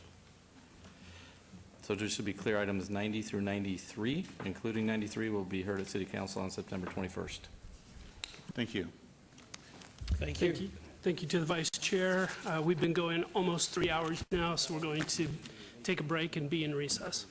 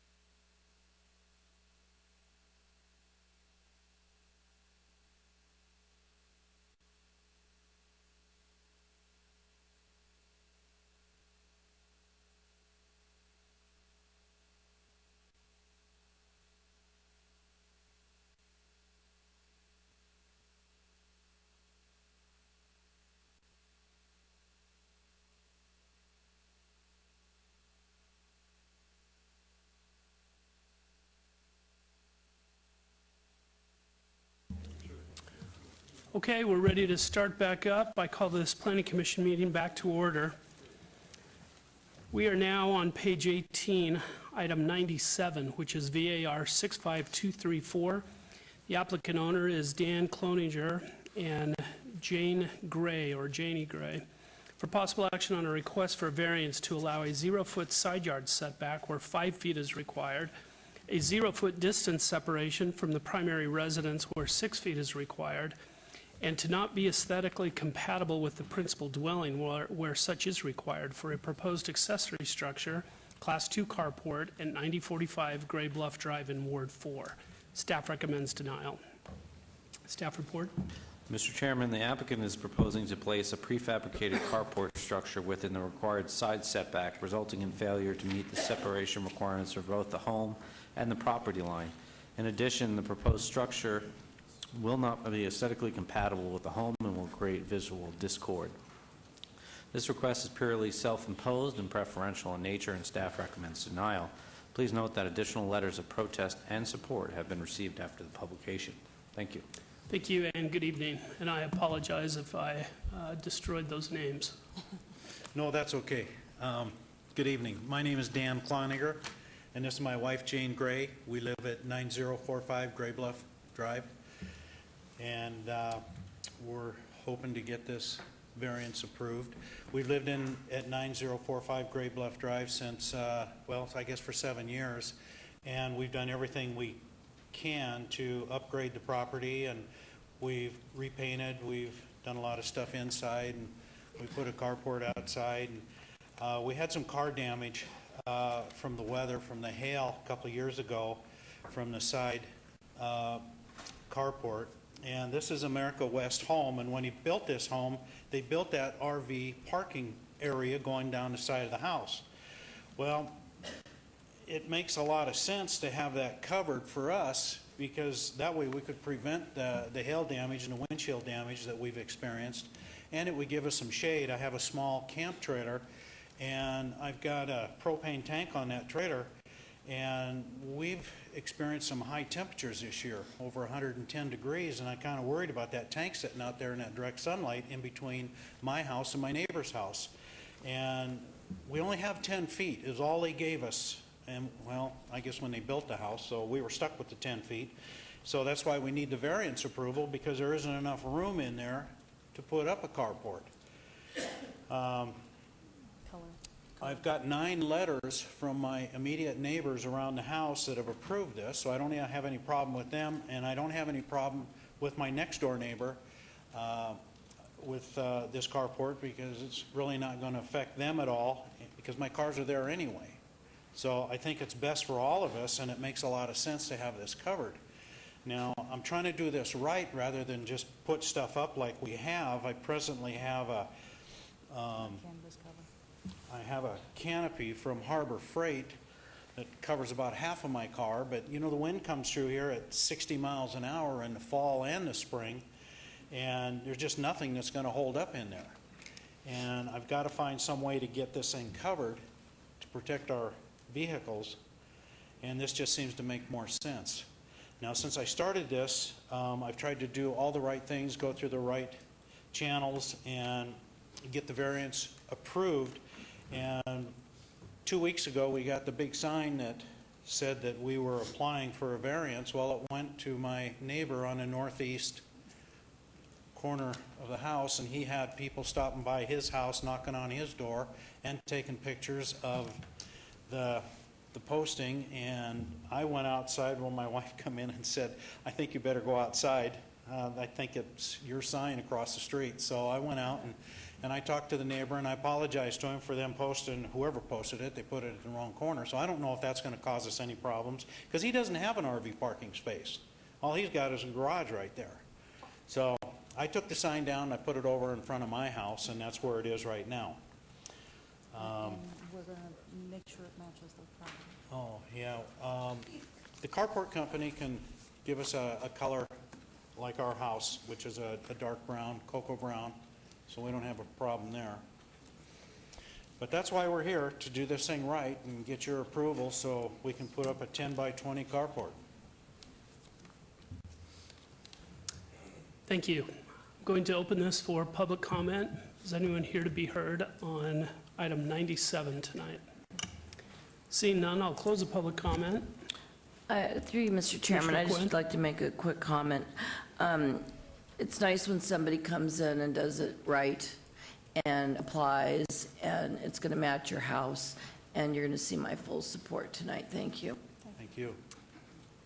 I'm going to disagree with Commissioner Quinn. I think it does not match your house. I think a steel carport next to this beautiful home is not compatible with either your home or anyone else in this area, so. It's down the side of the house, so I anybody driving understand. up down the street isn't going to see it. Excuse me, through you, Mr. Chairman, Yes, Commissioner Quinn. I misunderstood. Is it not going to be the same color as their home, or? Well, they've maybe I said was- that, I think they've said that they can order a similar color, but this is It's a cocoa brown. a metal carport Oh. next to this home. Okay, I'm sorry, I don't think I was paying attention.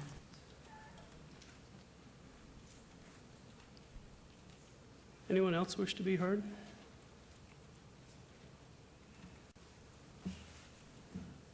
Commissioner Flangus? Thank you, Mr. Chair. How many other buildings on your street that have this RV carport? I don't know that we have anybody that has the RV parking, but I have seen these structures up in our neighborhood. On your street? Not on our street, no.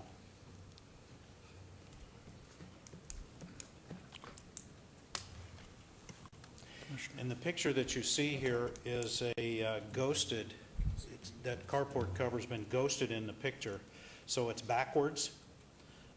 It's gonna be set back farther, and the left-hand side of that carport has a 3-foot panel, so swapping that around, the wall is 10 feet high, so that panel is going to come down almost to the wall. We're probably going to be a foot away from the wall, which is going to give my neighbors a little bit more security, privacy.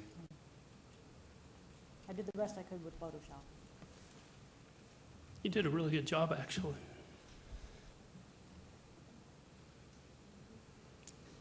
So good, I realized it's exactly what I don't want to see there, unfortunately. Mr. Chairman. Vice Chair? I think it could be integrated into the house a little bit more versus just a standalone shed. And, you know, it's a beautiful looking home with the stucco and with the tile and everything else. And then I see where they superimpose that shed, and it just doesn't seem to really match and be compatible. If it was somehow integrated into the home, you know, framed, stuccoed, something like that, you'd maybe see my support, but not just with a standalone. Thank you. I'm sorry, it will have a gable going across that top part of that to, it'll allow it to blend in a little bit better. Commissioner Trowbridge?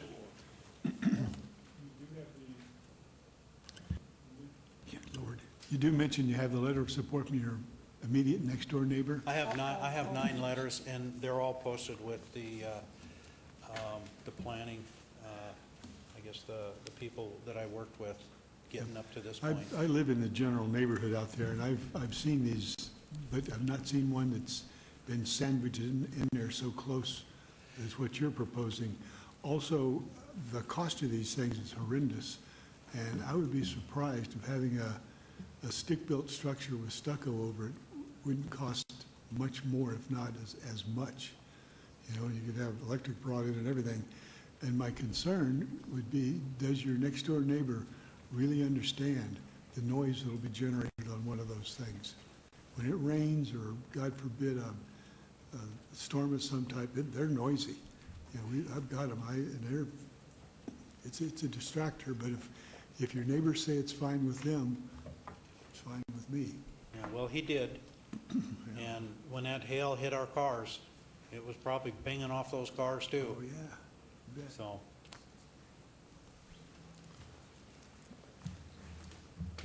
Anyone like to make a motion? Commissioner Cherry? Through the chair, I unfortunately don't feel like I can support this application. The zero setback and not having something that's aesthetically compatible with the house. Is this home in an HOA community? No. Nope. It's not, yeah.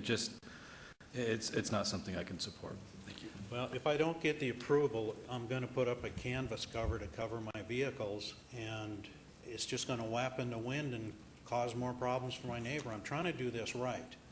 Yeah, unfortunately, we can only consider what's in front of us, this item, tonight.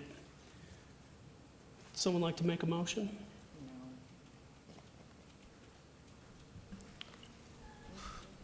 On item number 97, through the chair, I'd like to make a motion. Sure. Item number 97, VAR 65234, make a motion to follow staff's recommendation of denial. All right, thank you. Motion is to follow staff's recommendation for denial. Remind you that a yes vote is for denial. Please vote.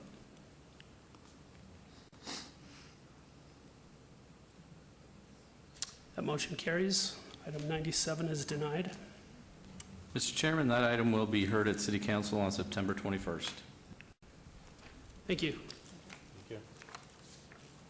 Item 98 is VAR 65413. The applicant owner is JRJ Properties.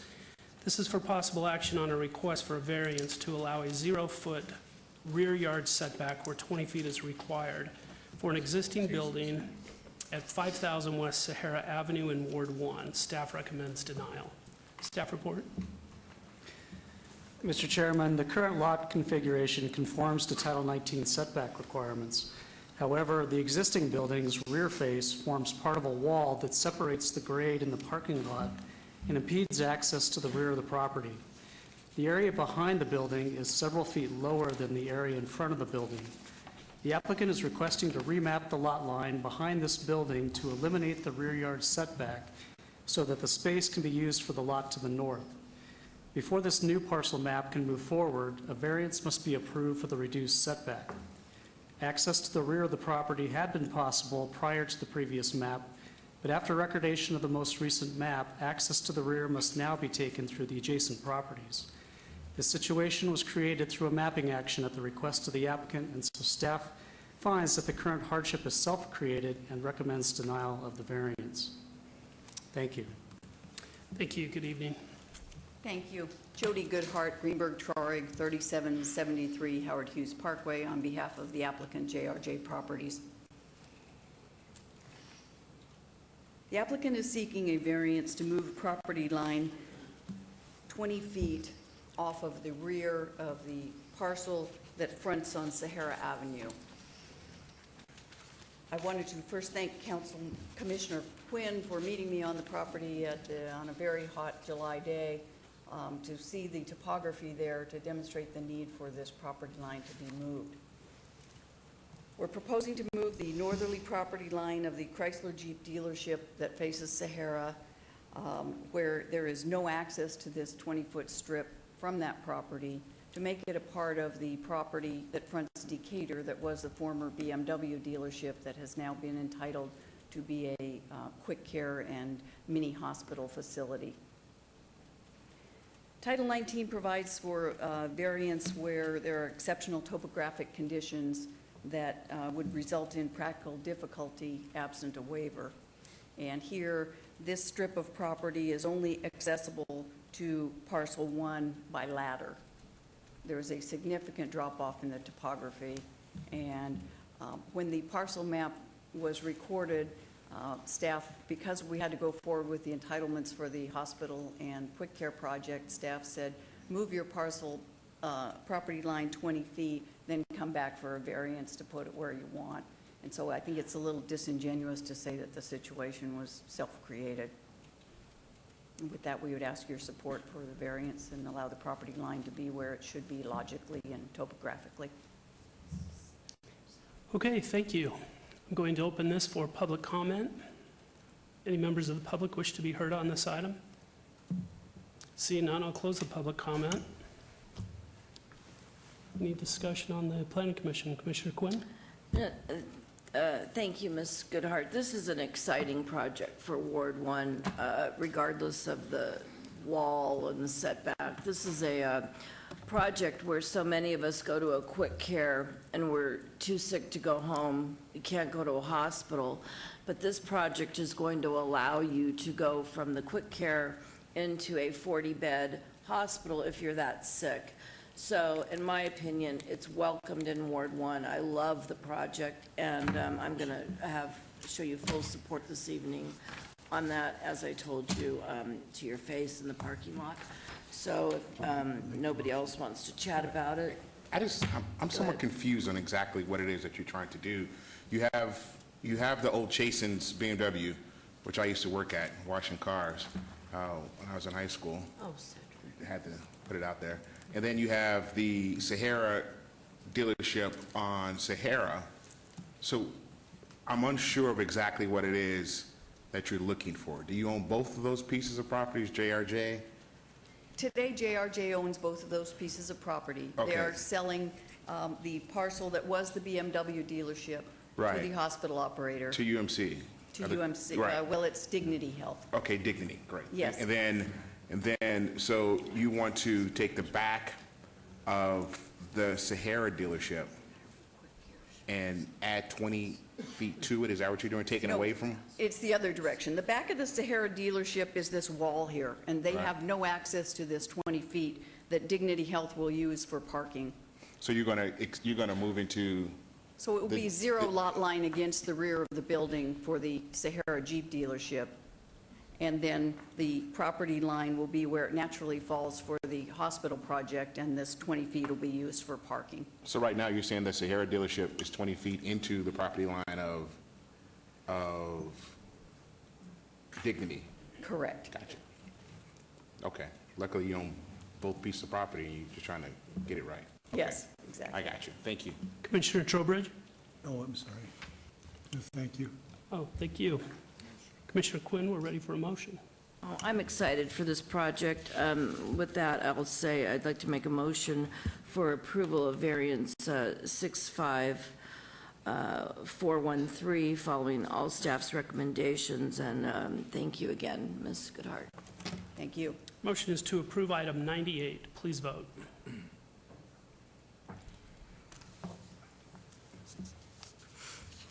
That motion carries. Mr. Chairman, that item is final action unless appealed to the city clerk's office within 10 days. Thank you very much. Thank you. All right, moving on to related items 105 and 106. These are items that have been in front of the Planning Commission before, and I realize that there is litigation going as a result of the previous vote. And in fact, the attorney representing NARA is a former law partner of mine, which in and of itself would not create a conflict. But because we own a piece of property together, I've spoken with the city attorney and been advised that that could create a conflict. So out of an abundance of caution, I'm going to abstain on these two items and turn them over to the vice chair. Thank you, Mr. Chairman. On item 105, SUP 65429, applicant owner West Care Foundation, Inc., for possible action on a request for a special use permit for 87-unit convalescent care facility nursing home occupied by no more than 87 adult patients and an average of 87 related minor children of not more than 9 years of age at the southwest corner of Duncan Drive and Bradley Road, Ward 5, Barlow. Staff recommends approval. On item 106, SDR 65430, for possible action on a request for a site development plan review for a proposed single-story, 87-unit, 57,999 square foot convalescent care facility, nursing home, Ward 5, Barlow. Staff recommends approval. Staff report, please. Mr. Vice Chair, these items have been renoticed to indicate the potential number of associated children that could be on site in accordance with the court's finding. There have been no modifications to the original request that was reviewed and approved by City Council on October 21st, 2015. Staff's report to the Planning Commission on August 11th, 2015 was delivered as follows. The site is intended to be integrated with the applicant's development on the adjacent parcel to the west, which contains a social service provider use. Although related, the intention is for the overall site to remain as two separate parcels to maintain separation between the social services and the convalescent care uses. The use qualifies as a convalescent care facility by virtue of providing transitional living quarters and amenities that accommodate more persons than a community residence as defined by Title 19 would.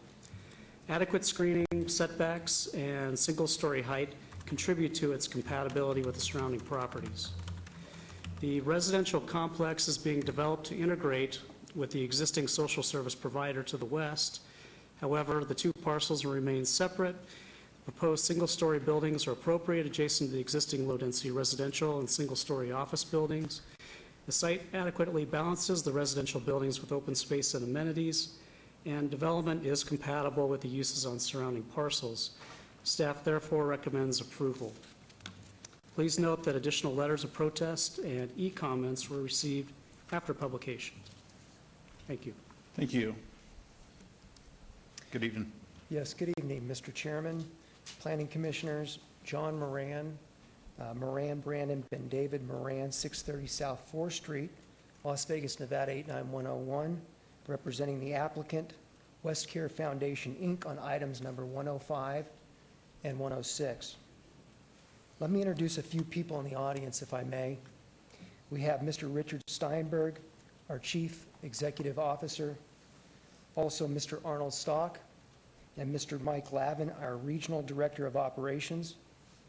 Finally, we have board members, Mrs. Marilyn Moran, Mr. John Moran Jr., and Mr. Jim Wadhams, all in the audience and all present. As you know, West Care is requesting the following. Number one, a special use permit for an 87-unit convalescent care facility or nursing home occupied by no more than 87 adult patients, and an average of 87 related minor children of not more than the age of 9. And also number two, a site development plan review for a proposed single-story, 87-unit, 57,999 square foot convalescent care facility or nursing home. But before I move to a very brief presentation, I felt it apropos to just share a few thoughts with you about West Care.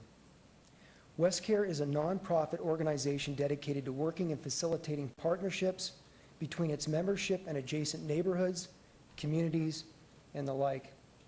West Care's philosophy is to empower all those who come into contact with the program with a primary focus on engagement and encouragement of the less fortunate and underprivileged. West Care provides various programs for healing, growth, and change of lifestyle, with an emphasis on uplifting the human spirit. And for this, we all should applaud their efforts and everything that they do for so many people, as well as their efforts in contributing to the betterment of our community in general. Now, I'm sure these items look very familiar to all of you, and they should. West Care is again requesting approval of a proposed transitional living facility for women and children on a 4.69 acre parcel at the southwest corner of Duncan Drive and Bradley Road. These items were first heard and approved by the Las Vegas City Council on October 21st, 2015, with both this Planning Commission, with the exception of Mr. Moody, who voted on this item, and a recommendation by staff for approval. Those were SUP 59938 and Site Development Plan Review 59939. Although the approvals are still valid as of this moment, the city is requiring that they be reheard to provide specific notice to the public that the facility is to contain no more than 87 units, to be occupied by no more than 87 adult patients, and an average of 87 related minor children of not more than 9 years of age. That said, I would like to approach and have the transcript from the City Council hearing on October 21st, 2015, marked as Exhibit 1 by the clerk and made part of the record. At the same time, I'd like to introduce and have marked as Exhibits 2 and 3, respectively, the Planning Commission meeting of August 11th transcript, and number 3, the Planning Commission, staff's recommendation for support in the prior tranche of hearings. If I may, Madam Clerk?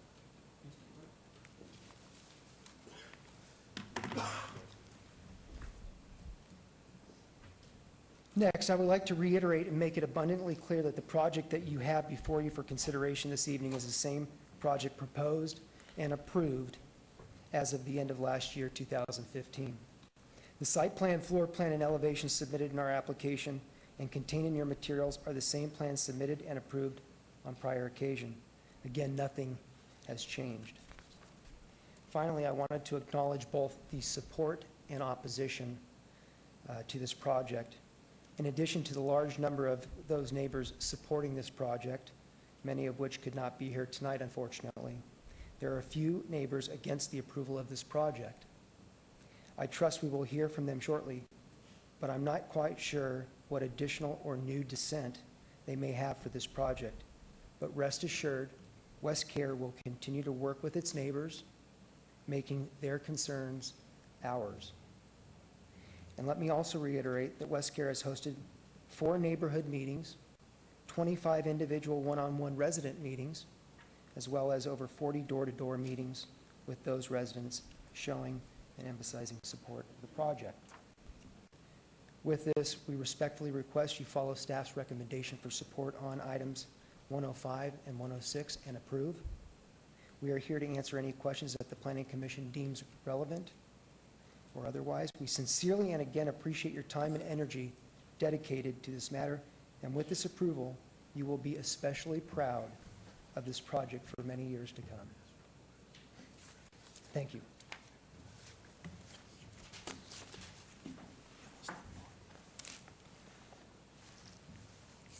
This was noticed as a public hearing. Anyone wanting to be heard, please come forward.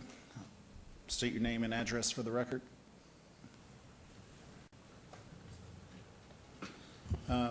We are getting late in the evening, so we're going to limit comments to 2 minutes. Charles Benyon. And just before you get started, there's 3 microphones, so please come line up at all 3 microphones. Go ahead. Charles Benyon, 4900 Sunbright Avenue. I live in the neighborhood here where this is proposed. I would first note that there's vigorous opposition to this throughout this neighborhood. To say there's a few in opposition is not accurate. There's maybe 1 or 2 who have been in support. It's very limited support. Something that's important to note here is that this is under the code. These are defined under the ordinance. The ordinance defines a transitional community residence, and that's what this is a transitional community residence, which is essentially a halfway house. That definition is a community residence that provides housing and a living environment for recovering alcohol and drug abusers and is operated to facilitate their reintegration into the community, but does not provide any treatment for alcohol or drug abuse. That's transitional care facility. You'll notice it's a singular, a community residence. What's the definition of community residence?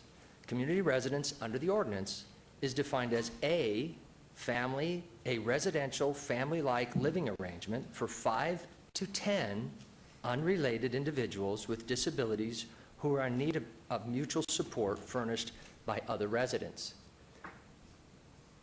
It expressly states in the code that this definition, quote, does not include a convalescent care facility. Okay, so there's several areas that this facility simply doesn't meet the definition of even a community residence. 1, community residence is singular, a residential family-like living arrangement. This is 87 units, separate units. 2nd, there's a 10-person limit. This does not have a 10-person limit. This has 87 people will be adults, plus on average 87 kids who will be there as well. Further, the code's definition for convalescent care facility, well, first let me say this. Sir, just to let you know that beeping noise is your 2 minutes. I would ask if I could have an additional amount. I will say that the other three that will be here will be very brief, probably 30 seconds. Well, if one of them wants to give you their 2 minutes, I'll give it to you. You can have my 2 minutes. Okay, then, sir, you His go 2 sit back minutes, down, and I'll Her 2 minutes and your 2 minutes. So I got 6 minutes to go. go ahead. So next is, again, the code. And sir, we're going to stop right here before we get confused. The guy in the white shirt gave us 2 minutes. I gave my 2 minutes. 2? Okay. All right. That's 4 plus 2 is 6. 6. So Excuse me, please. Mr. Chairman, I'm going to ask for 3 minutes. So I'll take 5. Here we go.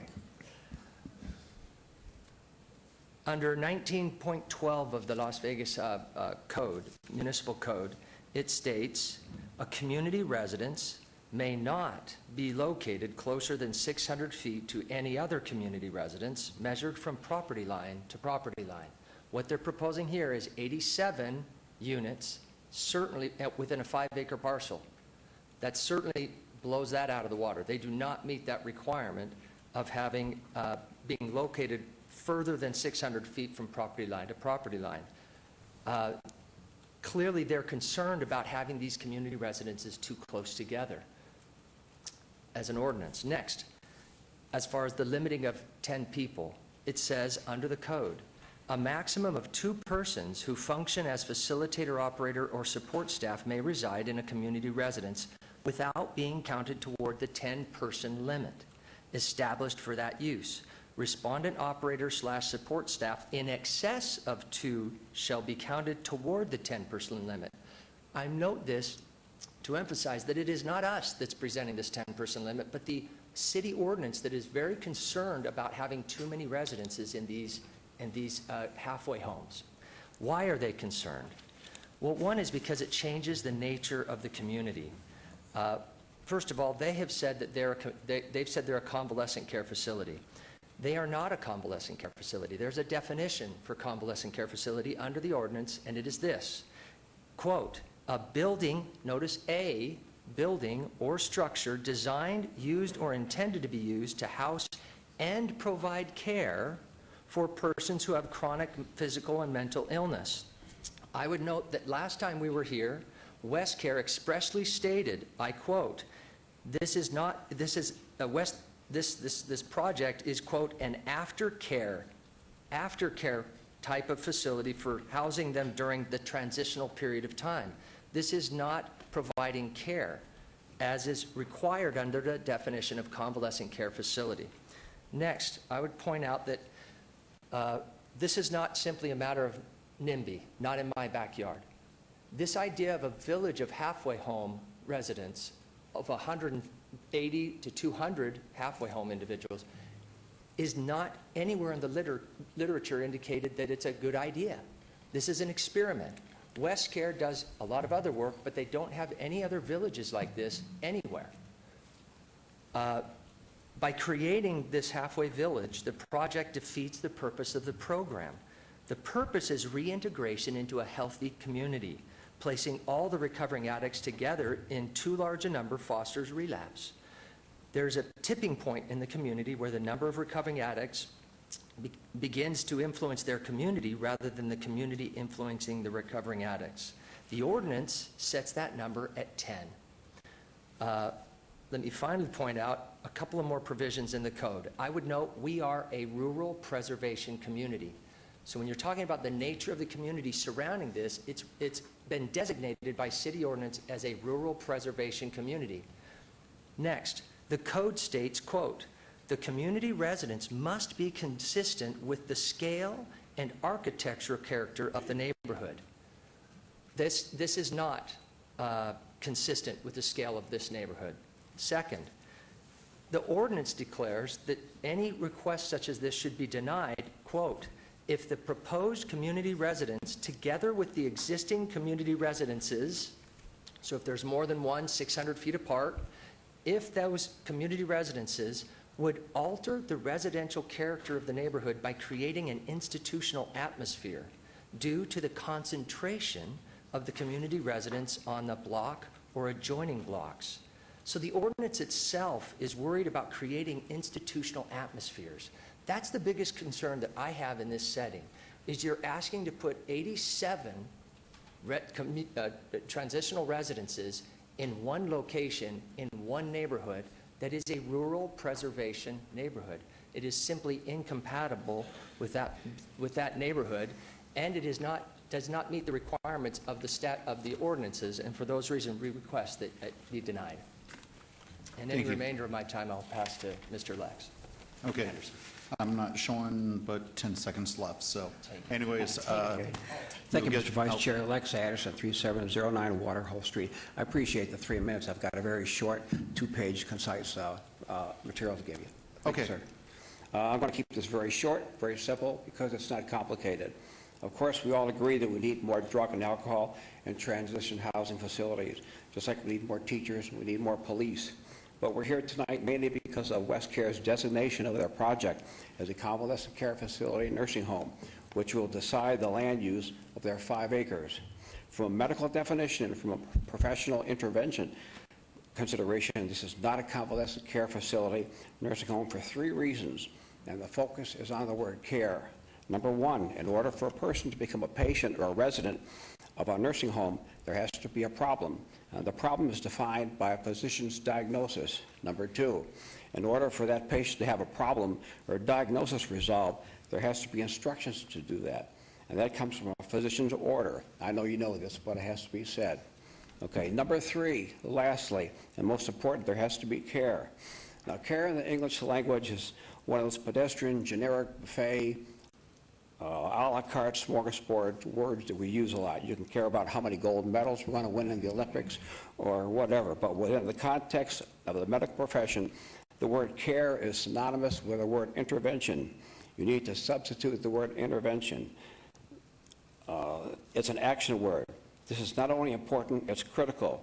And within the context of a nursing home or any other medical facility, nothing happens. There is no care, there is no intervention until there is a doctor order that makes it happen. Now, that level of care, or more specifically intervention, defines the resources and the type of a facility to make it happen. It defines a convalescent care facility, a nursing home. As I said in the beginning, it's not complicated. In a nursing home or a step-down unit or a dialysis unit or in a hospital, these 3 components: diagnosis, the doctor's order, and intervention care, defined by necessity, the type of facility. They define what our nursing home is. In a nursing home, and this is important, as soon as the patient is up and about and can take care of themselves or have help at home, they are immediately discharged for both medical and legal reasons by the authority of a doctor's order, and other orders are written as needed to facilitate care and intervention at that lower outpatient level. That's one of the many differences between the 2. We all know that insurance companies, and lawyers make a living based on the legalities of this example. Between the Planning Commission transcripts of October 11th and a City Council meeting on the 21st, West Care specifically stated 5 times the primary reason residents would be in the development was for, quote, a roof over their head, and many other times by implication. Also, in fact, West Care stated over and over their transition housing facility residents received no care at their living quarters, and they could basically come and go as they please. Clearly, as defined by the professional medical criteria and legal implications, transitional housing does not qualify as a convalescent care nursing home. And I'm asking you, Commissioners, to please consider these facts and deny their proposal. Thank you. Thank you. Thank you, sir. Thank you. I have kind of a show and tell. I don't know if you can see these, the pictures that I've laid out. I'm Linda West Myers. I live at 5104 Cold River Avenue. And just on the, this is part of the development that I live in, the little gated community.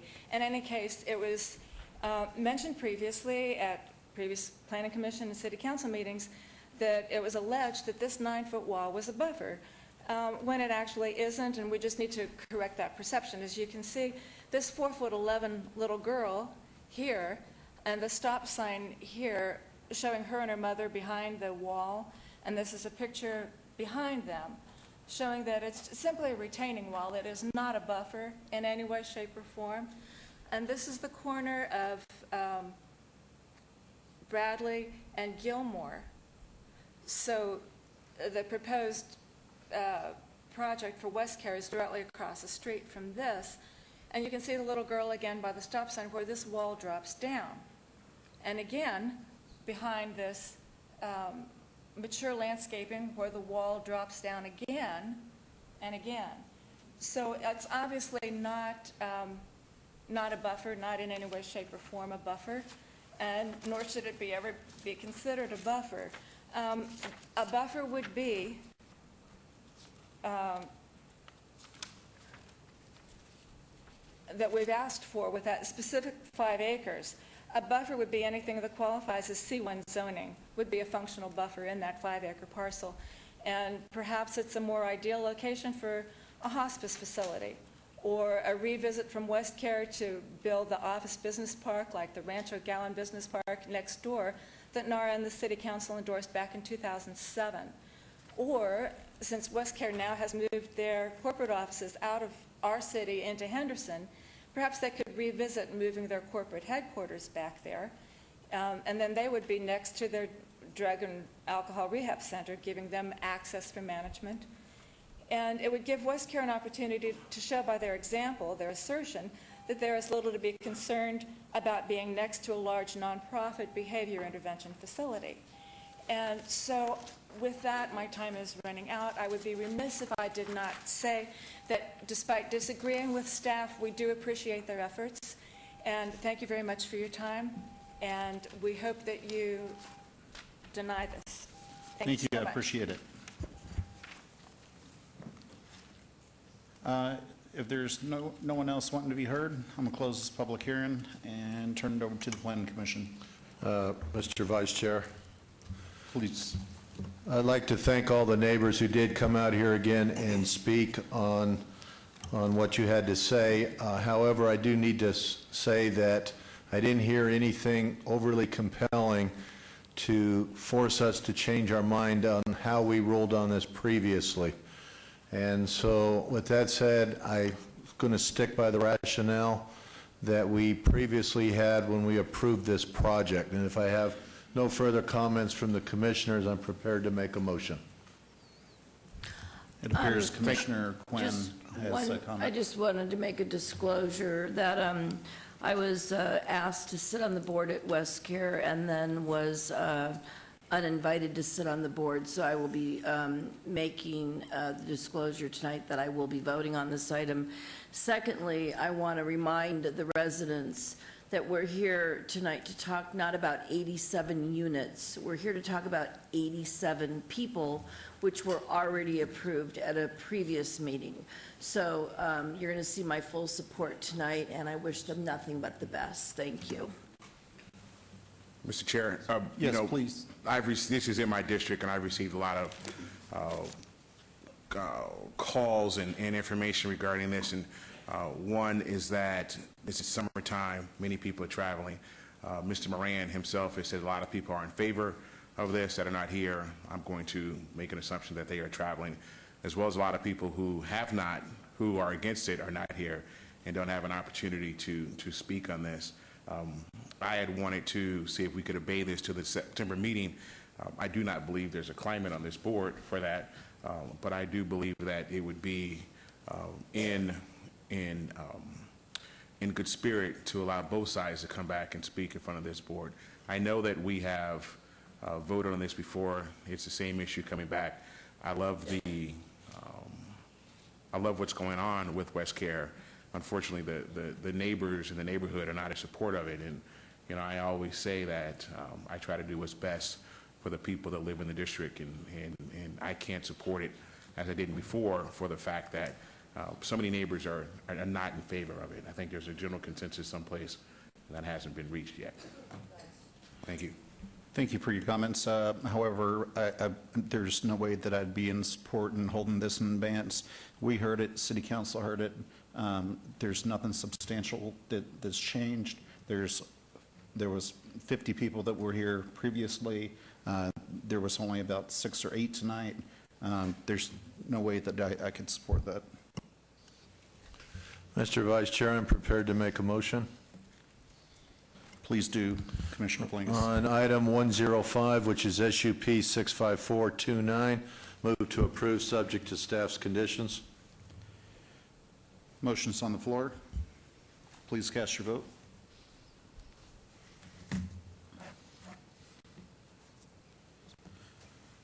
Motion carries. And Mr. Vice Chair, on related item 106, SDR 65430, move to approve, subject to staff's conditions. Motion's on the floor. Please cast your vote.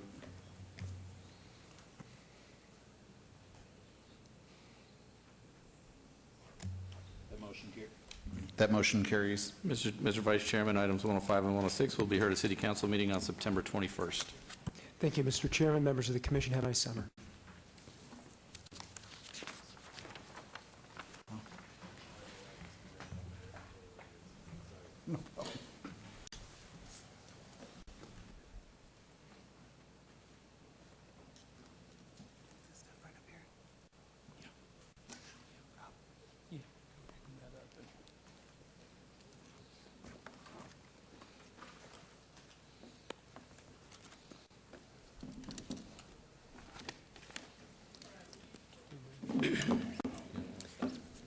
We are now moving on to related items 107 through 112.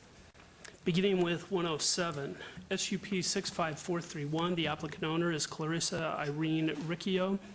For possible action on a request for a special use permit for a proposed short-term residential rental use with a waiver to allow 0-foot distance separation from a similar use where 660 feet is required at 427 South 11th Street, Unit Number 1, in Ward 3. Staff recommends denial. I'm just seeing if I can read these in any quicker. I believe I can. It appears 108 is a application.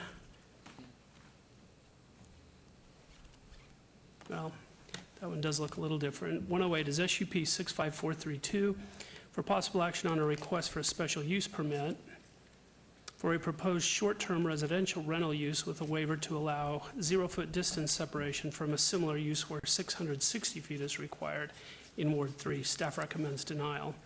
109 is SUP 65433 for possible action on a request for a special use permit for a proposed short-term residential rental use with a waiver to allow 0-foot distance separation from a similar use where 660 feet is required at 427 South 11th Street, Unit 4 in Ward 3. Staff recommends denial. Item 110, excuse me, SUP 65434 for possible action on a request for a special use permit for a proposed short-term residential rental use with a waiver to allow 0-foot distance separation from a similar use where 660 feet is required in Ward 3. Staff recommends denial. 111, SUP 65435 for possible action on a request for a special use permit for a proposed short-term residential rental use with a waiver to allow 0-foot distance separation from a similar use where 660 feet is required in Ward 3. Staff recommends denial. And item 112, SUP 65436 for possible action on a request for a special use permit for a proposed short-term residential rental use with a waiver to allow 0-foot distance separation from a similar use where 660 feet is required in Ward 3. Staff recommends denial. Staff report, please. Mr. Chairman, before we get started, I'll be abstaining on this matter as one of the people pretty close to the project was a bartender for us for a number of years and still is a bartender who does guest bartend, and just out of an abundance of caution, being that we worked together for 6 years, and I feel that it'd probably be best for me to abstain on this matter. Thank you. Staff report. Mr. Chairman, the subject site is developed with a multifamily residence consisting of 8 units. One of the units will remain a dwelling unit for the on-site manager, and one unit has already been administratively approved as a short-term residential rental unit, as it met all the required conditional use regulations. The applicant is requesting special use permits for the 6 remaining units as short-term rental or short-term residential rental units. The SUPs are required because they do not meet the minimum distance separation requirement of 660 feet from a similar use to the unit already approved. Approval of all 6 special use permit applications would result in a land use similar to a commercial hotel motel use, which is not compatible with the surrounding adjacent residential development. Therefore, staff recommends denial. Please note that there is an additional letter of support since publication. Thank you. Good evening. Thank you, Mr. Chairman and members of the commission. I stand before you this evening to make a case for a short-term rental agreement at 427 South 11th. And bear with me, I'm changing glasses over here. I can read it best here. Before you do that, will you tell us your name and address? Yes, I'm sorry. Steve Evans, 1705 Cochran Street, Las Vegas, Nevada, 89104. The project is located between Lewis and Clark in the downtown core on 11th Street. It's a handsome and well-maintained 2-story building consisting of 8 small one-bedroom apartments with kitchens. And while it functions as one project, the code requires 6 SUPs and waivers for distance separation between each of the units. The applicant was granted a conditional use previously for 1 unit, but is seeking approval for the remainder of the site with the exception of the 1 unit reserved for on-site management, hence the need for the SUPs as staff indicated. The immediate area is primarily aging, high-density residential apartments with office and professional in many of the surrounding blocks. This particular project represents perhaps the biggest investment in that block in decades. The kinds of guests that are attracted to these short-term rentals are those, particularly in this one, those who are seeking to experience the fabric of the downtown Renaissance and would like a home away from home experience, not available in a hotel or motel. They want to get up in the morning, make their own coffee, make their own breakfast, don't wish to come through a busy lobby or a parking garage. If the intention of the various iterations of the code is presumably to restrict or ensure that neighborhoods are not disrupted with party house antics and intrusions, it's impossible in this site. There's no common area, pool, yard, or any area large enough for any kind of mischief. If the other aspect of the code reasoning is to ensure that there is not a saturation of short-term rental in any particular area, this should be viewed as one compact, well-functioning project, a boutique Airbnb type rental. There are no other short-term rentals in the area, at least that I know of, that have undergone the extensive burden to become legal. There's ample parking in their own secure lot, access through the alley. Likely the guests come and go completely undetected by surrounding property owners and residents. A neighborhood meeting, not required, but we held it anyway, on July 18th at the Bronze Cafe, less than a block away. 141 invitations were mailed out using the city-provided labels. 6 people attended, with only 2 from the public.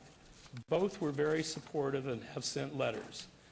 The applicant went a step further and canvassed the area door to door in 210-degree heat.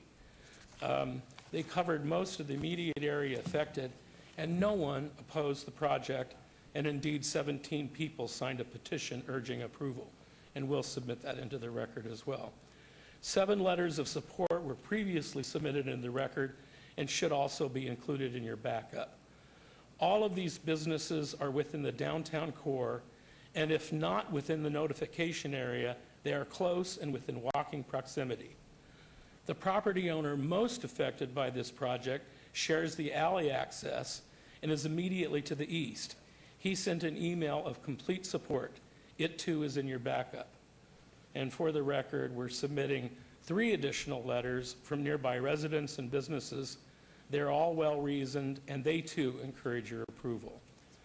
These one-bedroom with kitchen vacation rentals are distinct, I believe, in their difference from a hotel or motel.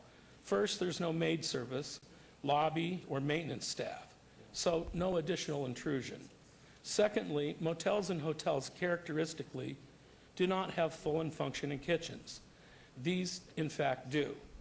Each unit is fully stocked with eggs, fruit, coffee, juices, water, snacks, and dozens of other amenities far beyond the expensive cashews found in your hotel minibar. And it's all provided within the fee. But most importantly, the guests are screened by both the host site as well as the owner.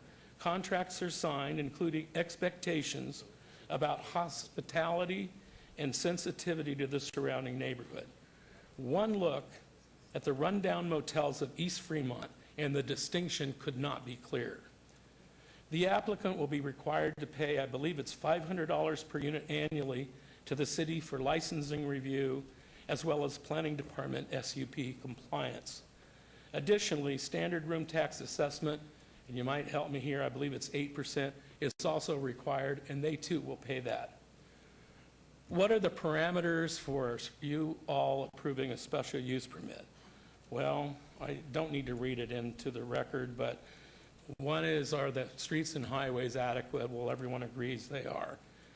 The main thing you have to decide, is this compatible with the surrounding land uses? A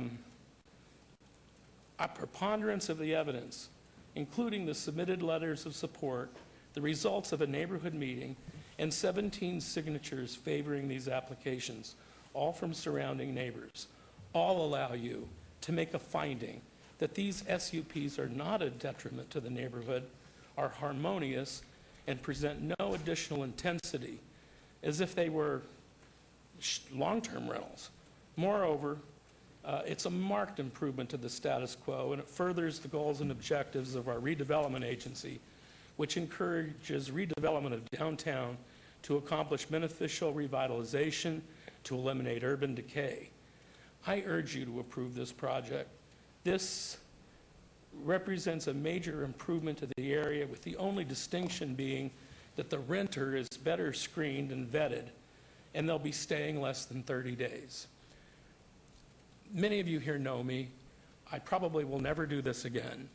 And I'm not asking you to rely on my reputation, but I was advocating for downtown long before it was cool. I have spent the last 23 years nurturing the downtown core in my neighborhood. I wouldn't stand here today and put my reputation on the line if I didn't think this was a good project. Would I support SUPs for short-term rentals in most neighborhoods? Absolutely not. This particular project, I think, fits. In many areas, it does not. And I hope as you muddle through the code and you figure this out, that you also use your discretion and exercise it judiciously. This is a good project, and I'm very proud of the owners. Claire, would you like to, Mr. Chairman, would you like to hear from the owner briefly? She's welcome. I know the hour She's welcome to is late. speak. Claire, just briefly. Thank you very much. Hello. I love Las Vegas. Your name and address, Oh, please. I'm sorry. I'm Clarissa Riccio, 427 South 11th Street. It's my address.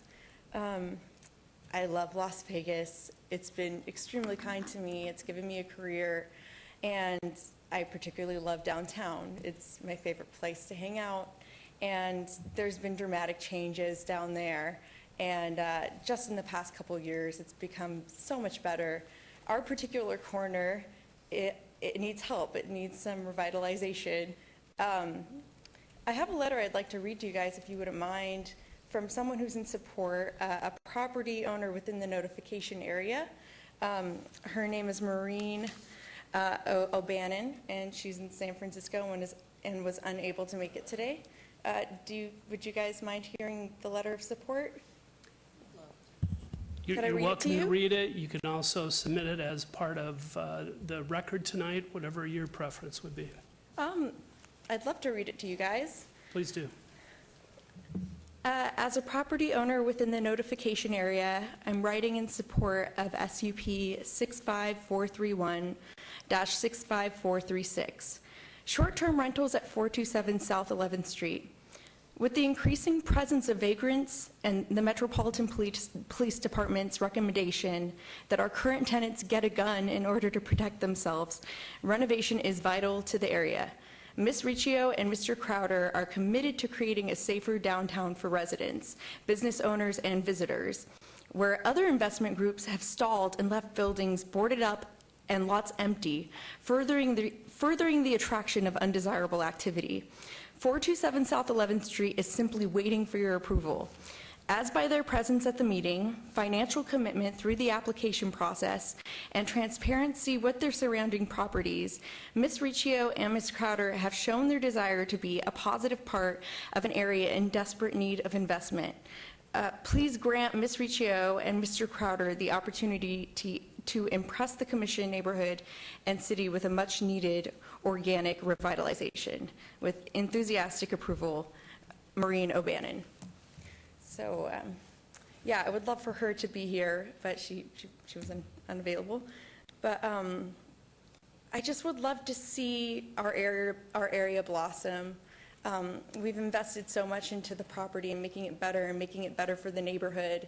And it's located right next to the Bronze, the LGBT community, and that area needs a little love just a couple blocks around. We're hoping that this could bring about more positive changes and set the standard for other businesses coming in. The people who have stayed with us have been lovely and very good tenants. They stay there to live there for a week. It's their home. We have one property right now that has a license. It's been doing wonderful. We have 38 positive reviews on the website. Nothing negative about it. And yeah, it's nothing like a hotel or motel experience at all. It's a living situation for these people. And I feel like it would do nothing but rejuvenate, revitalize, and bring better things to that particular section of downtown. Thank you very much. Thank you. Thank you, Mr. Chairman. All right, I'm going to open this for public comment. This has been noticed for public hearing. Anyone wishing to speak on any of these 6 items, come forward, state your name and address for the record. My name is James Sawaski. I live at 229 South 11th Street. I have lived at that residence for the past 13 years now. I have watched firsthand the decline and deterioration of a great number of these apartments, these buildings. A great number, or a sad number of them, have actually been completely boarded up now, and they sit. And it's quite refreshing to see a couple who is, willing to put the time and effort into a building that not only the building, but for the most part, a great chunk of this neighborhood has been all but forgotten. Like I said, I've been here, I've been in my little one-bedroom apartment on Bridger and 11th for nearly 15 years now, and I'm proud to call it home. And I'd love to be able to have visiting family or friends stay just up the street from me when they come to town. That's all I have. Thank you. Thank you. I'm Matthew Huber. I'm an 18-year resident at 424 South 11th Street. And I live directly across the street from this building here. And I've known the tenants there. I know the neighborhood pretty well. My wife's lived at our home for 34 years. So we've seen the neighborhood change, go up, go down. And this building's changed hands probably 3 times in the last 8 years or something like that. And they've come in and they've done a lot of nice things. I don't care for the color, but that's why we live there. But an Airbnb, it's a motel. I got people showing up before I even knew they were doing Airbnb until I saw some symbol that I had to look up on the internet on the building. I don't know who's there. You see some stranger walk down and walk into a building carrying a bag, and you're like, do I call the police? Is it somebody who's going to rob a place? They're unfamiliar. And that's what I'll live across the street from, is somebody who's unfamiliar all the time. In the buildings, there's some longtime residents that are getting displaced. That's progress. I understand that. But I don't feel that that's the direction that the neighborhood should be. I mean, they say, oh, it's going to be safe and it's going to be all a beautiful field of flowers and let's revitalize this. That's great, but all you have to do is open up the doors to those residents right next to each other and you have a party. If you have more than one person, you know, that gets together and rents those, and they're going to have an on-site manager, but something that they don't have is security. And that's what the hotels downtown do have that we don't have, is security there. If you've ever called Metro for a noise complaint, see how long it takes to get them. It takes a long time. I've waited 4 hours before we had an incident on the street, and it was so loud it actually broke light bulbs in our home. So I'd like to ask you guys to really keep that in mind when you're looking at this, this proposal, because it affects a lot of neighbors here, and we're not in favor of it. Also, I was actually approached by the applicants about this, and I was out front of my house and I said, you know, I'm not in favor of it. I'm not going to sign anything. I'm not, I don't want to take your information. I'm just not interested in it. And so, you know, they say everybody's been for it, but that's not the case either. So, all right, thank you. Thank you. Anyone else? Good evening. Hello. Stephen Franklin, 2000 Parkway North, days away from 1112 South 6th Street, which is just a few blocks away. I think it's a great project. The area certainly has been in need of some revitalization, some extra added energy. These are definitely going to be cool, hip little places to hang out and call home for a few days or for a week or so. I think it's going to bring elevate the caliber of people that are going to be walking around, bicycling around. I think it's going to be something that a lot of the short-term residents will use the bicycles that the city is going to roll out here shortly to rent. Could be the type of folks that walk over to 11th Street Records, buy some records, buy some books at Writer's Block, and just kind of support the downtown economy, also hitting the nightlife and the restaurants. So I think it'd be a really good project. Thank you. Okay, I'll close the public comment, and we can discuss this as a planning commission. Start with Commissioner Cherry. Through the chair, you know, if this application was in John S. Park or Beverly Green, which hopefully will be designated a historic community through City Council, or say Rancho Nevada, I would have issue with it. I'd have a big issue with it, and I think we'd see a long line of residents as well with issue. But it's a blanket ordinance, but it's hard to apply that to downtown because there's pockets of downtown that are different from others. Where I live at Soho, which is catty corner from John S. Park, it's much different in that area.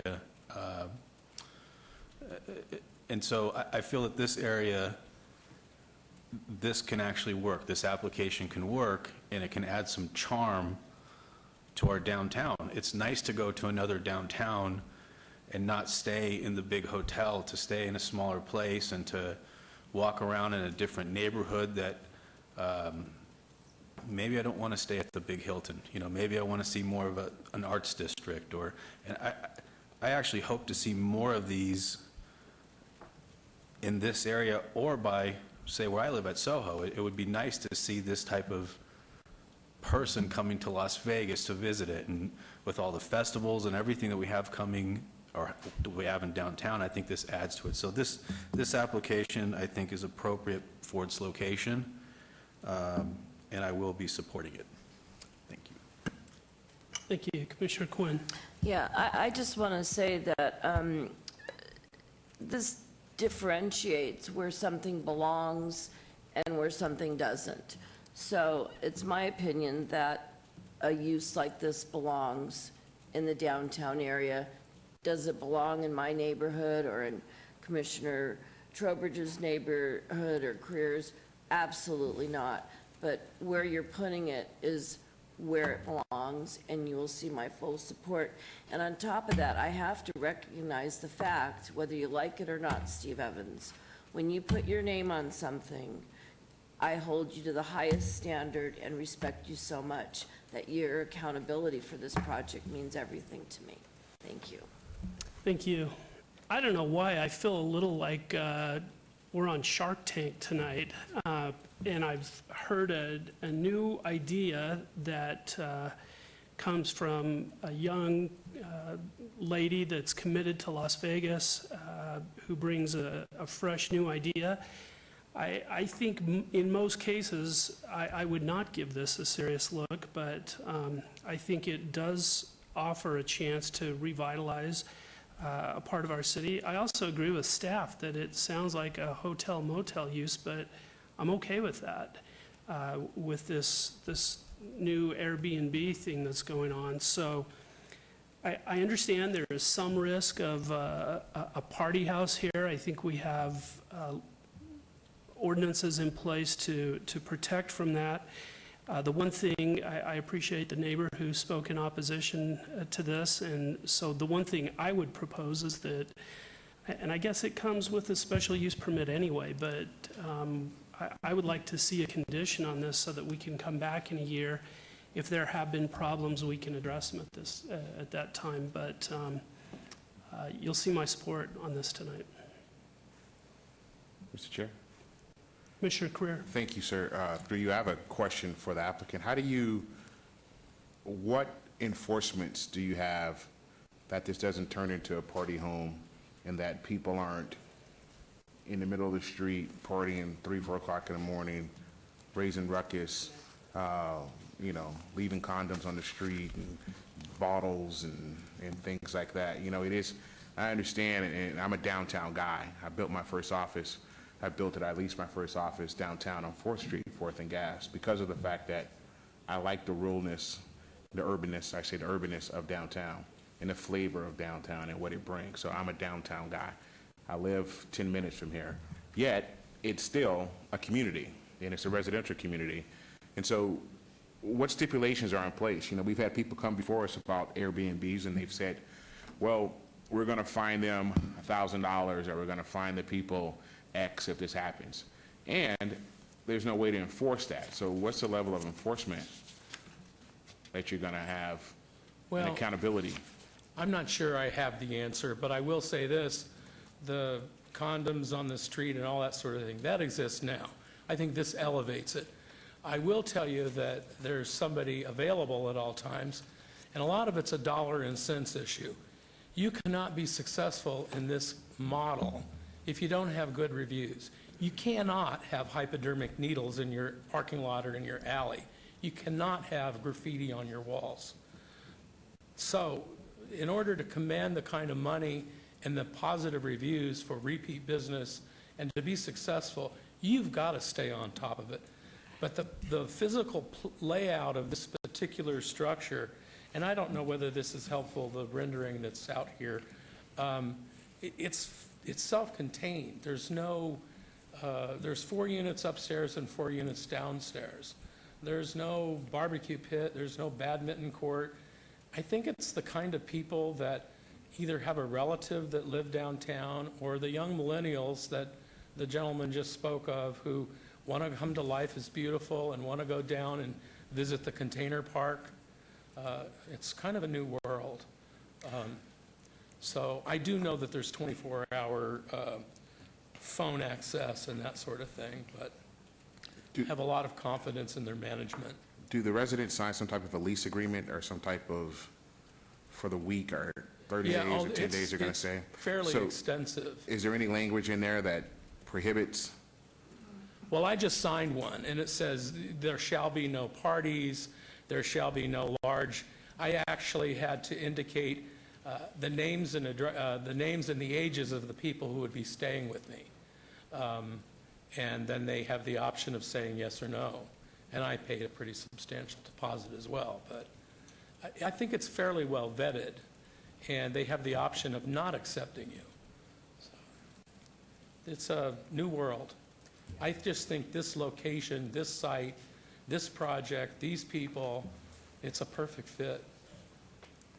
Yeah, I just fear that once you get, if you do get the special use permit, people start coming, and then there's no ramifications of what's going to happen along the way. People come, you guys don't stay up on it. And it's not a matter of referrals are online or through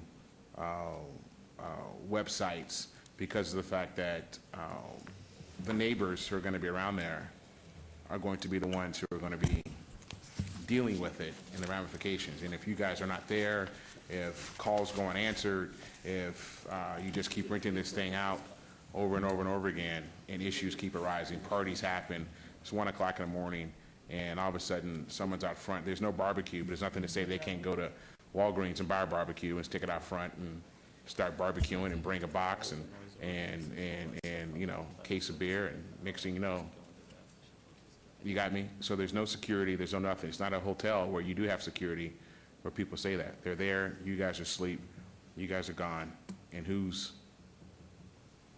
monitors this? Is there a hotline that I believe there is, yes. that the residents can call? Airbnb has a 24-hour hotline they do.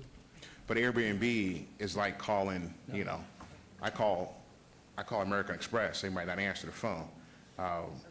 These guys seem to need to have the ability to deal with it, who are here. There's got to be some type of ramification, there's got to be some type of, that the neighbors can say something's wrong. Let me defer to. Can I do this? Can I interrupt you both and ask our Deputy Director, Karen Duddleson, to respond to this? For the record, Karen Duddleson, Deputy Planning Director. One of the items that the Commission may want to consider is that these are individual units. When a house is designated as short-term rental that has over 5 units, they must post a number for neighbors that's on the building, a phone number that has to be responded to within a certain number of hours. Okay. And that you might, a suggestion might be to have this address be subject to all of the provisions that are required for those units of short-term rentals that are over 5 units, which addresses most of those concerns. And our license officers are out on weekends, and they do address these issues, and they do ensure that those calls are responded to. Thank you. I'm fine with that. Can I ask the applicant, here's the proposed condition. A 1-year administrative required review shall be conducted 1 year from the date of business license issuances. That'd be fine. Okay. Commissioner Cherry. Through the chair, I'd like to make a motion if there's no further discussion. Yes, thank you. On item number 107, SUP 65431, I'd like to make a motion for approval with the condition that was just read. Thank you. And Mr. Chairman, is that with the additional condition that Ms. Duddleson mentioned as well? Because, I'll leave it up. Well, I believe we're over five units on this project anyways, right? But they're individual units. Each one is individual, so you would have to have a condition that would subject them to the licensing requirements for units over 5. I think I'm fine without it being that's an SUP and that we add this condition. I mean, a board between us or city council could pull this SUP at any time to bring it back if there's issues. So I'm fine with the motion as is. Okay, please vote.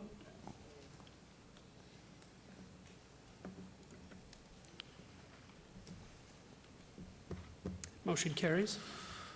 On item number 108, SUP 65432, I'll make a motion for approval with the same condition. Thank you. Please vote.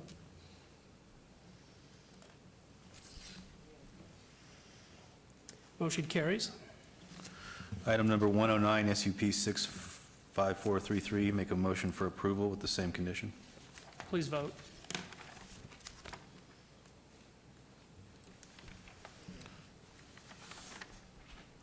Motion carries. I lost my number. 110? Yeah, 110. Item number 110, SUP 65434, make a motion for approval with the same condition. Please vote.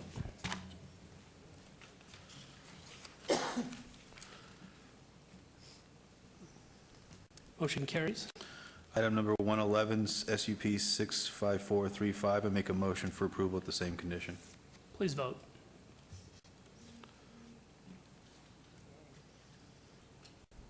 Motion also carries.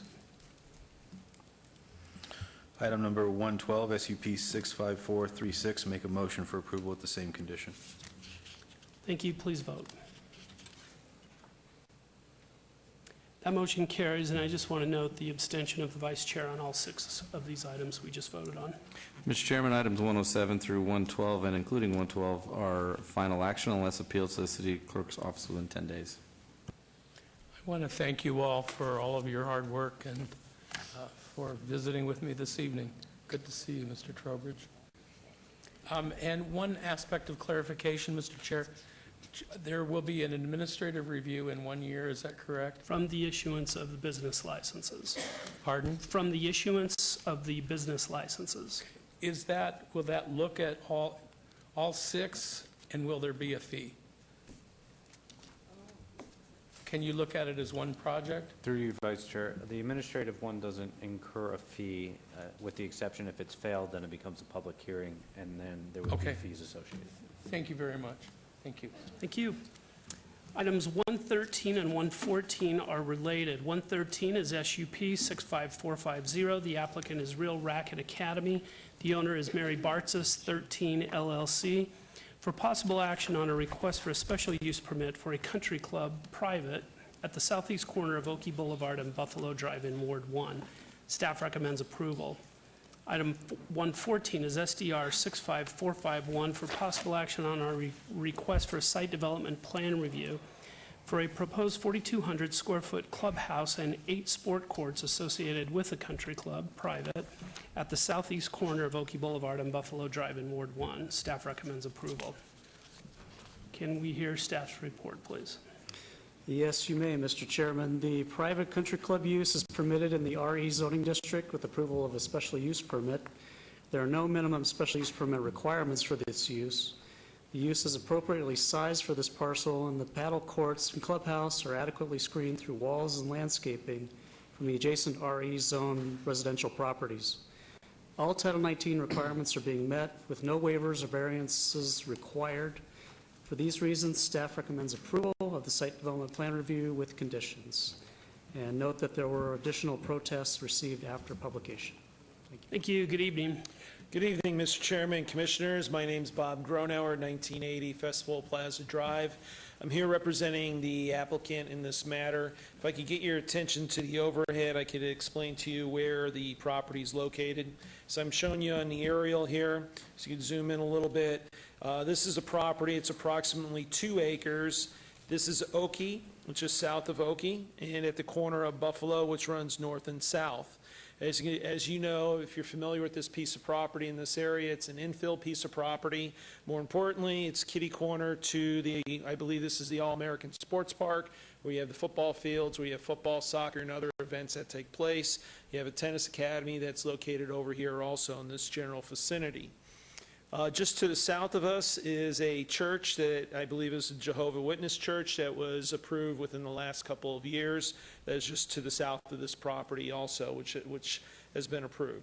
As I mentioned, this piece of property is zoned RE. It's approximately 2 acres. What we're proposing here tonight is a special use permit and a site development plan review for a private country club. The private country club is for a use for paddle tennis. With that, the use itself, we're not asking for a new zone change on the property. We're not asking for any variances, and we're not asking for any waivers. It's essentially for a private country club for 8 paddle courts that will be located on the property. So I could show you on the overhead. This is the initial site plan that I have before you, before I get into the revised site plan. Again, this is Oakey, this is Buffalo. When we first started with the plan itself, prior to submitting any applications, One of the things that we wanted to do is reach out to the community. We had a neighborhood meeting. In that initial neighborhood meeting, this was one of 2 neighborhood meetings that we had.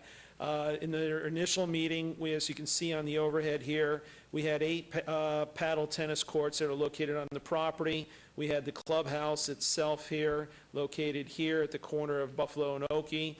And we had our parking adjacent to the east property line and to the south property line. Based on the comments and the discussion that we had with the neighbors, we wanted to make some revisions to the plans itself. There were some concerns with respect to having the parking along this area in here from a traffic and parking perspective. They asked us to potentially move the traffic and circulation along Buffalo and Oakey itself. There were some buffering discussions that we had with landscaping along the east property line. There were some discussions about lighting, about noise. There was also discussion where initially, where these are in Dubai and in other parts of the country, they do have beer and wine alcohol uses within the facility itself. That was something that we're proposing to do. For the record, we are not asking for any use permits for any alcohol uses because based on some of the feedback from the neighbors, we decided not to even approach that and go to that next step with respect to those types of asks and requests. Based off of that first initial meeting, we came back a few weeks ago with another neighborhood meeting, making some revisions to the plans, and your staff has these revisions to the plans. As you can see here, we removed the parking in the driveway, the circulation in the area that was initially along the south and east property line. As you can see here, we put all the parking out up on the Oakey and to Buffalo itself. In this area, we have approximately 23 feet of landscaping. In this area, if you focus in a little bit more, you can see we've double lined the trees in this area to give even a bigger buffer in this area. We do have the 8 paddle courts of what we're proposing. The building itself is a little over 4,000 square feet for the country club building itself. This is for private membership. You got to pay a fee for a membership to be a part of the paddle tennis country club. With that being said, at the neighborhood meeting, we still encountered some issues. We do have some people here who are in opposition, some people who are in support of the application itself. I think what it really comes down to, if you're familiar with this area here, there's really nothing more of a less intense use you can actually put on a piece of property that's an infill piece of property that is actually going to be compatible and harmonious to the surrounding area. If you think about it, we could come in with a commercial use. If we come in with a commercial use, that means I need a general plan amendment and a zone change, and I don't think that works for this area whatsoever because then that allows some form of commercial in this area. Staying with the RE zoning, it stays RE designation. It's subject to a special use permit. This type of use here with the green space and the open space that you have here is definitely compatible to this area, especially if you take a look across kitty corner to the other property where you have the Great American, I believe it's the Great American Ballpark there, or the park itself where you have the football fields where soccer and everything else goes on, and the tennis academy that's over there. So it's a great recreational area. Our clients from Dubai wants to bring this to the United States. There's probably only about 5 other paddle tennis facilities in the United States, in Texas, LA, and Florida is my understanding. So this is their flagship here in the United States that they'd like to bring in to the community. They're excited to be here, and with that being said, I can answer any other questions that you may have. Thank you, Mr. Gronauer. This has been properly noticed for public hearing, and I will now open it for comment. Anyone who, can I first get an idea who wishes to speak on this? Okay. I'm going to give you 2 minutes each. That should be sufficient time. Come on up. State your name and address.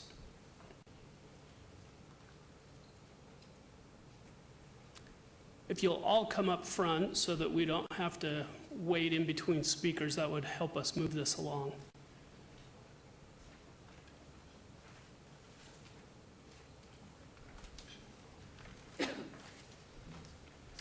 Gail Mahoney, I live at 1901 Pago Court. My house backs directly up to where this paddle court things are going to be. I've been in this house for 25 years. I have children and grandchildren. My grandchildren are very young, and there's a swing set that's only a few feet from the back wall. I don't know if these balls are going to come flying over that wall, but I have little kids to worry about. My youngest ones nap during the day. My understanding is that this place is going to be open from 7 in the morning until 11 o'clock at night. And I'm going to be hearing tennis balls zinging back and forth all the time. My little baby takes a nap in the afternoon. The younger ones go to bed at 7. Unfortunately, their nursery is right in the back of the yard, so it's going to be overlooking that wall. I have 3 small dogs that are going to bark every time the people are cheering and the balls are going by. It just seems like there must be, in this Las Vegas, other places this could go than right behind our neighborhood. The homes right next to me also have dogs and young children. It just doesn't make any sense to me to have this coming back up right to our homes, right to our wall is going to be this paddle courts with the lights on late in the evening, and I just want to say that I really disapprove of the whole project. Thank you. My name's Cameron Wu. I live at 1890 Pago Court. I live in the same neighborhood as Ms. Mahoney. So I want to bring up a couple of points. I believe in section 119-16.110I, the applicant bears the burden of proof to establish that the approval of the SUP is warranted. So I would like to contend that it's not harmonious and compatible with the existing surrounding land uses. And I'd also like to ask you to consider the economics of the situation here. Could I please get the projector on this map, please? So right here, I'm sorry, it's hard to tell, but right here is Charleston, right here is Buffalo, and the little green circle right here is the proposed site. So in green is residence estates, yellows are different various residential districts. The gray, the Civic Center, I mean, it's the fundamental difference is that it's public use, right? There's a big difference between a public use facility versus a private country club. And also to Gail's point, it backs up right to our backyards. So please consider this scenario in the future. So as we just heard, this is the flagship enterprise coming out of Dubai. So we have no track record of its success in the U.S. Okay, and it looked like a pretty substantial build out that they had too. That's a lot of capital investment. My family's in the real estate business, and we've gone through 2 downturns, one in Houston in the 80s and then Vegas here. I've seen what happens when a business that is not zoned or it's a special use permit has a lot of capital investment and then it fails. So you're on 2 acres now, and now you have a church south to it that's also not built up, so it's vacant land, so it's kind of speculation. So what if that business doesn't succeed? There's a reasonable chance that this business won't succeed, as most businesses, quite frankly, don't succeed. So there's a very, very real chance where you're going to have vacant land, or not vacant land, but this structure, and they put all this capital investment, and what other alternative use do you have for it? There's not much of one. So if you want to sell that land to another buyer later, they're going to be thinking, oh, well, you know, I'm going to have to spend all this money on tearing down these courts, remodifying this clubhouse. So maybe I'm not willing to pay as much. Well, now the owners are, well, I put all this capital investment, so I'm not going to take a hit. So we get into this bad cycle of resident estate zone land that just rots because of a failed business idea. And I believe the cycle will continue to perpetuate. We need to just keep it residence estates, because based on this map, there's so much density of residents that... Your time's up. Thank you. Thank you. Good evening. Good evening.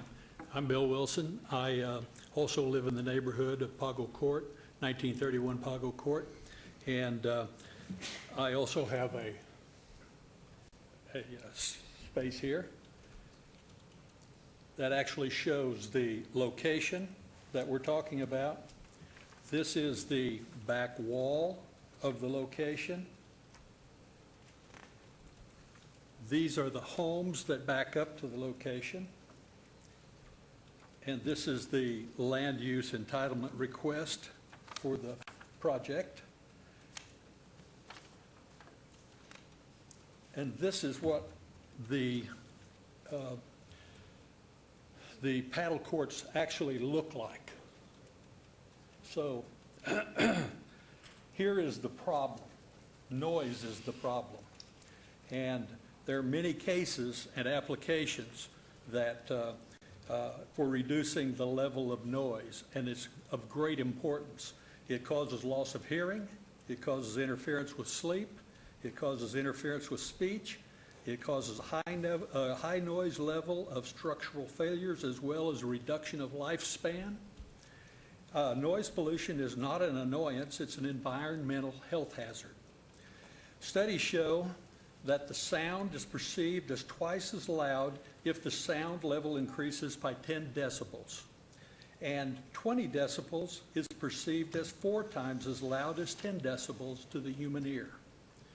Now, in air, sound is transmitted by pressure variations, and sound level decreases as it gets further and further away due to both absorption of the air and the fact that the distance plays a more important role. From the point source, the noise level decreases by 6 decibels per doubling of distance from it.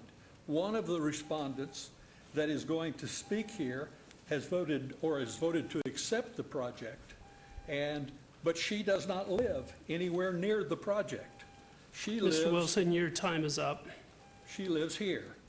So anyway, we're requesting a sound coefficient study of this project to be sure that it does not interfere with our noise.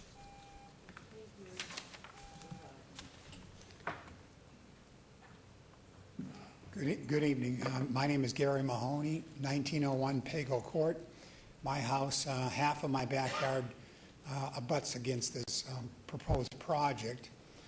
I go to bed at 7 o'clock with my 2 puppy dogs, and it's definitely not compatible with our living style or our area. The park down the street, when they play games, we can hear it all the way from our house. This paddle ball court is not going to be as noisy as the park, but it is a sporting event. So even though there's a buffer, I'm sure we'll be able to hear it, and they're open till midnight. So it's not a compatible use for our area. We have 9 homes in our cul-de-sac, and not one of them that lives in this cul-de-sac is for this. We're all against this. So I thank you for listening. Thank you. Good evening. Good evening. My name is Trudy Lytle, 1600 River Birch Street. I live across the street from the project, behind the park.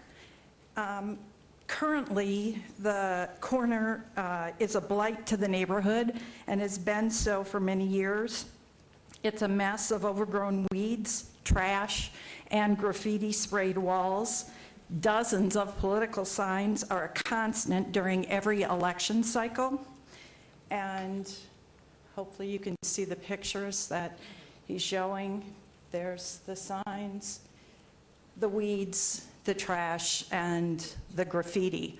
I will say now, since the sign with this, they have now painted over that graffiti.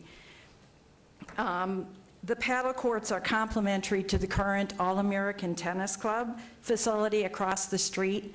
I personally spoke with Misha Yetvich, I'm thinking that's the way his name is spelled or pronounced. He's the tennis director, and he's in full support of this project. So this would be complementary to the tennis facility we already have on the other side of the street.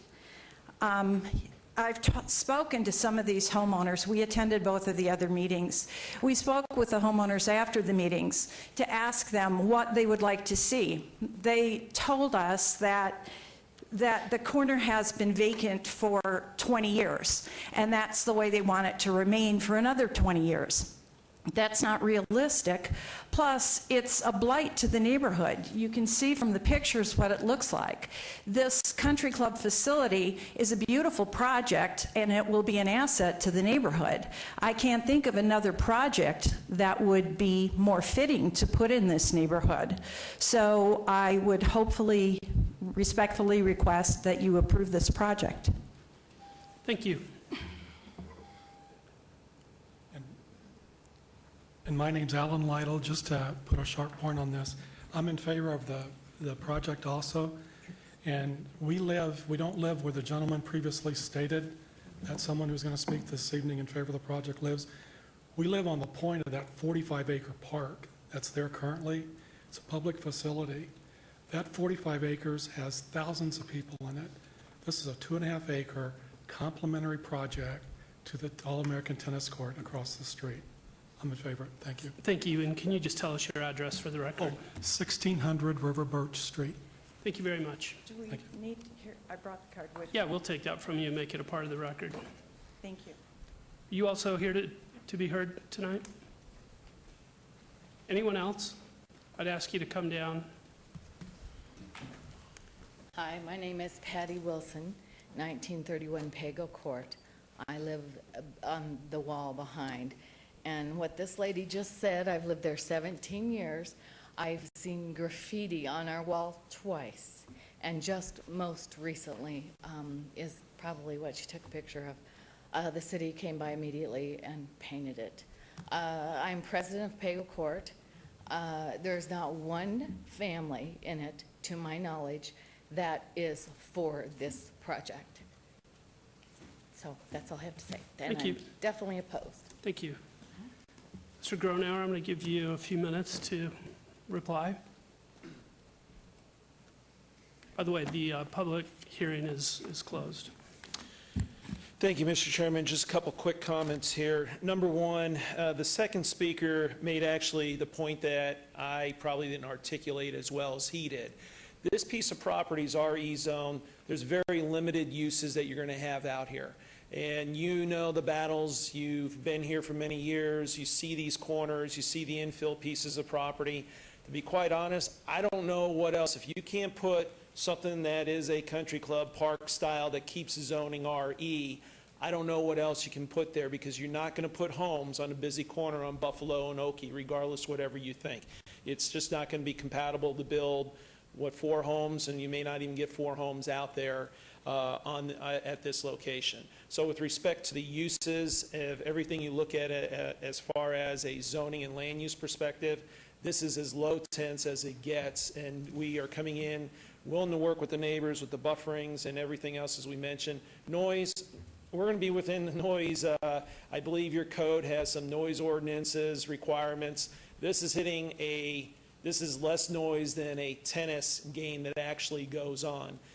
We've been open to the neighbors, willing to let them to see videos, give them a whole bunch of information that we've been giving them, as much information as we can to get them comfortable with the type of use that's on the property. Lighting, the courts are about 18-foot, 17.5-foot lights. They're right down on the courts itself. They don't bleed anywhere across the property line, so you're not going to have light issues that were brought up.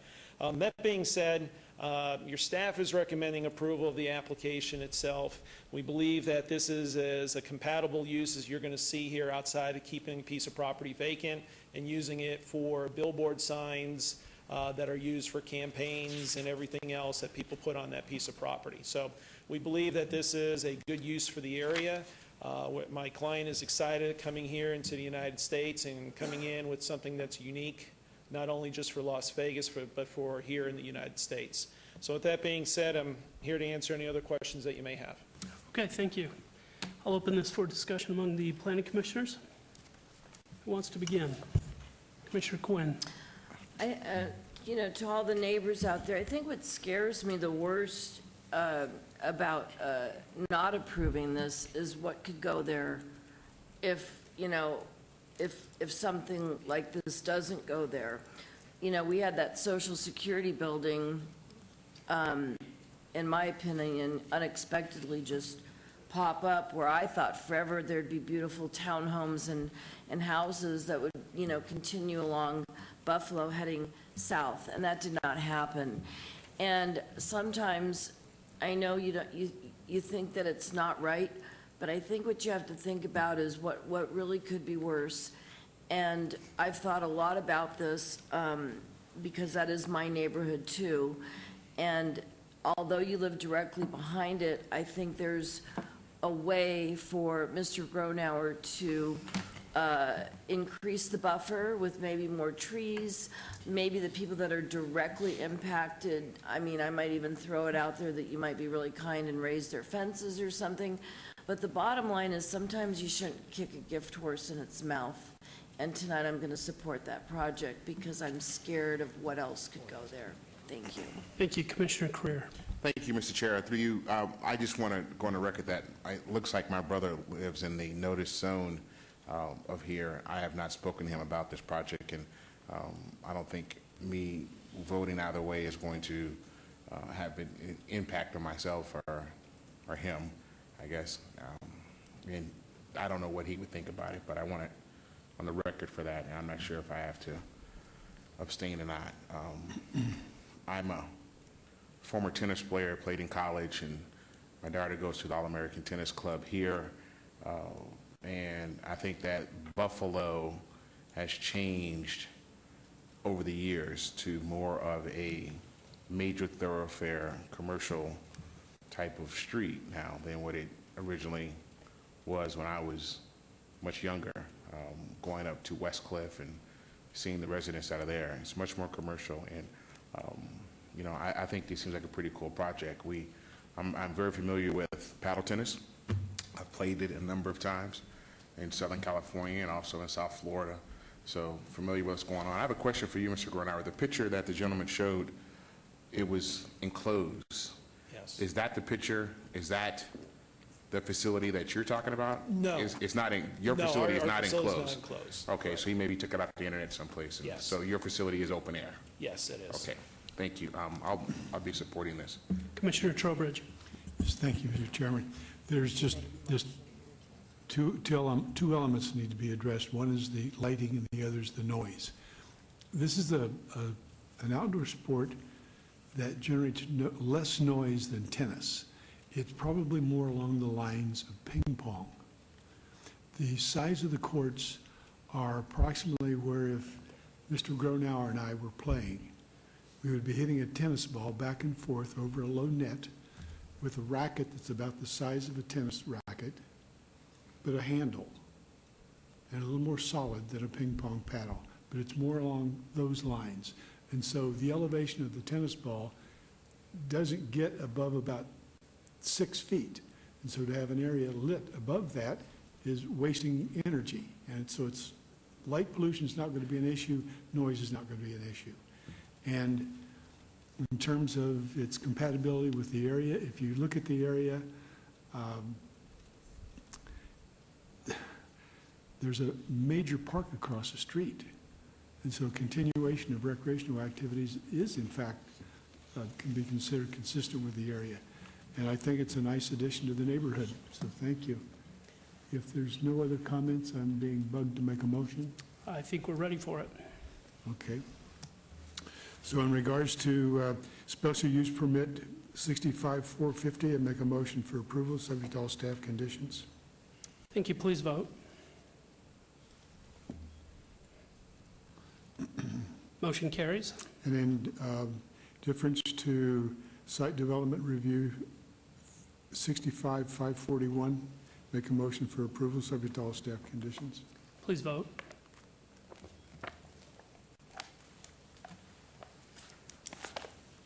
Motion also carries. Mr. Lowenstein? Thank you, Mr. Chairman, Commissioners. items number 113 and 114 will be heard at the 9/21/2016 City Council meeting. Thank you. Thank you. All right, moving on to related items 115 and 116. Item 115 is SUP 65718. The applicant owner is Big Block Partners, LLC, for possible action on a request for a major amendment to special use permit SUP 61048 for a mixed-use development with waivers to allow residential units on the ground floor and a surface parking lot at the front of the development at the northeast corner of Charleston Boulevard and 3rd Street in Ward 3. Staff recommends denial. Related item 16 is SDR 65369 for possible action on a request for a site development plan review for a proposed 3-story mixed-use development, including 1,110 square feet of commercial space and 48 multifamily residential units with a waiver of downtown Centennial Plan, architectural design, and parking lot landscaping requirements in Ward 3. Staff recommends denial. Staff report. Mr. Chairman? Excuse me, through the chair, if I may, quickly. I live in the notification zone. I'd like to disclose. I will be voting. I don't think this affects me in any greater or lesser way. Thank you. Thank you. Mr. Chairman, a waiver from the Downtown Centennial Plan parking lot landscape requirement was advertised with the site development plan review request. This waiver is no longer needed as all parking lot landscape requirements have been met. The proposed development is requesting waivers from the Downtown Centennial Plan architectural design standards by not providing awnings or canopies at the pedestrian level. Additionally, the proposed development is proposing a 45% reduction from the applied parking standards. Staff cannot support the requested waiver and the insufficient parking being provided, and therefore is recommended denial of all applications. Thank you. Thank you. Good evening. Good evening. My name is Ryan Allard of Albany Architecture, 2520 St. Rose Parkway. I'm here representing Big Block Partners, LLC, Addison Tom of Hartman Development. We're here today to discuss our proposal for a mixed-use multifamily commercial property on the northeast corner of Charleston and 3rd, north to Coolidge, and address any concerns or questions that you may have. If I may, I'd like to utilize the projector to show some renderings of, some conceptual renderings of what we anticipate the final product to be. And as I sort of walk through some of our waivers and just sort of highlight what we plan to do to address those concerns. Firstly, the waiver to the Downtown Centennial Plan requiring awnings, colonnades, or shade structures along the street frontage. Along Charleston, we are providing additional on-site shade trees. This is going to be part of the on-site development in addition to the off-site amenity zone, the 5-foot amenity zone that's required by the Downtown Centennial Plan.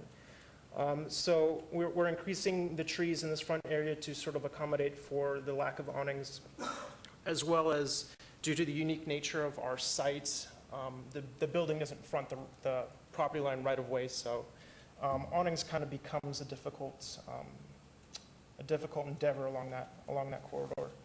Along 3rd Street, I have this other rendering. 3rd Street, we are also not incorporating the awnings as well.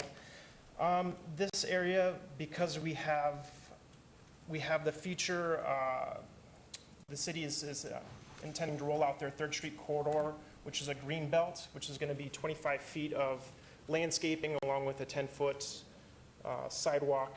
We feel that the shade structure for the awnings is not necessary because the addition of trees and so forth along that corridor.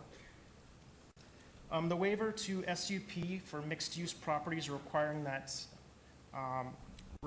that residential uses shall not be permitted on the ground floor fronting a primary public right-of-way. We feel an inverted model where the units back the street and enter internally would be a great disservice to enhancing the activity along that 3rd Street corridor. By creating a direct access to the street, we feel will encourage inhabitants to take full advantage of the streetscape and as well as that park that's future green belt that's planned. The waiver that requires parking to be screened from view at adjacent rights of way. That area in question is just a small area along Coolidge, and the view is primarily through the entrance gates into small areas of the parking lot. So we feel that's very minimal in comparison, and we are largely inverting most of the parking and screening it from public view. So we feel that is not a huge concern. And lastly, staff's probably largest concern was regarding the parking, the deficiency of spacing, where 48 units are served by 41 spaces for the residents only. While 18B, District Title 19's parking requirement, are not automatically applicable, we understand the staff's concerns being 7 spaces short of a 1-to-1 ratio. We feel that the demographic for this property is largely towards the millennials, the younger generation, and as such, we encourage and anticipate a more bike-friendly lifestyle. We are 7 spaces deficient, but we also in the close proximity to the RTC transportation hub. And we also strongly believe in downtown's desire to be a live, work, play. So because we are targeting a younger demographic, we hope and anticipate that some of the tenants will take advantage of a lifestyle free of, the automobile. And that's all I have. So if you guys have any questions for me, please feel free to ask, and I'll do my best to address those. Okay, thank you. This has been noticed for public hearing. I'll now open it for that public hearing. Does anyone wish to be heard? Seeing none, I'll close the public comment. Commissioner Cherry? Through the chair, this project is going to get my support. I mean, it's an important piece for downtown, being on Charleston. I feel that it really has enough articulation in the design. It's on 3rd Street where a linear park is coming in the future, and this will be the south end of it, and either a starting point or an ending point of the park, which is an important piece of it. This project, and specific to parking, the applicant is correct. We see it firsthand. There's people that that live in the buildings downtown now that don't have cars, that ride bikes, and they use Uber, and some of them actually use the bus. So it's nice to see this product coming forward, in my opinion, in downtown, and it will see my full support on it. A quick question for the applicant. I know you're 7 spaces short, but aren't most of the spaces that you do have, aren't they privately owned spaces? Yes, they would be private, so this is for residents only. Mr. Chairman, just for clarification on the parking requirements, if you went 1-to-1, that may be the case, but the code requirements for a 1-bedroom studio are 1.25 per unit, and it basically adds up to a total of 75 being required and 41 being provided on site, just for clarification. Okay. Through the chair, I do have one question for the applicant. Is this going to be managed on site or remotely managed? That would be a question for the developer, and I can't answer on his behalf. Okay. The developer is here if you'd like to ask him directly. We're anticipating on-site management. Need your name and address, bud. Addison Tom, 1401 Housel's Avenue. And did you say, I'm sorry, did you say it'd be remotely? No, it'll be managed on-site. On-site, okay. And that is another, again, in my opinion, nice thing to have. We have a lot of issues at Soho down the road where we're being tagged and vandalized, and we have someone there 24 hours a day, and it's tough to keep up. So it is nice to hear that someone would be on site a portion of the time, if not all the time. If there's no other discussion, I'd like to make a motion on this application. Please. On item number 115, SUP 65718, I'd make a motion for approval, subject to all staff conditions. Please vote.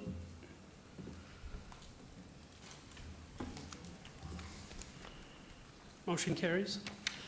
Item number 116, SDR 65369, I'd make a motion for approval, subject to all staff conditions. Please vote.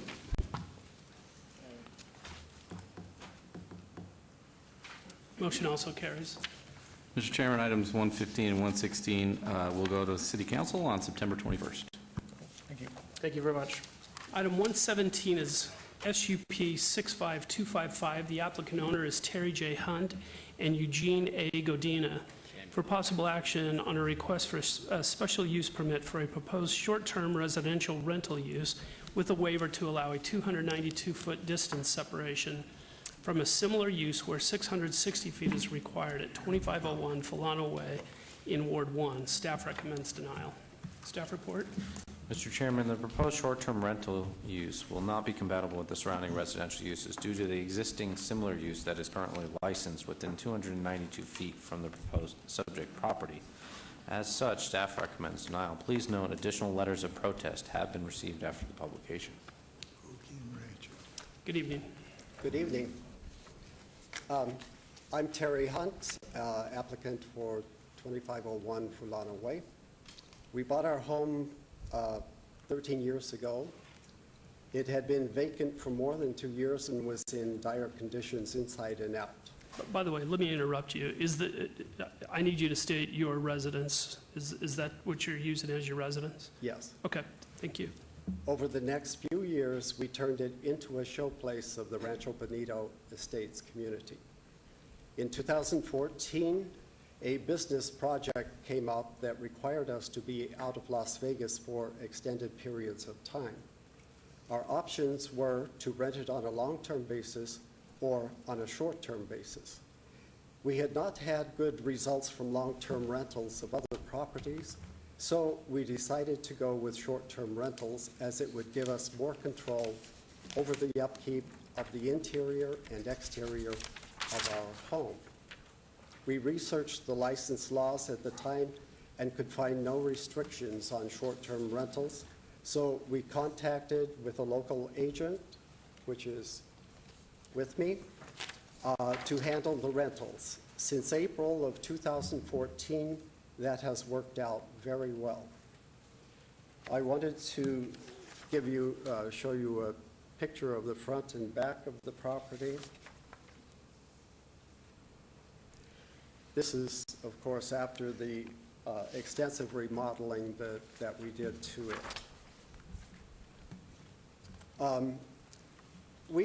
I want to point out some of the things that we considered as to whether or not we would do it as a short-term rental or as a long-term rental. As I mentioned, we had not had good results with other properties renting them out on long-term. Short-term rental gives us personally more control over the maintenance of the home inside and out. Can I just ask, are you both here to speak in favor of this? Yes. Okay. And you're both the applicants? Yes, I'm Jennifer Kershaw, the one who filed for the short term. Okay, very good. I'm going to put a timer on for 10 minutes, so you can share that time between you. Okay. All right, so that would give us more control over the maintenance inside and out. We have cleaning crews and we have landscapers who go on a weekly basis to take care of the property. If it was on a long-term basis, we have no idea how the tenants would take care of it. There are several properties in the neighborhood, and they are some better maintained, but there are some that are not very well maintained. Short-term tenants can be ejected much more quickly than long-term tenants if there are any problems. The tenants signed a contract stating that no more than 10 people are allowed in the house at any time, day or night. On long-term rentals, we cannot control any of that, how many people they invite to a party or how many people are actually staying at the house. Short-term rental provides additional annual income to the city of Las Vegas. Long-term rental does not provide any income. We stay in very close contact with our immediate neighbors across the street and to either side of us. We have notified them all along of everything that we are doing. They have our phone numbers, and they have been asked to call us if there are any problems whatsoever. And so far, we've not had anyone call about any problems. So we reach out to them periodically to make sure that everything is good, and they always assure us that everything is working great. I have a letter that was given to me by the neighbor directly next to me. She said, to whom it may concern, we have owned a house at 2505 Fulano Way for 12 years and have been next-door neighbors with Terry Hunt and Eugene Godina all that time. In 2014, they informed us of their intention to rent their home on a short-term rental basis while they work on a project out of town. They have stayed in contact with us and advised us to call them if there were any concerns. For the past 2.5 years, their home has been very well maintained and is an asset to our neighborhood. We have had no problem with their renters and would be happy to continue the current arrangements. If there are any questions, please contact me, and she gave her phone number. Martha and Fabio Rodriguez. And if you'd like. So we feel that we are very concerned neighbors. We love the neighborhood. We're good friends with our immediate neighbors. Our concern is to maintain the value of the property and of the neighborhood, and we feel that that can best be accomplished with by continuing the current situation, which is short-term rentals. The Code Enforcement Division told us we could continue to rent it on a short-term basis as long as we were going through the channels and staying in touch with them, so we have done everything that they have asked. Hi, my name's Jennifer Kershaw. I live at 10745 Rococo Court here in Las Vegas, 89141. We have been maintaining this property for about 2.5 years, and not once have we received a phone call from one of the neighbors stating that there's any problems at the home. Not once have we had the police show up to the property. We have a strict guideline, like he said, that these guests all have to sign a contract with us. These contracts state in the contract that they cannot exceed 10 guests at any time or they will be evicted. It also lets them know the properties are under 24/7 surveillance in the front yards and the backyards. These homes also have keyless keypad entries that they put in their code. Every time their code goes off, it goes off on my cell phone and my business partner's cell phone. It lets us know when the guests are going in and out of the property. That way we can see if there's, a lot of traffic going through the properties. We ask that you please allow us to continue renting this property. Like I said, we have not had any problems whatsoever with this property. The neighbors all know they have my personal cell phone number. They have his number. They've never called and complained. We are aware that we are, not in compliance with the 660 feet, and we're asking that you please allow us to continue renting. Thank you very much. This has been noticed for public hearing, and I'll now open it for public hearing. How many are here to speak on this? I see 3 of you. How about 3 minutes each?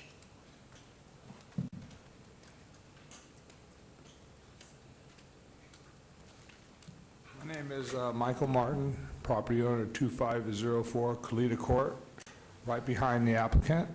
And after hearing 4 hours of this last one about 11th Street, I kind of changed my mind on how everything is going. But as far as the management over there, it's been pretty good. There is parties going on, but it doesn't really bother me. However, this, from my understanding, I just got notice that there are more of these vacation, short-term rentals operating illegally in the neighborhood, and asking you to deny it based on what Commissioner Cherry and he acknowledged over here Commissioner Greer, as far as you would not allow, you're allowing it on 11th Street, but you won't allow it, you wouldn't allow it in your neighborhood or whatever. We're talking about Rancho Bonita Estates here. And I think that we need to redirect all these investors and these homes to areas that need it, like 11th Street. So we need to start attracting them down there, because I come home sometimes and there's another property close by within the 640 on Via. I run across different people all the time, so it's to the point where I don't even know who my neighbors are anymore. Thank you. Adam Clarkson, 2505 Kalita Court, across the street from Michael. I, like most of my neighbors in the neighborhood, am against the short-term property rental, particularly being close to the other one. Realistically, against any short-term property rental in the neighborhood, because it runs afoul of the character of the neighborhood, as well as the safety for the neighborhood. This neighborhood, for a long time, has been occupied by people who have been there since the neighborhood was created. I've only been there 10 years, which makes me a relatively new person to the neighborhood. However, there's a handful of homes that were lost during the downfall, and some of those have cycled through. Some of them, we've got great neighbors that have put a lot of money into their homes. and to bring it up to par and are residing there. However, there are other problem issues, and where we have people that are cycling through, where we have parties, it is a problem getting in to the houses, driving down to get home when you can't find a place to park because there's too many cars parked for the party house. That's an issue. Last time I checked, whether or not the police have been called should not be the litmus test as to whether or not a house is a good neighbor. If I were calling the police every time I walked past the house and smelled marijuana, the police would have been called regular basis. Thank you. Michael Buckley, I live, this is the Kalita Court crew here, I think. 2512 Kalita Court, my wife and I have lived here at our house since, for 35 years now. We're going through the transition phase where people are moving out. The original owners have sold their houses, and we see, I walk in the neighborhood, I walk through McNeil every morning and by the park, and see that it takes a lot of effort to keep your neighborhood as a neighborhood with people that you know, and especially since we're so close to the Strip. So this house is well maintained. It's a good house, and I just think that we need to keep with the rules. Otherwise, we're just going to, the neighborhood's going to go down, and we're all going to suffer if we don't follow the rules. Thank you. Thank you. Mr. Hunt, I'll give you 2 minutes to respond. Yes. I think the important thing here is which is better for the neighborhood, short-term rental or long-term rental. We have more than 2 years of experience with the short-term rental. We've not had problems with it. We've not had people complaining about the people. There have been no issues at all with parking. There's a huge amount of parking along the side of our house and in front.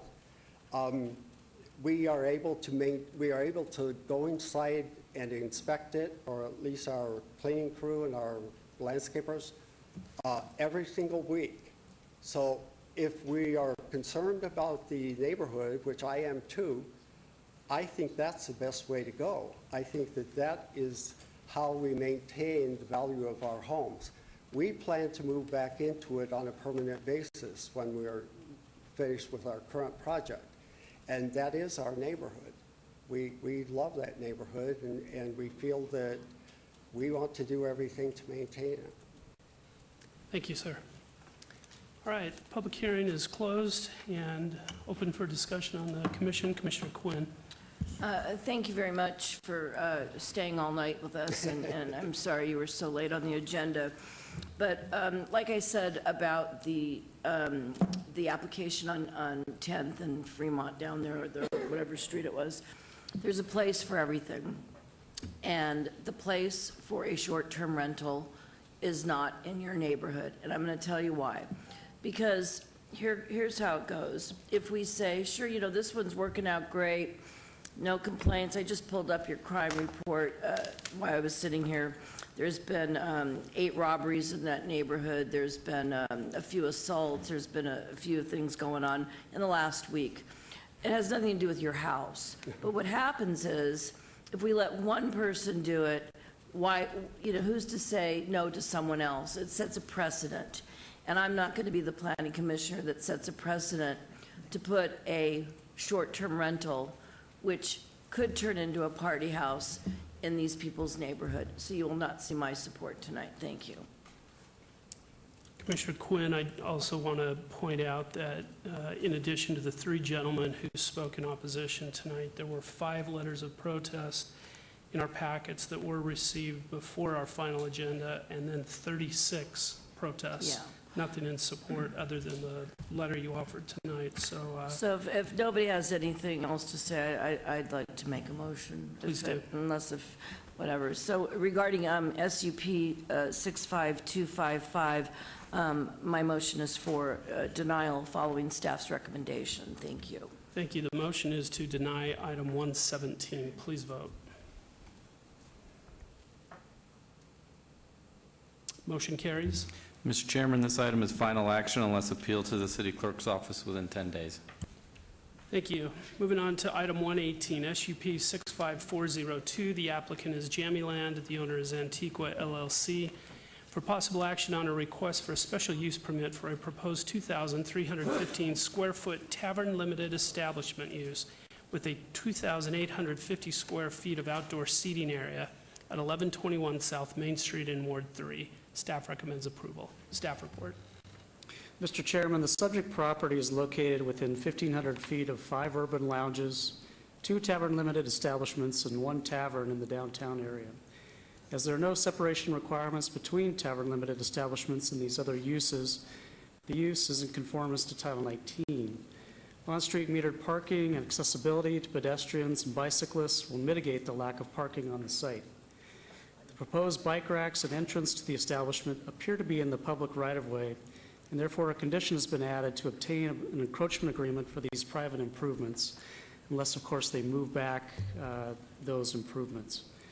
The Las Vegas Valley Water District has also noted that the main and meter serving this parcel are located on California Street, and the above-ground backflow prevention assembly will be within the right-of-way unless the service is relocated. A waiver of the downtown Centennial Plan standards to allow above-ground utilities within the public right-of-way will be required unless the service is relocated. As the proposed use can be conducted in a manner that is compatible with the adjacent uses with the proposed conditions, staff recommends approval with those conditions. Thank you. Thank you. Mr. Chairman, I'm going to be abstaining on this matter as I'm currently working with Rob on 2 projects and currently bidding against Rob on a couple of projects. So even though we get along, I don't think it would be good for me to vote on this matter. Thank you. Thank you. Good evening. Through the chair, if I may quickly, I'd also like to disclose that my company has a development agreement in the notification area. I don't think it'll affect me in any greater or lesser way.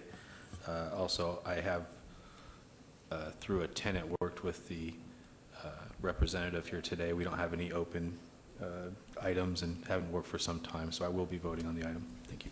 Thank you. Your name and address, please. Rob Gertison. Address is 817 South Main Street, Las Vegas, Nevada, 89101. And I'm here to represent the applicant, Jamieland, and with the recommendations of the encroachment, we're actually looking to not do an encroachment agreement, actually set back any type of bike racks or anything that would trigger an encroachment agreement and bring it onto property to avoid that. And then secondly, we've spoke to Las Vegas Valley Water District, learned that the issue is that the current meter and also the backflow preventer is out of date, needs to be brought up to code to an RPPA, which is an above-ground backflow preventer on grade. Unfortunately, there is no area to put this on private property. It currently where it's at. And if you're to look at this exhibit that I'm going to show you. So on the site plan, the building is actually right here. This is the front open courtyard that faces Main Street, the backyard, if you will, to the alleyway. The current meter is along California over here, which is approximately about, just scaling it off, maybe about 200 feet. And about 2003, Vegas Valley Water District needed to, or actually they vacated their lines, or abandoned their lines, and put it into California. And so that's why the meters are all the way over there. As we progress with the project, we're going to request, in fact I wanted to request now, that we be able to provide a RPPA, and which they would, Vegas Valley Water District would need to have in an easement for that on public way. And that public way is this next exhibit right here. This is actually an alleyway. So let me just interrupt you because I don't want you to spend time talking about something that we can't even consider tonight. Sure. For the staff, is this something that is even part of item 118? As part of this application, no. That would actually require a separate application requiring the waiver of the downtown Centennial Plan standard to allow it to be above ground, which we would not support. We'd be looking for another underground utility appurtenance. Yeah, so I hate to cut you off, but Okay. we can't even consider that tonight, so, No, I appreciate that it's late. I'm tired. no, thank you. Anything else? Nope, thank you. Okay, I'll open this for public comment. Does anyone wish to be heard? Seeing none, I'll close the public comment. Any discussion on the Planning Commission? By the way, I want to excuse Commissioner Quinn. She had to leave for the evening. Commissioner Cherry. Through the chair, I will be supporting this application and will be making a motion if there's no further discussion. Yes, I would like to say to the applicant first that if you're going to, for me, on the RPPA, I have a problem with it above ground, and I think you're a great architect and can find a way to make it work, and I hope you do, just so you know where I stand on that. But on item number 118, SUP 65402, I'd make a motion for approval subject to all staff conditions. Thank you. Please vote.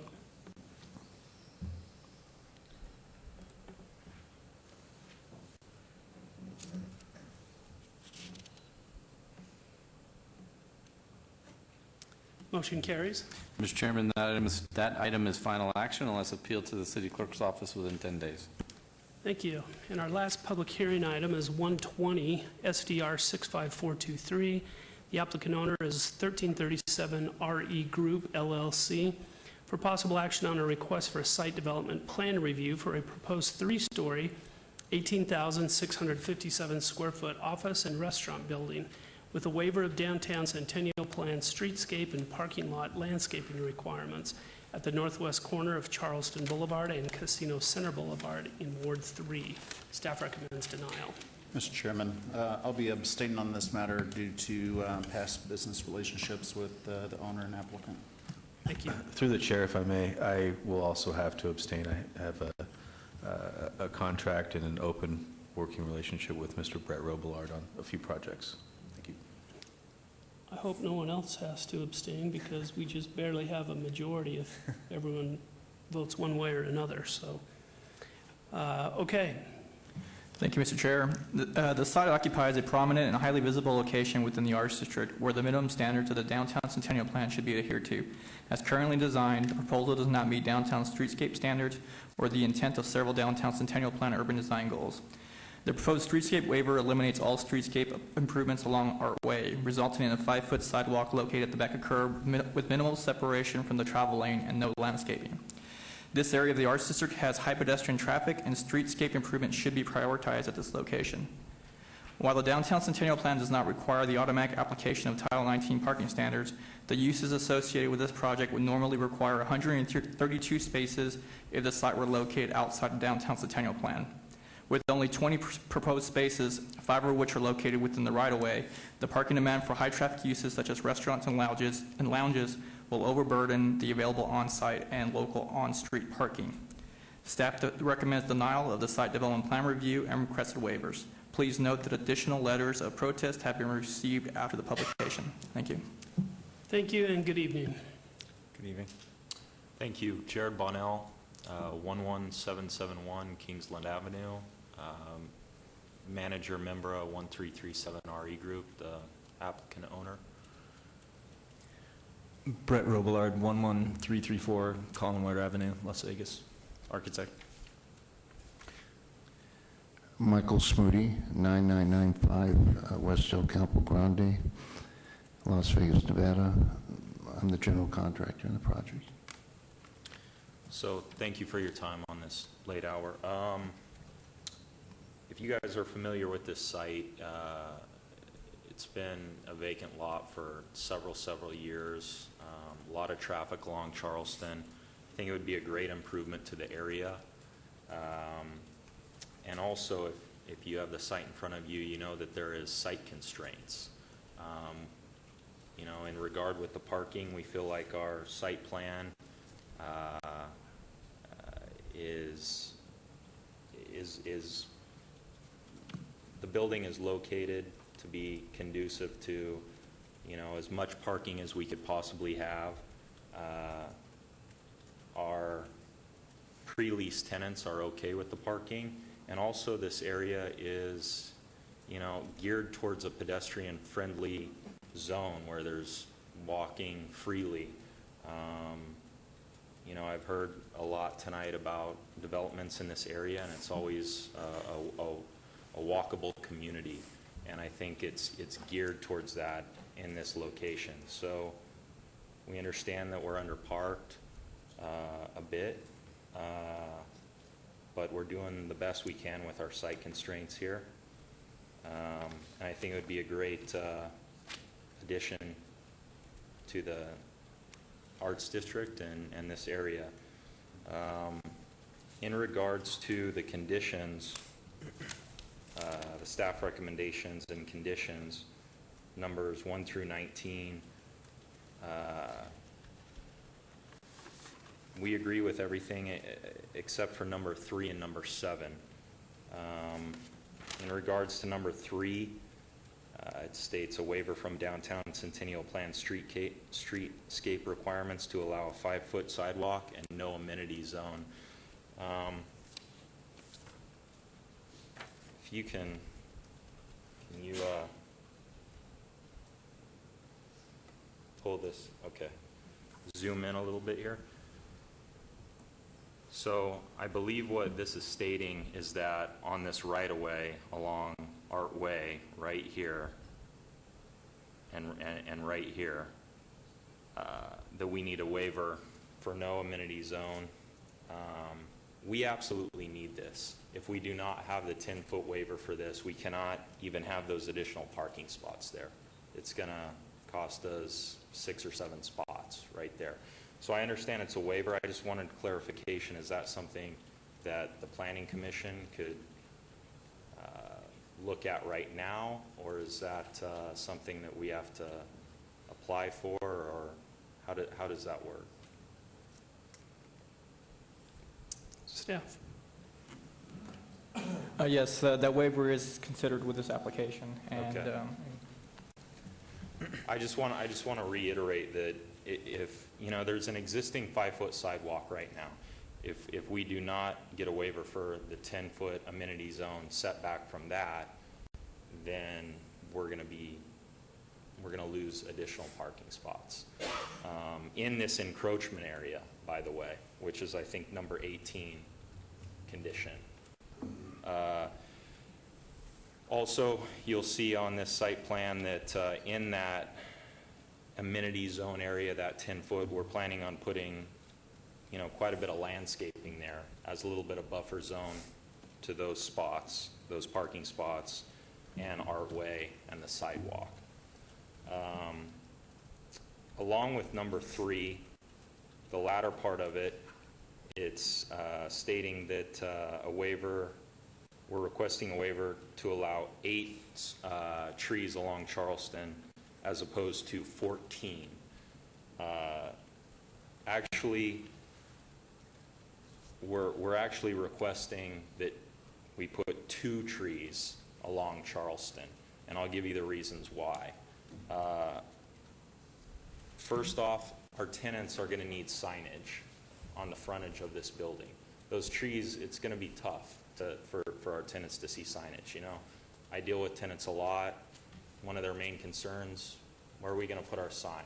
Is it going to be noticed? You're right along Charleston. So I think that 8 trees is a lot for this area. Also, it's going to block our building. You know, I mean, if you've seen the elevations, it's a beautiful building.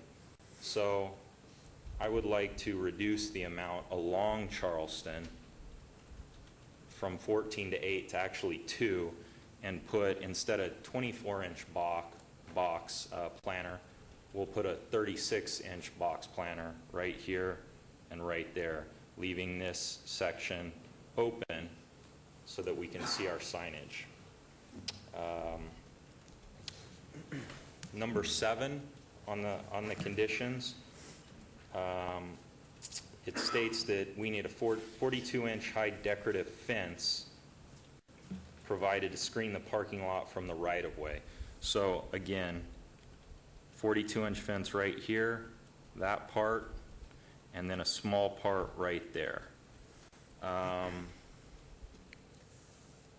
You know, on this item, we're asking that this condition be removed because, you know, I don't think the fence will screen the cars or provide any security. Also, you know, it's going to prohibit some. I'm going to give you 2 more minutes, okay? Okay, that's fine. That's all I need. It's going to prohibit some pedestrian walking from the adjacent properties, which we're friendly with the adjacent properties. There's events down there.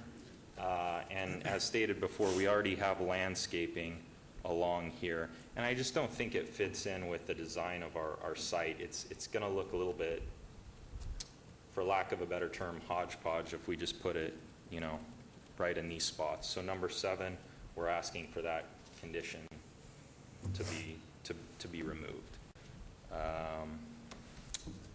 Thank you. Thank you. I'm going to open this for public comment. Doesn't look like anyone's left to speak on this, so I'll close the public comment and we can discuss this on the Planning Commission. I'll start. You're bold. I mean, you come in with staff recommended denial and then ask for 3 conditions, if approved conditions, to be waived. I have issues with the pedestrian access. I have serious issues with the parking. Only 20 of the 127 that should be there. You're just asking too much, so you won't see my support on this. As much as I like it, I mean, I agree there are site constraints. It's a beautiful building. You've done a great job with the architecture on this, but you're just trying to put too much there and limit all the other requirements. We got to have trees downtown. I mean, you know, to go from 14 down to 2, just too much for me. Sorry.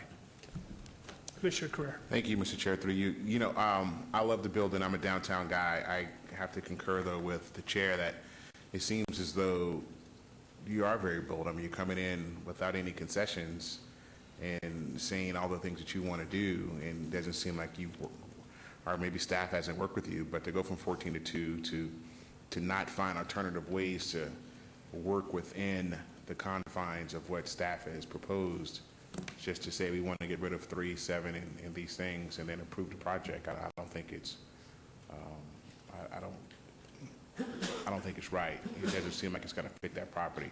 I know that property too. Something needs to go there.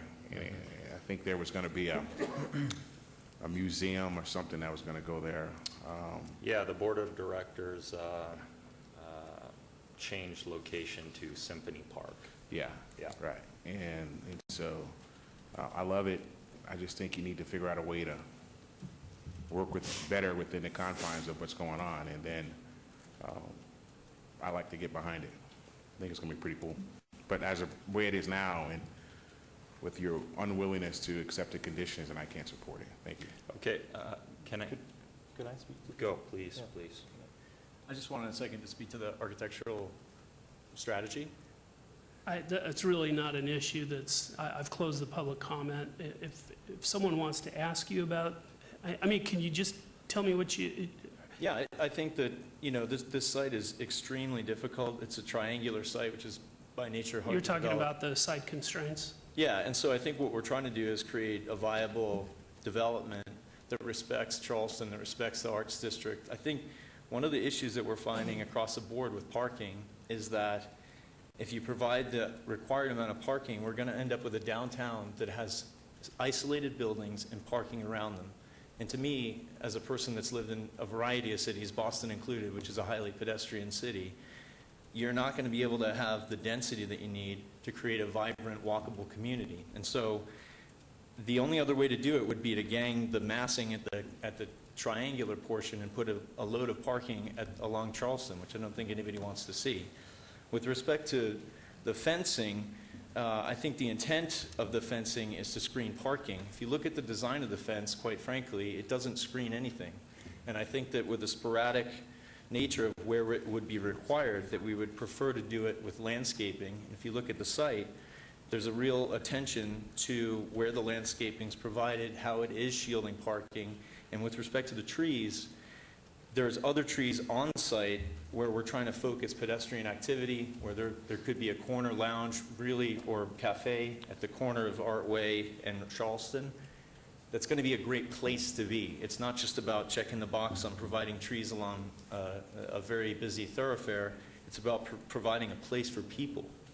And so I think that's what the strategy from the architectural site planning and massing of the building was. And I just would, I guess, respectfully ask for your consideration with those in mind. There's also- yeah. Yes, Commissioner Got a quick Fleming. question. Why are you wanting to get rid of number 3? Condition 3. I'm not quite following you on this one. Okay, Because this one's allowing you to have a 5-foot sidewalk and no amenity zone along Artway. So if you get rid of that, I mean, how are you going to do your project? I'm sorry, I was trying to just ask if a waiver is needed, if an additional, You got it as a condition of approval right there at number 3. So I don't think you need to get rid of a condition number 3. thank you. Okay. And I'm not in favor of you getting rid of condition number 7 either. I am in favor of your project, though. So, I mean, I don't want to see you trying to get rid of your trees. You're going to have to figure out something. I can imagine something can be worked out to make your signs more visible.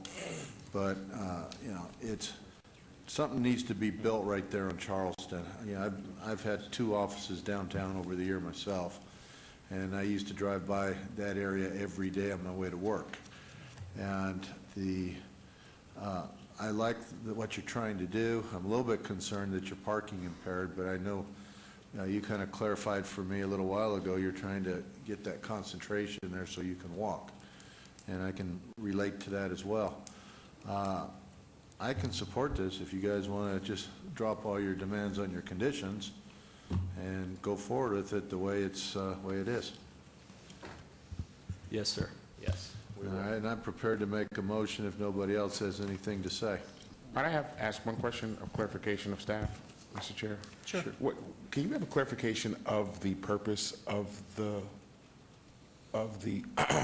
it's late, of the fence?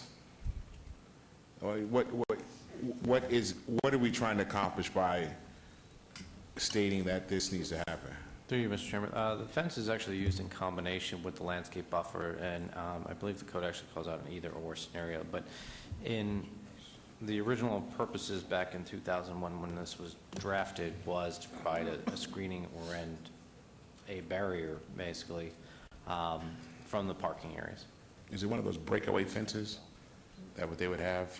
Like I know sometimes on the... Looking at the standard drawing from it, it does not look like a breakaway fence. Yeah. Okay, thank you. Okay. Mr. Chairman, I'm prepared to make a motion.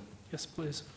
For item number 120, SDR 65423, I move to approve subject to staff's conditions. Thank you. Motion is to approve item 120. Please vote.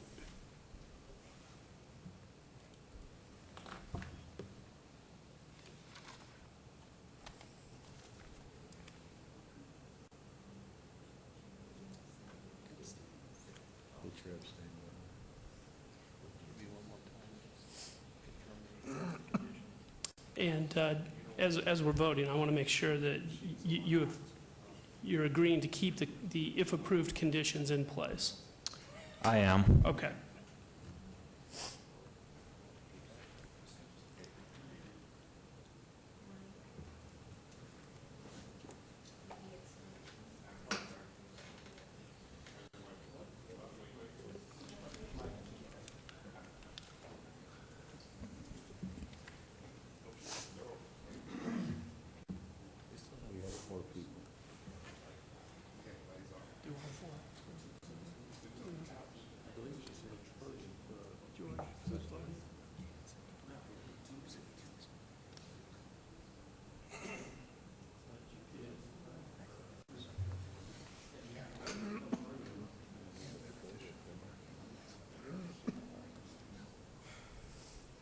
Please post. Okay, that motion carries, and City Attorney, I believe we don't need a supermajority, so You do not, only GPAs require a supermajority, Chairman. very good. So Mr. Chairman, item 120 will be heard at City Council meeting on September 21st. good luck. Thank you very much. Thanks. Moving on Thank to you. Director's Business, item 121, TXT 65639. The applicant owner is the City of Las Vegas. For possible action on a request to amend LVMC 19.12.070 related to the nightclub use, to amend the conditions under which the distance separation requirements may be waived, and to provide for other related matters. Staff has no recommendation. Mr. Chairman, the proposed text amendment will amend the permissible use descriptions and applicable conditions and requirements to add a condition to the minimum special use permit requirements under which a waiver of the distance separation requirements may be requested for the nightclub use. It will achieve the following: allow the City Council and Planning Commission to consider a waiver of the minimum distance separation requirements from an individual care facility, more than 12 children, church or house of worship, city park, or school for a nightclub located within the Office Core District within the Downtown Centennial Plan Overlay District. Allow a nightclub to be established within 500 feet of a single-family dwelling on properties located adjacent to Las Vegas Boulevard between Charleston Boulevard and Fremont Street. They're at least a quarter acre in size. The nightclub would be required to occupy a building with a minimum of 5,000 square feet of gross floor area dedicated to the use, and allow some flexibility to permit additional locations for the nightclub use along the Las Vegas Boulevard corridor where the use is not otherwise permitted due to the minimum distance separation requirements.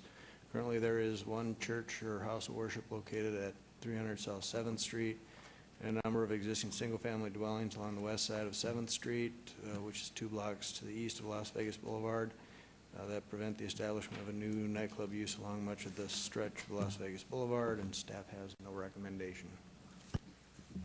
Thank you. This item is open for public comment. Does anyone wish to be heard? Seeing none, I'll close the public comment. Any discussion by the Planning Commission? Seeing none, I'll entertain a motion. Through the chair, I'd like to make a motion. I'm a talking machine tonight. On item number 121, text amendment 65639, make a motion for approval. Thank you. Motion is to approve item 121. Please vote.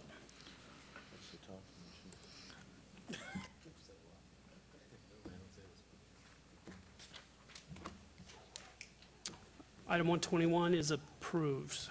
Motion carries. Tom, you want to stay? Do you need to say anything?